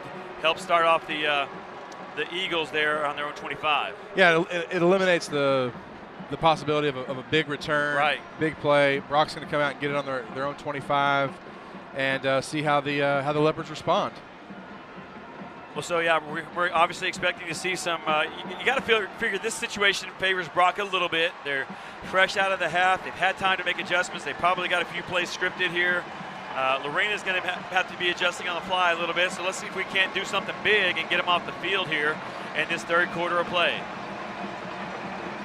Moody waiting on it. Gives it off. Running back. Off the right side. He'll pick up about 3. They'll mark him at the 28-yard line. That was Cutter Wilson. Yeah, good job by Braylon Henry. And you can tell the Leopards are kind of got a spy on him. Henry Jackson General's there as well. They're kind of trying to use some misdirection to get some Leopard defenders looking the wrong way, giving the ball to Wilson. Cutter Wilson is lined up right. Moody looked like he was telling him to line up left. Nathan Jones, the tight end on the right-hand side. Now Wilson will line up left. Moody has it. Flags fly. And I think we're going to have another delay of game. They're pointing at the play clock, the Leopards are. I have not seen an official. And I guess that was the other penalty from Brock in the first half, was a delay of game. False start is what they're going to say, or illegal procedure. So far in this game, nobody has scored going into the direction Brock's going right now. All the scores have come our way. Would we call that the west end zone? I see the sun starting to set over there, There so you I'm go. assuming that's the west end zone, and this is the east end zone. It's that Boy Scout in you, figuring things out. Tyler Moody, he got Cutter Wilson to his left. 2 wides left, 2 wides right. No tight ends this time. Pressure from the backside, screen pass. Knocked down, I believe, by a Leopard. And that might have been Bankston there. Yeah, we'll see it on the replay because he fakes to the left and then comes back to the right. No, that was Cody Thorne getting his hand on it. Great job by Cody Thorne, number 79, with the kind of the huge mental play there. So, hey, a big third down here, guys. 3rd down and 12 for the Eagles. Would be a terrific break of serve, if you will, for the Leopards if they can get off the field here on 3rd down. Bankston, Gutshaw, Pitts, Brock. Incomplete on 3rd down, and the Eagles will be forced to punt. That's a big D1 training stop on 3rd down. David Braylon Henry and I think Colton Dale both had their eyes set on an interception there. That's what I thought was about to happen. And they thought they were going to run into each other. I think each of them thought the other one was going to take it. And so they both stopped. But nonetheless, huge stop for the Leopards here on this first drive in the second half. A big D1 stop. Kevin Engelbrecht, D1 training. Look those guys up online. They're doing some good things over there. Lots of high school athletes meeting their goals by going over there. Here's a kick by Brewster. Off the side of his foot. It is not a good kick, and we'll wait to see where the Leopards get field position. It's going to be inside Eagle territory. Still walking. I think he's going to come all the way down inside the 40-yard line. Inside the 45. He's going to stop at the 44, and that's where the Eagles will take, the Leopards will take over. 10:55 remaining. Hey, buddy, this second half could not start off much better. Hold them, get the ball in their territory. Now let's go drive the ball into the end zone. Open this thing up a little bit. That penalty was just over 20 yards. And, David, we talked about kind of something needing to happen, be it a turnover or big play, and I think kind of a short punt like that could be the same thing as you look at that wouldn't have been it could have been a long interception just the same. Hey, one thing we haven't said in a while is that all kicks this season and in this championship game today brought to you by Bankston's. Talk a little bit about Bankston's, what they have over there. Guys, you can be anywhere in the United States, go online, look at their stuff, and buy it. So Bankston's is a great place if you're into sports collectibles, comics. So right? Bankston Sports Cards, Comics, and Collectibles. One of my favorite sayings that Brent Bankston likes to say is, "Hey, we're giving you back he would say, we're selling back your childhood." So tons of comic books, thousands of comic books, and then tons of new issues each week. They're getting new sports cards in each week. I know here recently you got the new NBA cards set to come out along with football cards, everything else, and then just tons of sports memorabilia, autographs, jerseys, helmets, anything you want. They've got it, and if they can't get it, they know somebody who can. And then obviously other collectibles, Star Wars toys, anything from the 80s, He-Man, all your different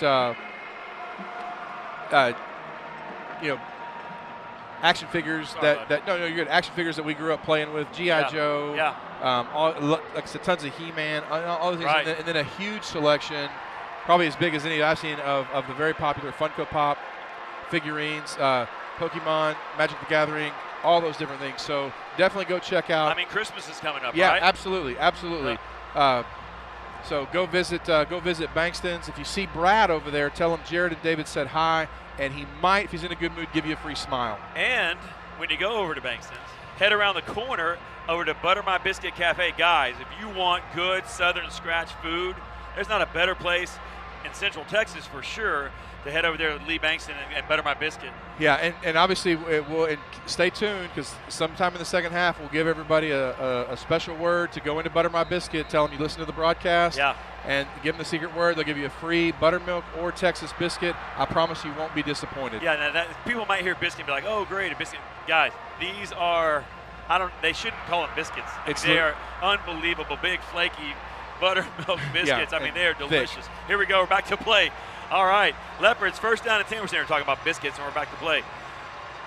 Looks like we got Rhett Hansen in there, a Wildcat, and Kason Pitts off to his right. Hello, new lineup here, new formation. Hansen has it, fakes it to Pitts, keeps it, hole on the right side, spins out of a tackle across inside the 40 down to the 36. Pickup of about 8 to 2 or 3 there on that first down carry. I'm sorry, 8 on that first down carry. Yeah, it's a little deceiving when we see him coming out of that wildcat formation. That time he fakes the give to Case and Pitts and gets up the field quick for about a gain of 8 on first down. Okay, all right. Red Hansen still in there. Caleb Blanick will set to the left. He's going to run behind. Now, big hole, 30, 25, 20, 15, 10. Get in the end zone. Reddy's down inside the 5. And David, Caleb Blanick down at the 2. Just made the block of the season right there. We're going to see the replay here. I'm sorry if the fans can't see it at home. See a 34-yard run. Look at that. He takes out 2 Brock defenders, which brings Hansen inside the 5-yard line down to the 3 where it's first and goal. Leopards inside the D1 training red zone. There you go. And let's see if we can't get it in the Lynn's Pharmacy Hewitt touchdown. Braylon Henry now in the backfield alongside Red Hansen. They're staying in this Wildcat. Braylon Henry with the block. Red Hansen diving towards the line. Is he in? No signal yet. They're going to say just shy. Just shy. I thought maybe the edge of the ball got over there. We'll see if we can see it on replay. And I think it was kind of his forward progress has stopped, then he kind of lands and falls forward. Probably his knee down or something. Here we go. Same formation. Red in the shotgun, in the Wildcat, gonna run it again, puts his shoulder down, he's into the end zone, touchdown Leopards. Big running behind Casey Disserens, Elijah Turley, Riley Boozer, Wyatt Jones, and Marshall Vrana as the Leopard offensive line just established some dominance and got Red Hansen into the end zone for the big Lynn's Pharmacy Hewitt touchdown. Well, just a huge couple of series here in this football game, 14-6, right? The Eagles can come out, march it down and score, go for 2, tie this thing up. The Leopards say no, hold them, and then march downfield behind some tough Red Hansen running, get it in the end zone. Here is the Cole Nugent kick. It is right through the fork, and the Leopards are up 21-6, guys. If you're going to win a state championship, that's what you got to do. Yeah, Red Hansen right now, 146 rushing yards, 9.1 yards per carry, 3 touchdowns. Yeah, Red doing what he's done really this entire playoff season. As he just continues to carry the ball. And Leopards doing some different formations there. You see Caleb Blanick just taking out 2 defenders right there. Yeah. Springing Hansen. Credit Camden Brock for a nice block downfield. Wells on that Hansen run. And then on the touchdown, Braylon Henry getting a big lead block as well on Zachary Brewster. Tell you what, we've got a moment here. I think we're in a commercial break. 9:25 left in the third quarter. Let's take a commercial break and come back with more of Leopards championship football right after this. Landscape and Sprinkler is your one-stop shop for turning your dream vision for the environment outside of your home or business into a reality. From laying sod and installing sprinklers to the finer beautifying touches and year-round maintenance, H&M Landscape and Sprinkler can do it all. Whether you are looking to sell your home, attract more customers, or beautify your home to enjoy with family and friends, H&M Landscape and Sprinkler has the skill and expertise to get the job done just the way you want. Visit them online at hmlandscapeandsprinkler.com or call 254-732-6818. That's H&M Landscape and Sprinkler. And welcome back into AT&T Stadium, the house that Jerry built, if you will. Jerry World in Arlington, Texas. David Gibson, Jared Brown, Cody Keller. Cody, you seeing something there on stats? Yeah, right now both teams are pretty much even on passing attempts and rushing attempts. Brock has 19 passing attempts. Lorena has 20. On rushing attempts, Brock has 21. Lorena has 18. Okay, so well, that leads to a question then, right? What's the difference then? If they're both, what's the difference if, and we talked about it all week, these teams are exactly the same on paper. Types of offense now. What's been the difference in the ball game? Right now, one big difference that jumps out at me is the 1 turnover. Brock doesn't have any turnovers as of right now. That's one big difference. And it just some of it has to do with field position and whatnot, and just big plays. Both teams, I think, in the first half got into some really odd 3rd and long situations, and I think that kind of set the tone for how those drives ended. David, Cody mentioned it, the field position. When Jaden Porter has had to punt the ball, he's driven Brock deep. In fact, where Elijah Potts had a fair catch inside his own 10-yard line. On the flip side, when Brock's had to punt, Colton Dale has made some catches and some long runs. And then I think while we've talked about, obviously Brock has its group of really, really good players, we're talking about several Lorena players, whether it's Yeah, obviously the stalwarts, Joe Gutshaw, Braylon Henry, Colton Ferguson, Drew Britton, Colton Dale, as we always talk about. We see Cody Thorne having a big play earlier on the screen pass. Baxter Bankston having arguably his best game of the season when his team needs it the most. How about that, the senior, right? Michael Moore stepping up when he's needed to. So guys that we don't always call their name a lot, just having phenomenal games. Connor Pugh ready to kick. Jake Lindbergh and Elijah Potts back deep to receive. Here's the kick. Toe meets leather. Line drive into a ring kick. Going to be caught inside the 4. Put on the turf. Goes into the end zone. He's going to run it out. He's inside the 5. Hit across the 5-yard line. They'll tackle him down at the 8-yard line. And bad field position again here for Brock. Yeah, not really sure why he didn't down that ball in the end zone. But can he when he muffs it like that? I'd have to go to a rules movie I for know. that. But credit Jacob Jackson, Jackson Generals, and Kason Taylor for not giving up on the play. And Jacob Jackson making his second big tackle on special teams tonight. Well, and to today. Lindbergh's credit as well, he could have been tackled inside the 5 fairly easily, and he managed to fight his way up to the 8 to give his Eagles some running room there. Tyler Moody at the quarterback. He stands at his 3. Next to him is Cutter Wilson. They'll give it to Wilson. He'll dive across the 10. They'll give him the 11-yard line, and that'll be a pickup of 3 there on first down. Clock running at 9:12 in the third quarter. Yeah, really good job by Baxter Bankston again, David. Jackson Generals as well, kind of coming up, and it looked like they just kind of impeding traffic, and Cutter Wilson just kind of fell down over his own lineman. Cody, if we can in a moment, you may have said this and I missed it, but can we get a drive summary on that last touchdown ever? We need Toby's Auto Sales drive summary would be great here in a moment. It is 2nd down and 7, clock at 8:44. Moody has it. He's looking to throw this time, getting pressure. Out in the flat, caught across the 15. Up near the 19-yard line, breaks a couple of tackles across the 20, and they'll have a big first down to the 22. Yeah, it looks like that's Jet Jones on the reception. And I don't know if the Leopards are doing a great job on Elijah Potts or what, but Jones just kind of finds that underneath route. Leopards giving him a little bit of a cushion, and he takes it out past the 20-yard line for a first down. David, that was a 4-play, 44-yard drive for Lorena on the last drive there. Here we go. Hand off. Cutter Wilson. Line of scrimmage moving downfield. Look out, he breaks free. It's going to be a race to the end zone. Can they catch him? They'll cut him back inside, and they'll knock it. Oh, ball's on the turf. Not sure if it came out or not. Haven't seen a signal yet. Well, he recovered it. He did recover it? Yeah, but that was Colton Dale on the big hit. Cutter Wilson slow to get up. Boy, take a look at the replay. Just kind of kept his legs moving and didn't stop, so credit Cutter Wilson. But he kind of looking to his left and didn't see Colton Dale just come in and put his helmet right on the football. But not before Cutter Wilson takes it all the way across midfield into Leopard territory, all the way down to about the 40-yard line.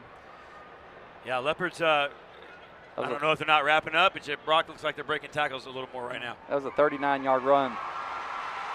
All stats in the championship game brought to you by the Driveway Company, your one-stop opportunity for concrete repair and maintenance needs. That drive summary Cody gave a moment ago brought to you by Toby's Auto Sales, your Waco family-owned and operated pre-owned dealership. So 1st and 10 in Leopard territory. Ball spotted on the 39. 7:45 here left in the third quarter. Brock trying to answer. New running back as Wilson is hurt. They give it to him. Up the middle. He's into the secondary. Breaks the tackle. Inside the 20. Inside the 10. Down at the 6-yard line. They'll say the 7. David, that's Brett Tutter, and we saw him play a lot last week in the Eagles semifinal win over Mount Vernon. Just doing a good job. Breaks through a tackle of Michael Moore, which not many people can say happens. And then Moore recovers, but not before Brock's now down inside the 10-yard line, looking at a 1st and goal. 2 plays there of over 32 yards. 39 on the last one and then 32 on this most recent one. And line of scrimmage for Brock, doing a nice job here on this drive. See if the Leopards can stand up. They're going to hand it off to Tutter again. This time he's hit near the line of scrimmage. Baxter Bankston there. He'll get about a yard or 2, but not more. And David, you'd love to see this Leopard defense kind of make a stand right here and try to keep Brock out of the end zone, keep him to a field goal. It'd still be a 2-possession game. Leopards up 21-6 as the clock dips under 7 minutes. 6:42-41 as it continues to run. Gotta wonder if they're going to look Nathan Jones' way. Big tight end, 6'5". He's lined up right. Two tight ends this time. Big backfield. Handed off. Tackled from behind. Kason Pitts. He's done it all year. Yeah, great job by Pitts on the 5-yard line. coming down the backside, David, is Brock kind of went with a heavy package with 2 fullbacks and then Cutter Wilson behind him. And Kason Pitts just chases him down the backside and really tackles him for about no gain. I guess no gain. Big third down for the Leopards. They go. Looks like they're going to go that big formation again. Here comes Tyler Moody off the sideline. They huddle up momentarily. Clock at 5:58 and running. Leopards up 21-6. Eagles knocking on the door. Tutter in the backfield behind a couple of blocking backs. They're going to fake it. They're going to throw. Man's open in the end zone. Touchdown. It was Nathan Jones. Yeah, and you kind of wonder if they were going to go with a play-action pass there, and Brock did. Nathan Jones was wide open in the back of the end zone. Yeah, nice play call there. We'll see. Wait and see if the Eagles elect to go for 2 here, or if they'll save that scenario for if they were to score again. Clock stops at 5:38 here in the third quarter. Leopards now 21-12, and it does look like they're going to go for 2. Tyler Moody, same formation. Exact same formation, this time though lined up strong left. Moody under center. Turns, hands it off, up the middle. Can they get him on the ground? I believe they do. They fumbled the ball. The Leopards recover. Baxter Banks on the recovery, David. So the try is no good. Man, that's a big play, Jared. And that's an interesting play that keeps there. It at 9 points. Yeah, it keeps it at 9 points. Keeps it a two possession game, which I'm really kind of shocked that they wouldn't have kicked the extra point there to keep it to 8. Kind of the rule of thumb is you don't go for 2 until you have to, until it'll tie the ball game or put you in the lead. That drive was 7 plays, 91 yards. Remember, all drive summaries this championship game brought to you by Toby's Autos, your locally owned, family operated, pre-owned dealership. And David, you always hate to see it, but it looked like on that play when Kason Pitts ran down Cutter Wilson from behind, Wilson got up real gingerly, kind of hobbled off, and I'm looking over at the Brock sideline. He's sitting down on the bench. Well, we know he's had an ankle issue he's been trying to manage the last couple of weeks, right? Getting worked on. Certainly hope he's okay. But nonetheless, credit Brock for kind of coming down, going on a long drive, about a 92-yard drive to cut into this Leopard lead. Colton Dale, Kason Pitts, the Leopards offense needs to answer again. There's 5:38 left on the Billy Kelly CPA scoreboard clock. Leopards up now 21-12. Deep kick, gonna go to Taylor. He's gonna catch it around the 21. Run into a Eagle up across the 30. Scrum moves forward, and it'll make actually across the 35-yard line. Braylon Henry in there trying to drive the pile forward, and the Leopards will start to take over there. Yeah, again, just solid job by Kason Taylor, David, on these kick returns where he doesn't try to cut back across the field, just takes what he can get, slips one tackle, and then gets up the field for a few more yards. Good job by Cameron Elston and some others. Really, Kason Taylor kind of pulling that pile himself all the way out. Gosh, he's past the 35-yard line. Ryan Abel, Red Hansen. Near side, Camden Brock. Kason Taylor all by himself. Jaden Porter way across the field. Going to hand it up to Hansen, looking for room. Across the 40, up near the 42-yard line.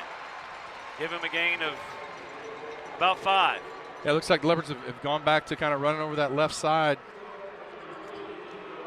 Good job by Boozer and Wyatt Jones, Elijah Turley on the left side of the Leopard line and Caleb Blanick as well. Line to gains of 47. Clock running at 5:03 here in the third quarter. Again, Leopards up 21-12. Caleb Blanick gonna run behind Blanick. Hansen looking for room. Nothing really there. Gonna maybe gain a yard or 2. That'll bring up third down. Yeah, again, solid job by Hunter Fay and the Brock defensive line, just kind of stymieing Hansen before he can get out from behind it and pick up some yards. Looks like we've got an injured Brock Eagle on the field. Let's go ahead and take a timeout with him. 4:37 left here in the booth. On the clock, rather, 21-12. We'll be back with more of the Syntex Pawn broadcast of the state championship game right after this. 40 years, CF Supply Inc. has been serving the interior commercial construction industry needs of Texas. We are a quality supplier of drywall, metal framing, Armstrong acoustical ceilings, joint compound, and commercial wood and metal door openings. We are also a proud distributor of major brands such as Armstrong Ceiling Systems, Schlage, Von Duprin, Sargent, Corbin Russwin, and LCN. Contact CF Supply Inc. today for all of your interior construction needs. You'll find us online at cfsupplyinc.com. Build with CF Supply. Welcome back into AT&T Stadium. Hunter Fay was the player down for the Eagles. He ran off the field under his own power, and now it is 3rd down and 3 for the Leopards. Big 3rd down for this Leopard offense, David. Jaden Porter out here. Caleb Bennett goes in motion. He'll reset right. Abel looking to throw. Got time. Cross the middle. Caught Casey Taylor. First down. 45. Jesse Britt Automotive first down. They're into Brock territory. And a big throw by Ryan Abel, David, as there was some timing involved. Kind of Blanick went underneath him, and Casey Taylor came across on the little stick route into the middle for a pickup of 11 and a big Jesse Britt Automotive first down. 4:14 now. Clock continuing to run as the orange sky is visible through the AT&T windows. Here's a handoff to Hanson hitting the backfield. The Brock Eagles were ready for that one. They're going to move it backward. A loss of about 5 on that play. Yeah, and Dylan Mueller, David, really broke through quickly, busted up that play from the start, and then a host of Eagles led by Cooper Massey kind of finished it off for about a loss of 4 on first down. So they're definitely keying on Rhett getting the ball right now. 3:40, clock continuing to run. A game that was billed as potential offensive explosion has really turned into a defensive affair. Good football game. Ryan Abel, Porter in motion. They'll give it to him. Looking for the edge. Going to be run out of bounds up around down around the 45-yard line. It's going to be a 3rd down and 10. Interesting to see them run that play kind of into the short side of the field, David. Yeah. Good job by Blanick getting out there. But again, credit the Brock defense, and that was Jet Jones coming up and pushing Porter out of bounds before he could get. They're going to say 3rd down to 11. The line to gain is the 35-yard line. Abel, Hanson in the backfield. 3 wides. We have movement by the Leopards offensive line.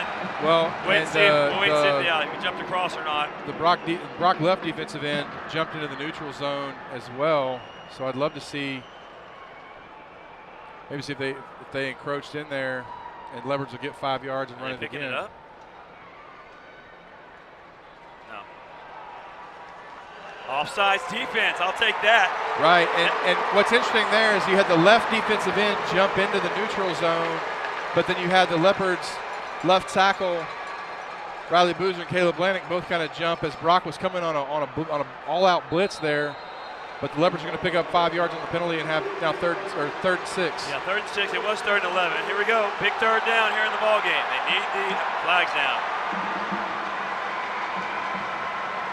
Now we have a false start and we head back the other direction. So, well, we kind of talked about it at halftime. Maybe that was our fault for kind of jinxing that the Leopards had only had 1 penalty in the game. Brock hadn't had a whole lot of penalties either, and now we see him on back-to-back plays. 3:19 remaining in the 3rd quarter. Leopards up 21-12. Facing a scoreboard says 4th and 11. It's 3rd and 11. Abel looking to throw. Downfield. Intercepted at the 30, 40. Knocked off his pins up around the 46-yard line by Casey Taylor. And I think it was a situation where Ryan Abel just didn't see Dylan Mueller dropping into the pass coverage and was trying to hit Porter on a post route, and Mueller had just stepped back into it and really an athletic play to make the interception. You got it. He dropped back into coverage. It was intended for Porter. He did have a step. Yeah, it was there. Just credit Mueller for being able to make an athletic play and hang on to the ball. Now here comes Brock with a lot of momentum, and they also have Cutter Wilson back on the field. We'll see if he's a decoy or the real deal. Elijah Potts to the near side. They're going to give it to Cutter, looking for room, but the Leopards push the line of scrimmage backwards. They might lose a yard on first down. Yeah, again, Joe Gutshaw, Baxter Bankston, Cody Thorne plugging up that defensive line. Jason Pitts also in there as well. So Brock is +2 on turnovers in this game. Tyler Moody looking to throw. Out in the flat. Caught. Gets away from one man, then knocked down to the ground inside the 50, down to the 47-yard line. That's short of the first down. That'll bring up third down and about 5. Yeah, again, good job by Braylon Henry. Almost makes the tackle there, but then Michael Moore's there to clean it up. As, again, that's Jet Jones for Brock. Big play in this football game. Clock running, 2:15 in the third. Moody has it. Hands it off. Hit in the backfield. Knocked down. Braylon Henry was the first one there. Baxter Bankston as well. And a great job with Lorena coming on the blitz on third down. And Henry doing just a great job, as it looks like Jet Jones, the slot receiver, was supposed to come down and seal off that edge, but Henry beat him to it, brings him down. Well, it looks like they're going to go. We'll see if they actually do, or if they're trying to draw him off sides. Yeah, I think if you're Lorena, whatever you do is don't jump. Gunshaw and Thorne switch. There's a pitch, trying to get to the outside. Got a block. Will he get to the first down? He will not. Not even close. Leopards football. Yeah, and you can tell. I mean, that was Gutshaw, and then Jaden Porter came up, made a huge play, and it looked like Cutter Wilson is really struggling to kind of push off that foot, and Porter just shoves him out of bounds, well short of the first down. You're right. You're right, Jared. You can see it as he's trying to run. He can't really plant and cut. Well, and we talked about before the game, that's what's made him so devastating as a running back. He wears number 21, reminds me a lot of LaDainian Tomlinson, able to cut back and go up the hole. So Brock is 3 of 10 on third down tonight. What an incredible football game here. Back and forth, momentum swings. Let's see if the Leopards can't capitalize again and create some of that space. I don't know if my heart can take it. A minute 32, 21-12. Leopards on top in the third quarter. Here's Abel. Fakes the handoff, play action, looking to throw deep downfield, into double coverage. Porter's there! Inside the 10! David, what did we just see? Ryan Abel, after throwing the interception, they come back the first play, he steps up and just fires an absolute dart to Jaden Porter, who makes the catch inside the 10. Leopards with first and goal, also inside the D1 training red zone. There you go. And a big Jesse Britt Automotive first down. Leopards inside the 10. Keeper, Hansen, struggling forward. He'll be met at the 6, cross the 5, down to the 4. Pick up a 3 there on first down, brings up second and goal to go from the 4. Clock running at a minute, now under a minute. Leopards up 21-12, David, on the Billy Kelly CPA scoreboard. This would be a huge momentum swing if they can get into the end zone here. That was a 45-yard catch for Jaden Porter. Camden Brock, remember all the stats of this game brought to you by the Driveway Company. Camden Brock, Jaden Porter, Caleb Blandon, Kai Ritchie at tight ends. Ryan Abel's in the game. Handoff, keeps it, throws. Got a man there. Camden Brock, did he catch it? He did. Touchdown Leopards. Great play fake by Ryan Abel, and he's able to hit an open Camden Brock over on the left side in the end zone for a huge Lens Pharmacy Hewitt touchdown. What an important drive by the Leopards. And like it's been all season long, it's the defense and the offense. Here comes Cole Nugent on to tack an extra point on. You know, Jerry, we talked about kickers before this game, and we wondered, because both teams had only, one of those other crazy facts was that both teams had only attempted one field goal. This is the biggest extra point of Cole Nugent's young career. No doubt about it. Here's the snap. Cargill puts it down. Kick on the way. Kick is good. 27 seconds left in the third. Leopards up 28-12. We'll take a commercial break and come back with more of the Syntex Pond broadcast of the Class 3A Division I Championship right after this. Faced with an auto repair, all you really want is to be treated fairly and to have it done right the first time. Well, Lorena's own Jesse Britt has been doing just that for over 20 years. Jesse Britt's Automotive is a full-service repair shop that can handle any of your automotive needs. Jesse's highly trained staff handles both foreign and domestic repairs, offers competitive pricing, and 100% customer satisfaction. Jesse Britt's Automotive even offers a free shuttle service to help ease your burden while you wait. So the next time you are faced with an auto repair, trust Jesse Britt to treat you fairly and to do it right the first time. Jesse Britt's Automotive, where they discount the price, not your service. Stadium. Leopards up 28-12. Cody, what you got for us? Toby's auto stats update? Yeah, David, the most recent Lorena drive was 3 plays, 45 yards. 3 plays, 45 yards. Touchdown by Camden Brock that finished the deal. And David, we weren't even sure if we'd even see Camden Brock play today. That's right. Hyperextended his knee 2 weeks ago. Didn't play last week in the state semifinal. You know, it's a state championship. You're gonna fire all your bullets in the gun. Great to see. And the 6'4" Brock had to go down and kind of come back to the ball. Anybody shorter, I don't know if they get to that pass. So great job by Camden Brock making a tough catch in the end zone. Jake Lindbergh and Elijah Potts back to return the kick that they're about to receive from Connor Pewitt. Approaches the ball, swings his leg. Toby Slether driving, sidewinding kick at a bounce at the 6, picked up on a hop. Trying to go to the far side of the field. Now cuts it up the middle, gets past the first wave. He's across the 20 to the 22-yard line, and they'll start there. Again, great job by Jacob Jackson staying in his lane. Also Grayson Collins in on that tackle. Cameron Elston, Casey Taylor, those guys, those unsung heroes on this kickoff team for Lorena, keeping Brock, deep inside their own 25-yard line. Throughout the playoffs, it's been a dominating performance by both of these teams every time they've played. Well, except for the last game for Brock against Mount Vernon, but to be in a terrific football game like this for all the marbles, you couldn't ask for anything more. Tyler Moody waiting. Cutter Wilson's back in there. They give it to him. Cuts it up the middle, gets past Joe Gutschall across the 25 to the 26, so we'll give him about 4 on that carry. Yeah, Gutschall just kind of stuck his hand out there, was able to grab Cutter Wilson by the shoulder pad, but David, you can still see that he's just not having the same ability to cut off that right foot that he did earlier. That's going to be the last play of the third quarter. Fans sitting at home, wherever you might be, in the stadium with us.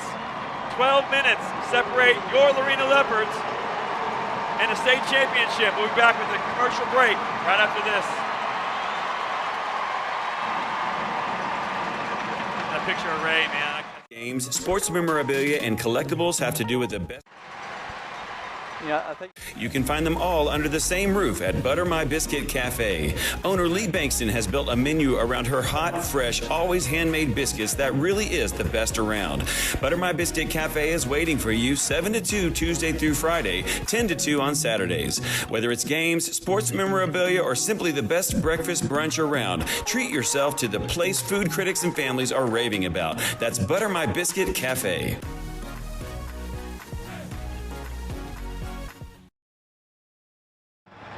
Welcome back inside AT&T Stadium. David Gibson, Jared Brown. We're 12 minutes away, fans, from what would be a state championship. Still a lot to be decided on the field. Leopards up 28-12. Jared, your thoughts on that third quarter? Well, and what we need to do in the fourth? Obviously, Leopards responded after Brock scores a touchdown. There's some back and forth, but a huge defensive stop on fourth down.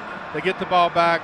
After Ryan Abel throws an interception, come right back to him, hit Jaden Porter for the big 40 to 45-yard gain, and then just, again, Abel using the play action to Red Hansen to throw a touchdown pass to Camden Brock. And again, we kind of see that adjustment where Brock is really kind of keyed in on Lorena's number 4, and so they're using that against them by having Abel with solid play fakes, and really credit Ryan Abel to have such a short memory. After throwing that interception, they come back, first play, he goes way down, he goes down the middle to Porter. We talked about, Jared, as similar as these teams are, we wondered about where the differences might be, and both you and I agreed wide receiver. That's exactly what we've seen this half. Right. I mean, again, the fact that they've been able to get the ball to Casey Taylor, to Jaden Porter, and Brock on the touchdown. Camden Brock on the touchdown. Kai Ritchie early in the ball game. They've just got a lot of weapons, and they're going to find you can't cover them all. Yeah. And so they're going to find where they have the advantage, and they're going to exploit it. And that's what they've done today. Yeah. 12 minutes away. You just don't know coming into a game like this, right? I mean, Brock 15-0, and that's the great thing about it, right? You don't play the same teams usually. Right. And so it leaves that air of uncertainty all the way up until the football game. Both teams make it to this climactic moment, and the question is who's for real, right? And I mean, they're both for real, but who gets to be the realist, if you will? And here we go. Leopards off the sideline, Eagles off the sideline. 12 minutes remain between Lorena and bringing home a 6th gold ball, the one that matters the most. Second down. Keeper by the quarterback. Actually, that's on a wildcat. He's going to be tackled at the line of scrimmage. No gain. Credit Gutshaw and is that Ferguson down there? Kason Pitts, Braylon Henry, and I think they 27. I'm sorry. Not Ferguson. It's not Ferguson. Sorry. Yeah, Kason Yeah, Pitts. it's Ferguson. Yeah, Ferguson. Gutshaw and Pitts right there. Okay. But Ferguson's right there. I got you. They weren't sold on the fake to the jet sweep, and we're keying the quarterback all the way. 3rd down and 7. Cody will tell you that it hasn't been a specialty for them this game. Not super successful on 3rd downs. Here we go. Snap off to his right. He manages to corral it in. Pass downfield, caught at the sticks. Wow, what a catch by Elijah Potts. And I think that might be his first catch of the game, but he manages to pull it in for a 1st down. They're going to go ahead and give him the 1st down. But yeah, I believe that is Potts' first catch, and boy, he didn't have his feet in by much. Got both of them in, didn't he? But right at the 1st down marker. So great job and body control by Elijah Potts. I mean, and credit Drew Britton. He was right there. That pass was he had to climb the elevator to get it, climb the stairs. Here's the handoff. A little bit of room up the middle. Good job by Colton Ferguson fighting off his block to keep Cutter Wilson in front of him. But I think if you're this Leopard defense, again, they just, their theory is always make them snap it again, make them snap it again. If you can avoid the big play here, make them take a lot of time off the clock and go down, as they're driving, could really put Lorena in a position to put the game away. 10:45 on the clock. 2nd down and about 8. Moody has it. Braylon Henry on the backside. Baxter Bankston on the front side. Is that Bankston? Baxter Bankston with his 3rd sack of the game, David, and he just beats Caden Matthews around the end. We talked about Matthews as a phenomenal defensive end. Baxter just uses an outside technique and a solid tackle. Look at him wrap him up there. For a huge loss of 7 on 2nd down. Bankston having the game of his life on the biggest stage he could possibly have it, in another butter my biscuit sack. How about it, man? How about it? Clock about to go under 10 minutes. 3rd down and 14 after the Bankston sack.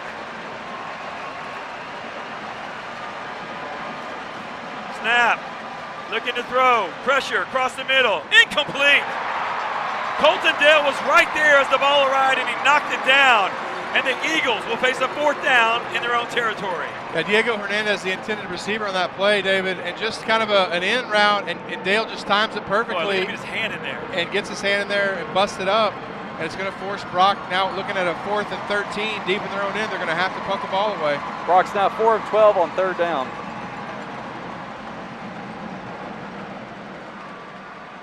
Elijah Potts on to do the kicking duties for Brock. Back to receive is the usual 2-man tandem. There's a kick off the side of the foot, out of bounds, and another not good kick. The Leopards will take over inside Brock's territory at the 46. That was only a 20-yard punt. The last punt earlier in the half was 21 yards. And David, interesting enough, that was Elijah Potts. That is not the normal punter for Brock. Usually it's Zachary Brewster back there, but Potts was back there this time, and again, doesn't even get it over into the Lorena side of the field, so Leopards are going to take over inside Brock territory. All right, let's take a quick commercial break. 9:38 remaining, 28-12. Leopards start in Brock territory right after this commercial break. Syntex Pawn boasts the highest quality customer service in the pawn business. Syntex Pawn loans more than the competition and has great retail prices on used goods. With locations in Waco, Temple, and now Hewitt, Syntex Pawn is there when you need them. Visit 801 East Waco Drive in Waco or 1402 West Adams Avenue in Temple, and the brand new location at 520 North Hewitt Drive. Customer service, higher loans, and great retail prices. That's Syntex Pawn.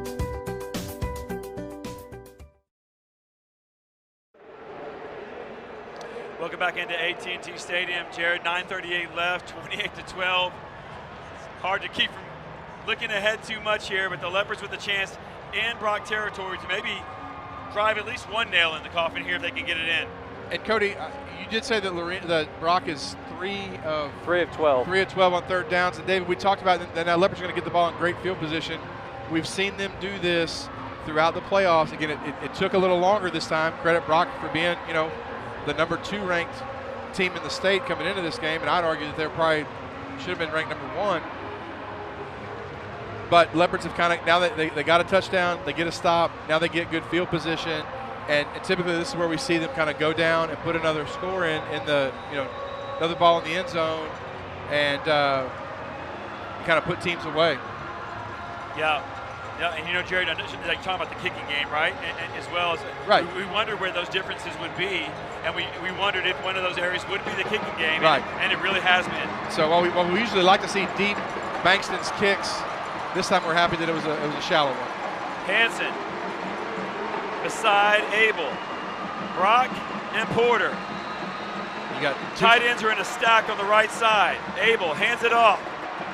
Hansen down inside the 45. He'll get to the 44, so a pickup of about 2. Yeah, and credit Brock on that. That play had a potential. That hole closed quick. And again, really, Dylan Mueller having a heck of a game. 9:20 left on the clock. Now it jumps ahead to 9:15 all of a sudden. Abel again with Hansen to his left. Double tights on the right side. They're in a stack. Camden Brock to Abel's left. Jaden Porter to his right. They need the 36 to pick up a new set of downs. Now Hansen will line up on the right side. Caleb Lannick moves over to the left. Abel gives it to Hansen. He's through the line of scrimmage and then be tackled. Not much of a gain there. They'll give him about 3, and that'll bring up 3rd down. So he'll be down to the 41-yard line, which will bring up about a 3rd down and 6. Call it 5, long 5. Leopards definitely want to continue to run clock, but don't need to go in a hold yet. 8:25 on the 4th quarter clock on this Billy Kelly CPA scoreboard here at AT&T Stadium. What a moment for the Leopards. Can they seal the deal? Abel rolls out, keeps it under a lot of pressure. Will throw it downfield. Incomplete, out of bounds. Porter was in the area, but it wasn't close. That stops the clock with 8:05, and the Leopards will face a 4th down and 5. And Jared, maybe a bit of a decision here. Yeah, certainly give credit. Caden Matthews showed why he's, one of the leading defenders for this Brock team. Chases down Abel, lands on top of him. Hope Abel pops up. Yeah. But I think with as well as Jaden Porter has punted, and we've seen him do some things before in this area, David. Yeah. But look to try to pin Brock deep. Brock is extremely well coached. I'm agreeing with you. I think he'll kick this one away. I'd not be surprised if they bite. Here's Porter's kick. Uh-oh. Got it off. That was close. It's going to bounce. And it might have hit it did. It hit a eagle, I'm sorry, and then they managed to recover it. But they did get a piece of that ball, David. That's why we didn't see a flag for roughing the kicker running into the kicker, because Brock was able to get a piece of it. And then, of course, the fortuitous bounce for the Eagles. Both teams with 3 timeouts. We're just under 8 minutes to play here in this football game. Would love nothing more to get another D1 training stop. 28-12, Leopards up. Here come the Eagles off the sideline. They're going to go 3 wides, 2 wides to their left. Nathan Jones is back there. 1 wide, single coverage to the right. Roll out by Moody. He'll throw the ball downfield. 1-on-1 situation. Great coverage. Incomplete. Colton Dale was right there. Yeah, Colton Dale, I think he had trouble finding the ball. Luckily, it was underthrown because Potts made a good adjustment to come back the ball. Dale turned the other way, and I think just didn't see it. But if Potts is real close to making that catch. And you'll notice they're rolling Moody more now. He's not staying in the pocket. Running away from Baxter Bankston. I don't blame him. And Joe Gutshaw.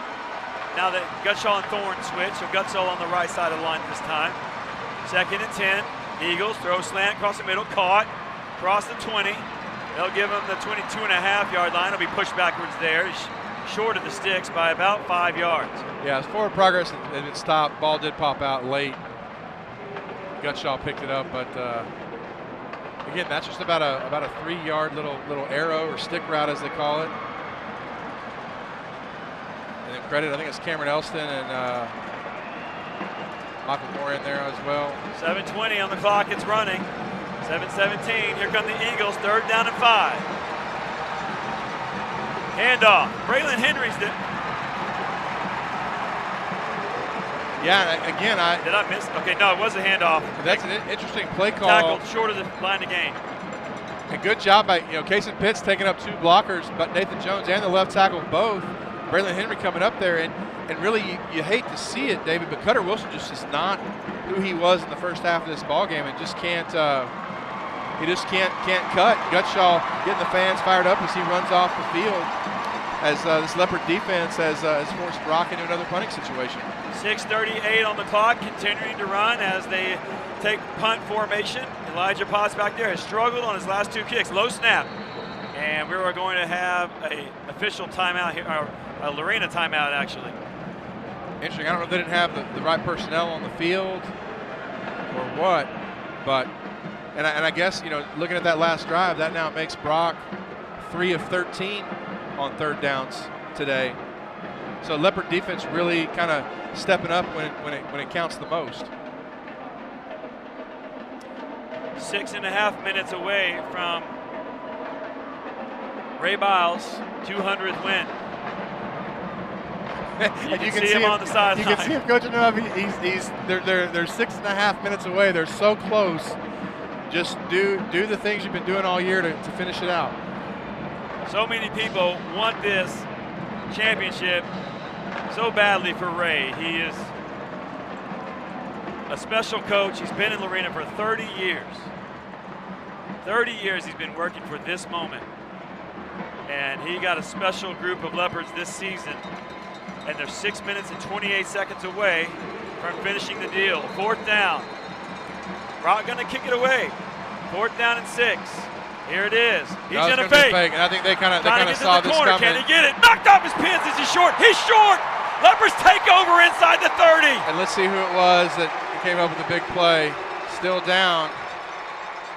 I guess that's Braylon. Like it is Braylon Henry coming up with the play of his career so far.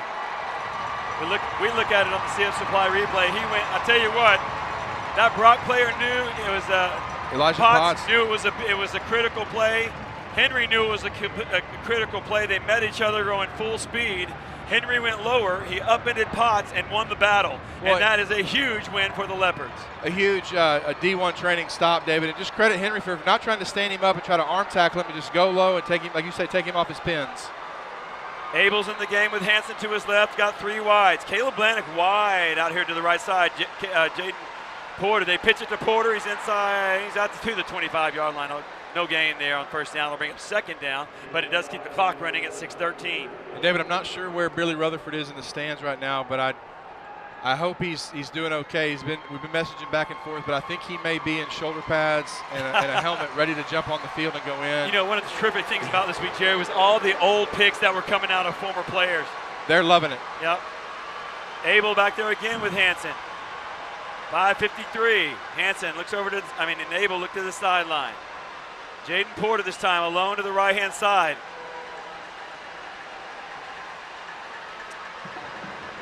Caleb Blanick lined up at an H-back. Hand off to Hansen. Gets a block by Blanick. Gets down to the 20-yard line. Nice pickup there by Hansen. That's about 5 yards. That'll bring up 3rd down and 5. Yeah, he and Carson Finney kind of in a war of stiff arms. Good block by Blanick again. Finney fighting. Rhett doesn't go down, good bounce, and falls forward for another couple of yards. Leopards looking at a 3rd and a long 4 inside the D1 training red zone, ball right at the 20-yard line.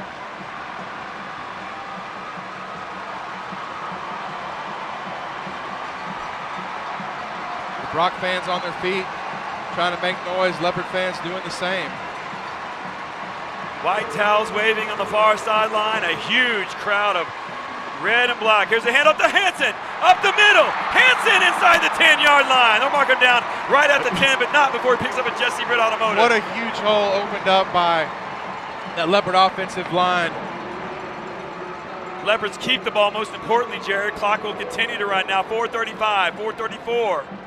And you see the emotion from Rhett, just pumping his fist. 171 rushing yards for Red Hansen tonight. Red's been special here the last several games. He really has. Huge Jesse Britt Automotive 1st down, and they go into the Wildcat with Casey Pitts, David. Hansen, the quarterback in the Wildcat formation with Kason Pitts. Keeper by Hansen. He's inside the 10. Struggling forward. Looks like he made the 6-yard line. And that'll bring up, looks like it's 2nd and goal, or are they going to say he can get a first down? I think it's 2nd and goal. Yeah, there's no down marker down there. So, no first down marker. 3:50, under 4 minutes to play. Clock running. Leopards not in a hurry. They got 20 seconds of play clock left.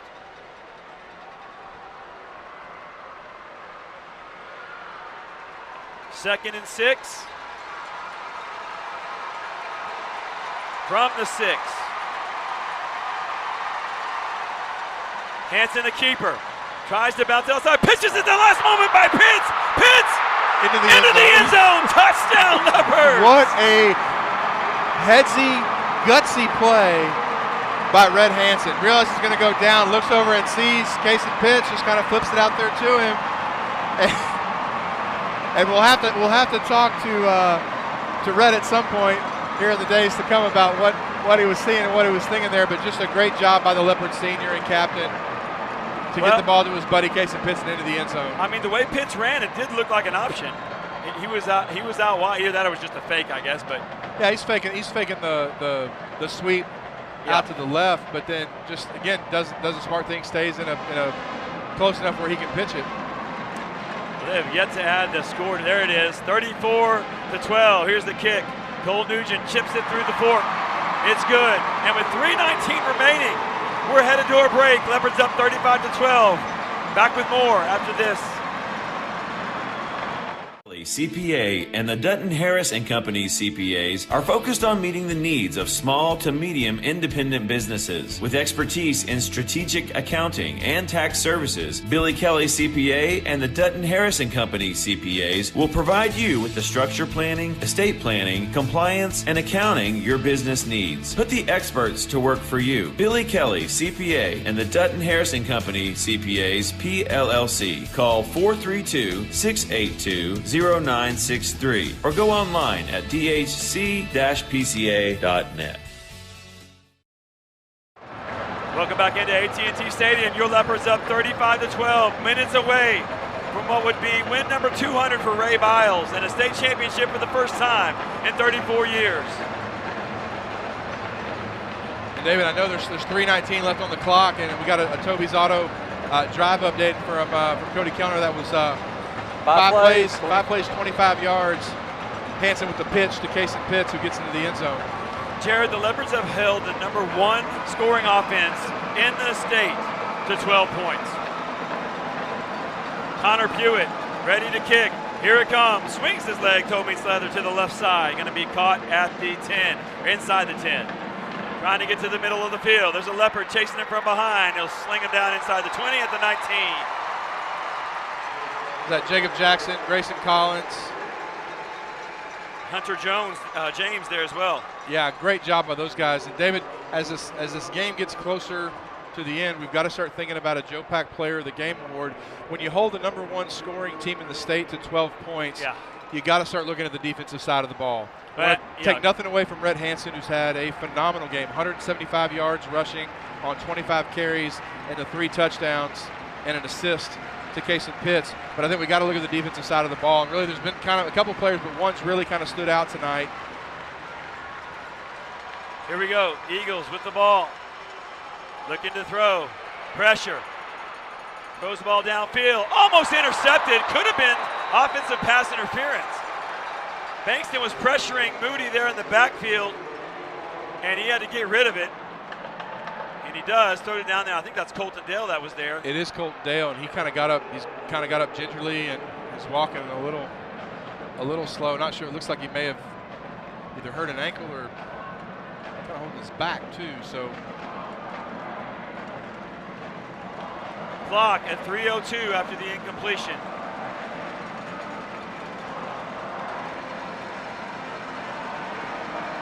Another pass. Rolling to the far side, downfield, off the hands of Nathan Jones, incomplete. Great coverage by Michael Moore there, David, as Tyler Moody rolling to his right, tries to put the ball over Moore's shoulder, and it's just out of the reach of the 6'5" Nathan Jones. Brock now facing a 3rd and 10, where they're only 3 of 13 tonight.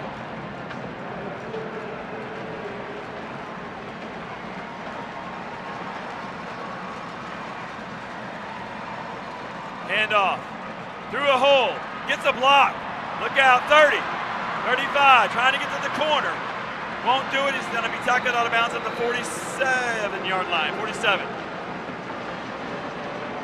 Yeah, that's Jacob Jackson in there for the Leopards, David. They run this kind of frog draw to Cutter Wilson, who gets out in the open field. Huge pickup. Brock now 4 of 14 on 3rd downs. Clock running, 2:37.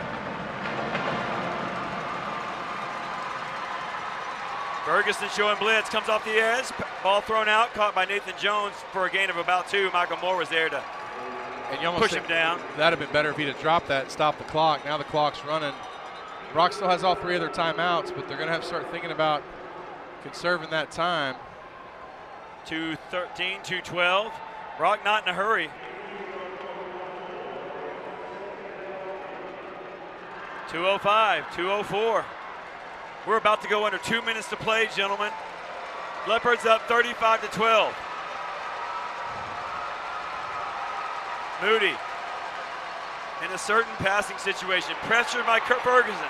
Throws the ball downfield, caught inside the 40, inside the 35, and they'll spot him down at the 34. That'll stop the clock momentarily with 1:44 left. Yeah, Diego Hernandez on that reception, and credit Tyler Moody for fighting through.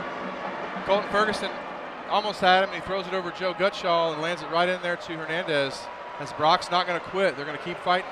Down 16 here with almost 1.5 minutes left to go in the ball game. Moody takes it, throws, near sideline, jump ball. Caught by Potts inside the 5. He'll wrestle his way into the end zone. Touchdown, Brock. And there we finally see Elijah Potts do what he's so good at doing, and that's adjusting to the ball, making a huge catch, and then just overpowering Colton Dale to get into the end zone for the Brock Eagles. Well, Potts is 5'11", 170. Had a couple of inches there on Colton, and used him to bring that ball in, and then did manage to fight his way into the end zone. So credit Elijah Potts. That'll bring it to 35-18, 1:22 left, and Brock is most certainly going to go for 2. Which doesn't, again, I would look at the chart and say that doesn't make sense, because if you don't get it, now you're three possessions. Yeah. It's a 3-score game. So if you're 19, you're down, 16? 16, and then you go 8, so yeah, you're right. That's a good point. And it looks like Brock may be thinking it over here. The play clock was down to 2. They didn't have anything close to a play called yet, so. Let's take a timeout here. 1:22 left in the ball game. Leopards up 35-18, moments away from what would be a state championship. Back after this commercial break.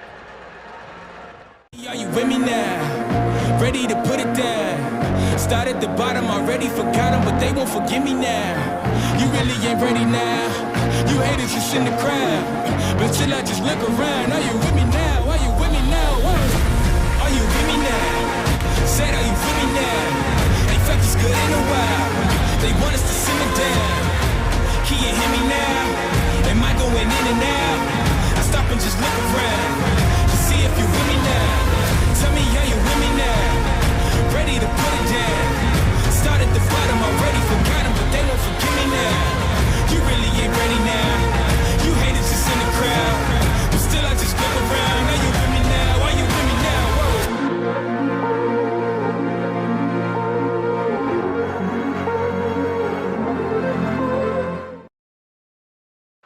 Back inside AT&T, going for 2.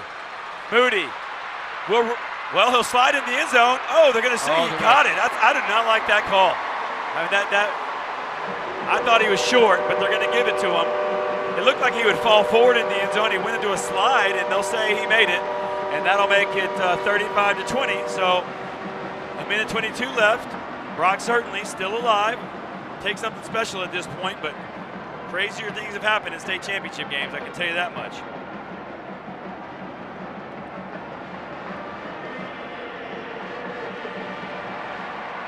So So now they'll definitely have to go for an onside kick, and if they don't get it, Lorena will go into victory formation. David, I think I may grab the microphone and head that way. Or do we want to wait till the end of the game?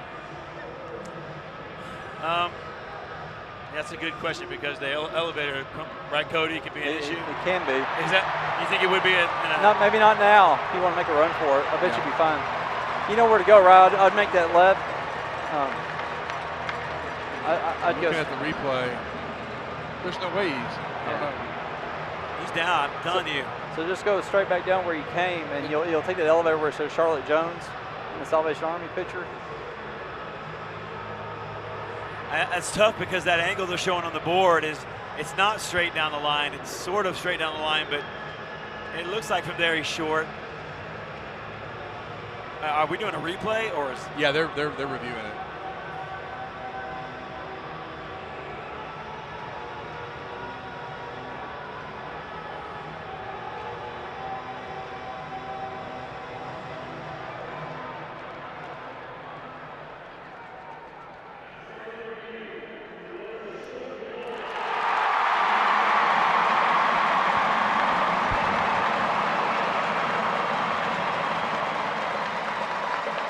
How about that? I was right.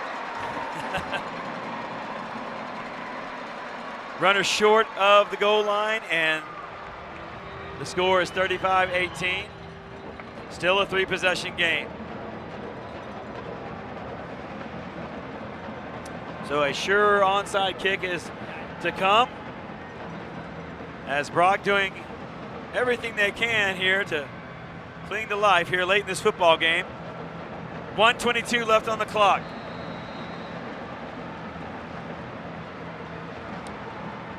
Looks like they're setting up to kick it to the right side. Joe Gutschall over there, Jaden Porter, Kaysen Taylor, Red Hansen. Here's the kick. Fallen on by the Leopards. Kaysen Taylor went through the wickets on Jaden Porter. Kaysen Taylor was right there to back him up. He fell on it, and the Leopards have the football.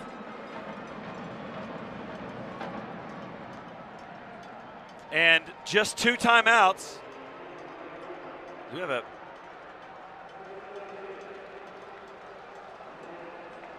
Yeah, just 2 timeouts for Brock with 1:22 left.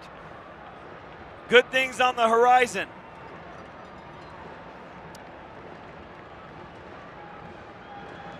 I can't help but think about Corey Pitts, Eric Strelski,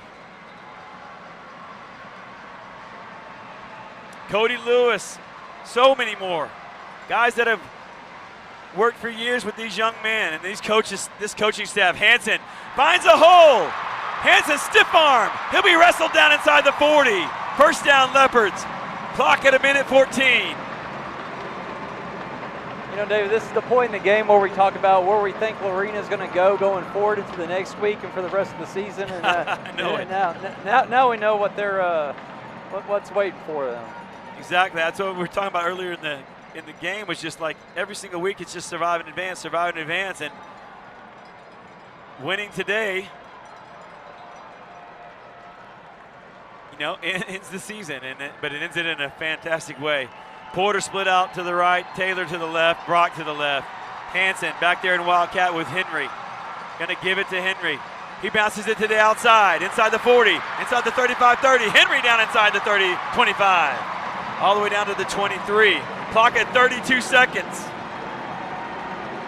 32 seconds. My goodness. You can't be here and not get the chills, get a little emotional.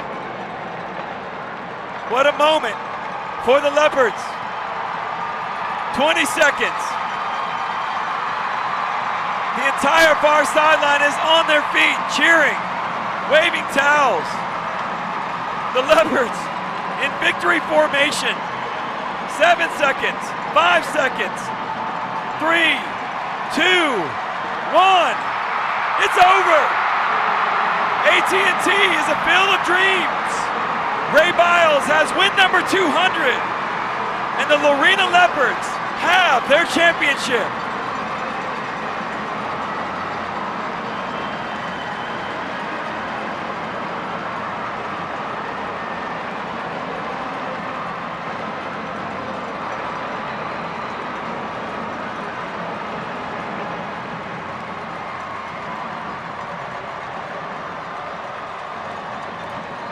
They did it. Julie Biles out on the field, wraps her arms around Ray. An emotional moment. For sure, players sharing in that.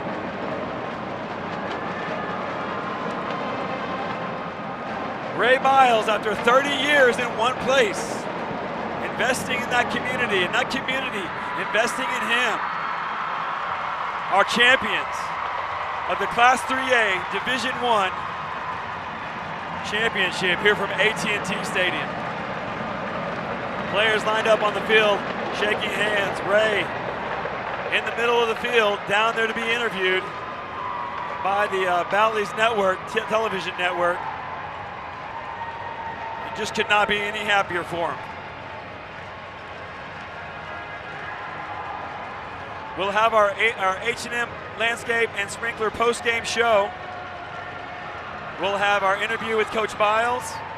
We'll have our Joe Pack player of the game.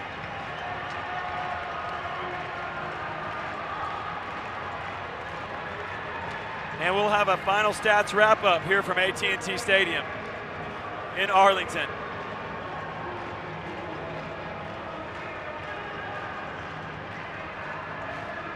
Want me to run it?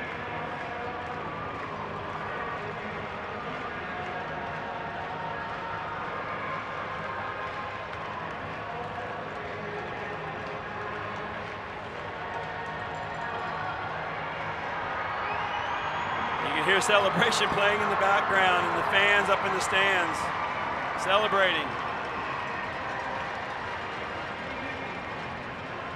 Look at this crowd that Lorena brought today. Unbelievable. Every Leopard that currently is, and probably every Leopard that ever was, here today to cheer on this football team. You can see Ray Biles down there next to the woman in the light blue coat, or jacket I should say, being interviewed. And hey Leopards, Ray Biles, a state champion. Hey Leopards, Lorena, a state champion for the first time in 32 years.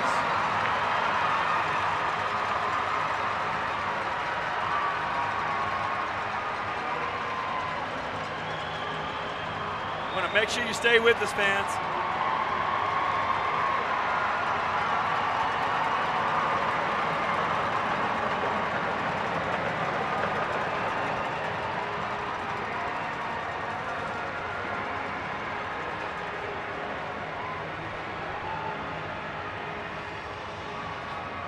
Scoreboard showing that Lorena is the 3A Division I state champions. Players finding themselves on the big screen and pointing and having a great time, and why wouldn't they? Let's throw it to a commercial break, Clay. We'll come back with our H&M Landscape and Sprinkler postgame show. It's over, fans. The Leopards have made it to the mountaintop, and they're not going home anytime soon. Right back with more of the Syntex Pond broadcast after this.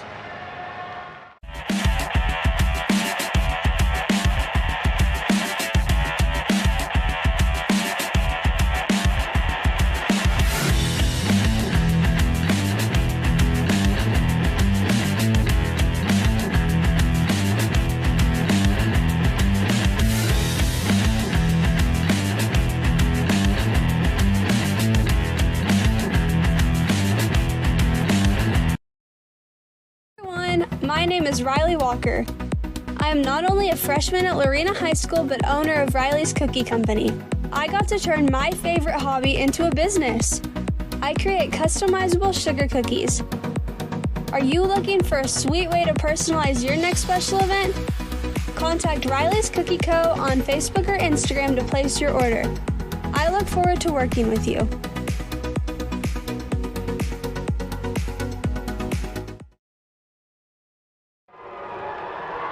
You can see on the field Kevin Johnson putting medals on the Leopards.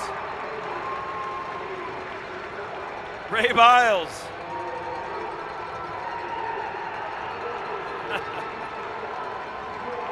Man. gold medals going around the necks of Leopards and coaches. Want to acknowledge the performance of the Brock Eagles. They fought and fought. And Coach Biles, wow, that's hard to watch. That's hard to watch. On the big screen, they put a gold medal on Coach's neck, and he and Kevin Johnson, the principal for Lorena, who have known each other a long time and are former competitors, embrace an emotional moment for the whole community.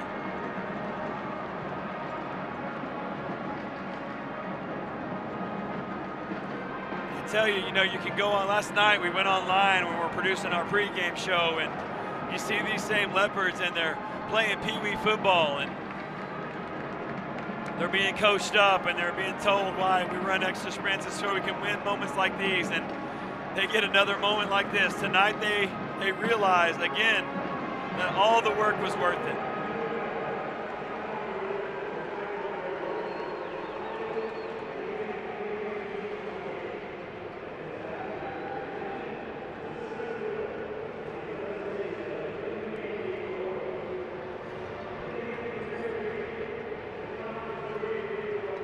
They're giving out the MVP award right now.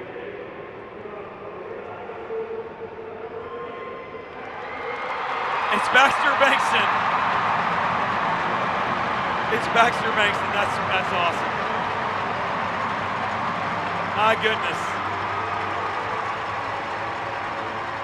In the biggest moment on the biggest stage, Baxter Bankston, a clear difference maker today. He was in the backfield all night long, 3 butter my biscuit sacks, and he is the defensive player of the game, Baxter Bankston. And so it looks like they'll have an offensive and a defensive player of the game. Great shot on the scoreboard.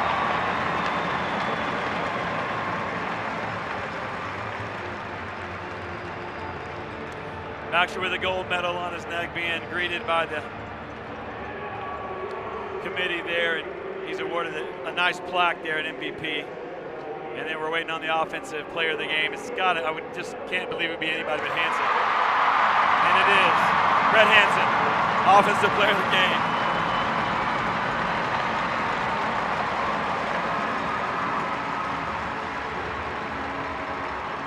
Big grin from Brett. Cody. 193 rushing yards. Clay, can you get him up? How many? 193. 193. You can hear me. Mic check's good. I've been trying to call him. Okay.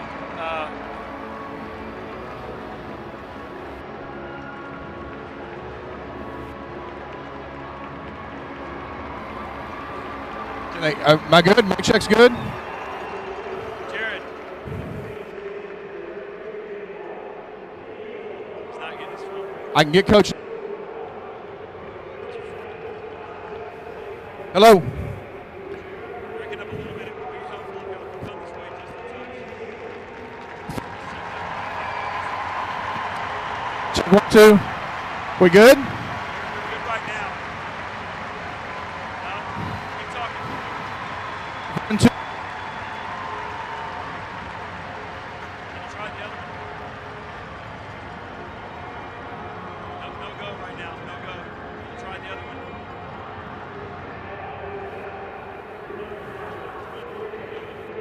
No, nothing right now. Then mic check.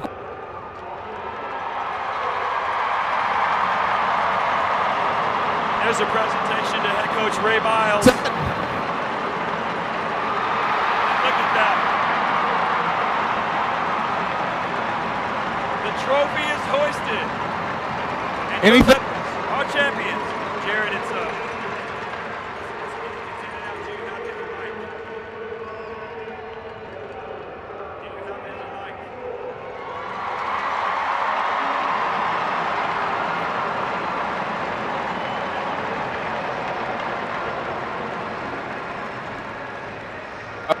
Are we good? Any better? Okay, how are we? Hey, David.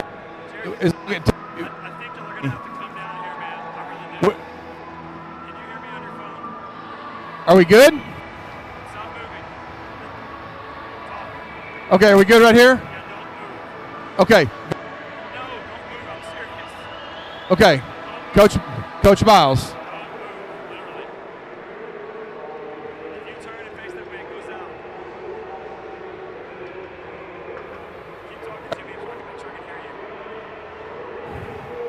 We go right here, 1, 2, 3.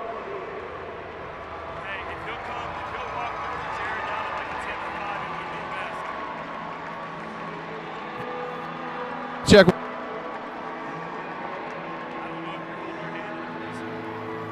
He's going to get them all, okay?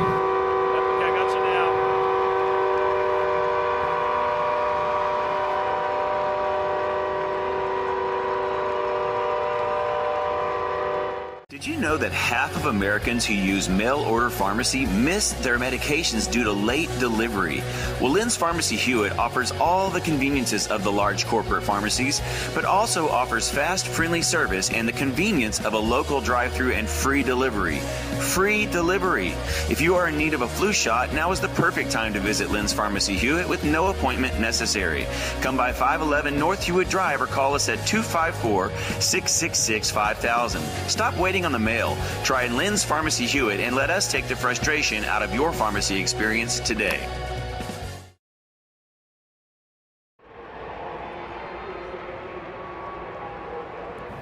No. 4. That work? Syntex Pawn boasts the highest quality customer service in the pawn business. Syntex Pawn loans more than the competition and has great retail prices on used goods. With locations in Waco, Temple, and now Hewitt, Syntex Pawn is there when you need them. Visit 801 East Waco Drive in Waco or 1402 West Adams Avenue in Temple and the brand new location at 520 North Hewitt Drive. Customer service, higher loans, and great retail prices. That's Syntex Pawn.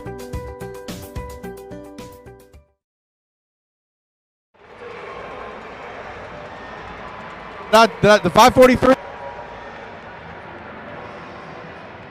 CPA and the Dutton Harris & Company CPAs are focused on meeting the needs of small to medium independent businesses. With expertise in strategic accounting and tax services, Billy Kelly CPA and the Dutton Harris & Company CPAs will provide you with the structure planning, estate planning, compliance, and accounting your business needs. Put the experts to work for you. Billy Kelly CPA and the Dutton Harris & Company CPAs PLLC. Call 432-682-0963 or go online at dhc-pca.net.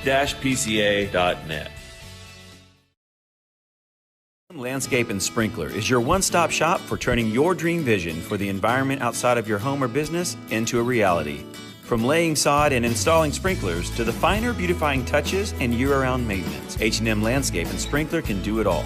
Whether you are looking to sell your home, attract more customers, or beautify your home to enjoy with family and friends, H&M Landscape and Sprinkler has the skill and expertise to get the job done just the way you want. Visit them online at hmlandscapeandsprinkler.com or call 254-732-6818. That's H&M Landscape and Sprinkler. For 40 years, CF Supply Inc. has been serving the interior commercial construction industry needs of Texas. We are a quality supplier of drywall, metal framing, Armstrong acoustical ceilings, joint compound, and commercial wood and metal door openings. We are also a proud distributor of major brands such as Armstrong Ceiling Systems, Schlage, Von Duprin, Sargent, Corbin Russwin, and LCN. Contact CF Supply Inc. today for all of your interior construction needs. You'll find us online at cfsupplyinc.com. Build with CF Supply. Faced with an auto repair, all you really want is to be treated fairly and to have it done right the first time. Well, Lorena's own Jesse Britt has been doing just that for over 20 years. Jesse Britt's Automotive is a full-service repair shop that can handle any of your automotive needs. Jesse's highly trained staff handles both foreign and domestic repairs, offers competitive pricing, and 100% customer satisfaction. Jesse Britt's Automotive even offers a free shuttle service to help ease your burden while you wait. So the next time you are faced with an auto repair, trust Jesse Britt to treat you fairly and to do it right the first time. Jesse Britt's Automotive, where they discount the price, not your service. at Bingston's for about 6 years. I like to go to Bingston's because it's a good time for me and my son to bond together. Everyone who works at Bingston's is very knowledgeable in comic books or sports or video games, and that's really important, is just getting to go there and talk to people and they know what they're talking about. I like to shop at Bingston's because I like collecting football cards and they have everything that I like. It's a really unique place around here. There's not many other places like it.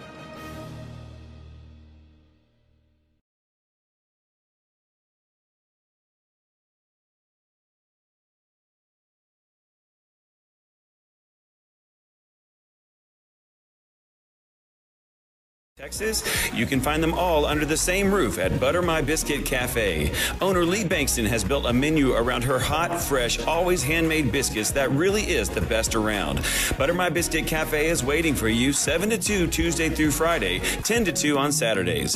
Whether it's games, sports memorabilia, or simply the best breakfast brunch around, treat yourself to the place food critics and families are raving about. That's Butter My Biscuit Cafe.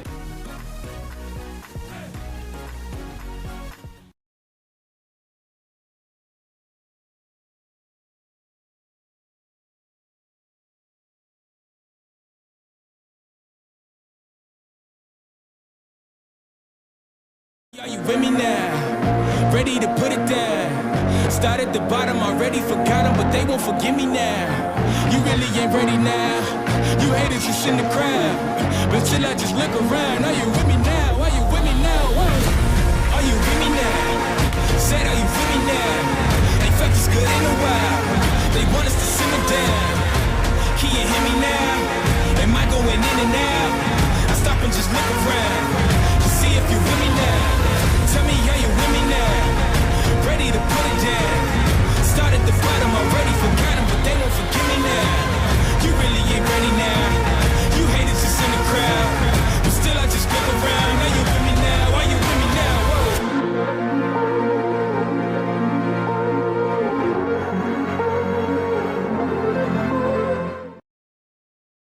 To the H&M Landscape and Sprinkler post-game show, we have Jared Brown with Coach down on the sideline. We're ready for that post-game interview. Jared, go ahead.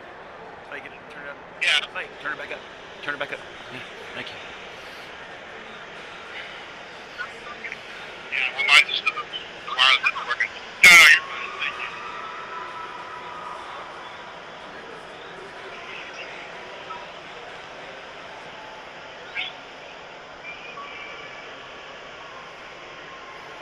All right, David, we're close. Okay.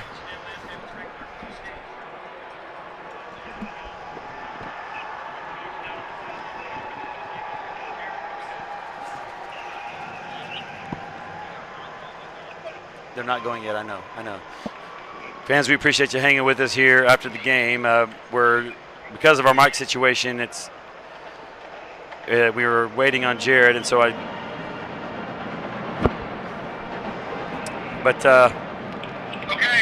David, we are the man of the hour, Leopard head coach Coach Biles, after the Chris championship over the Broad Eagles. Coach, congratulations. Just talk a little bit about the game and what you're feeling right now.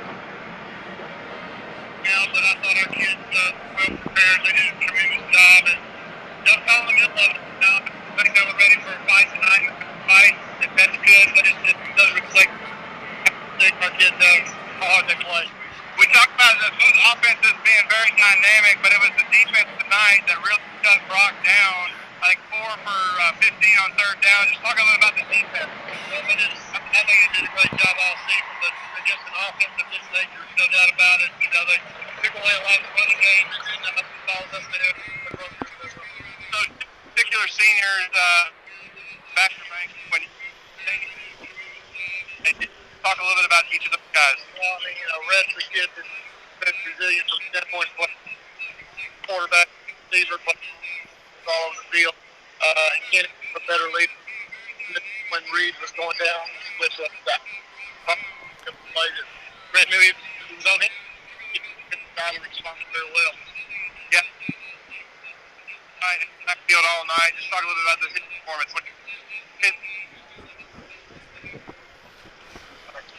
Say enough about a guy that's somewhat but plays hard out there. Kind of that's a reflection of our football. Good. Well, congrats. Long time coming, and look forward to celebrating you guys back in the arena. Thank you so much.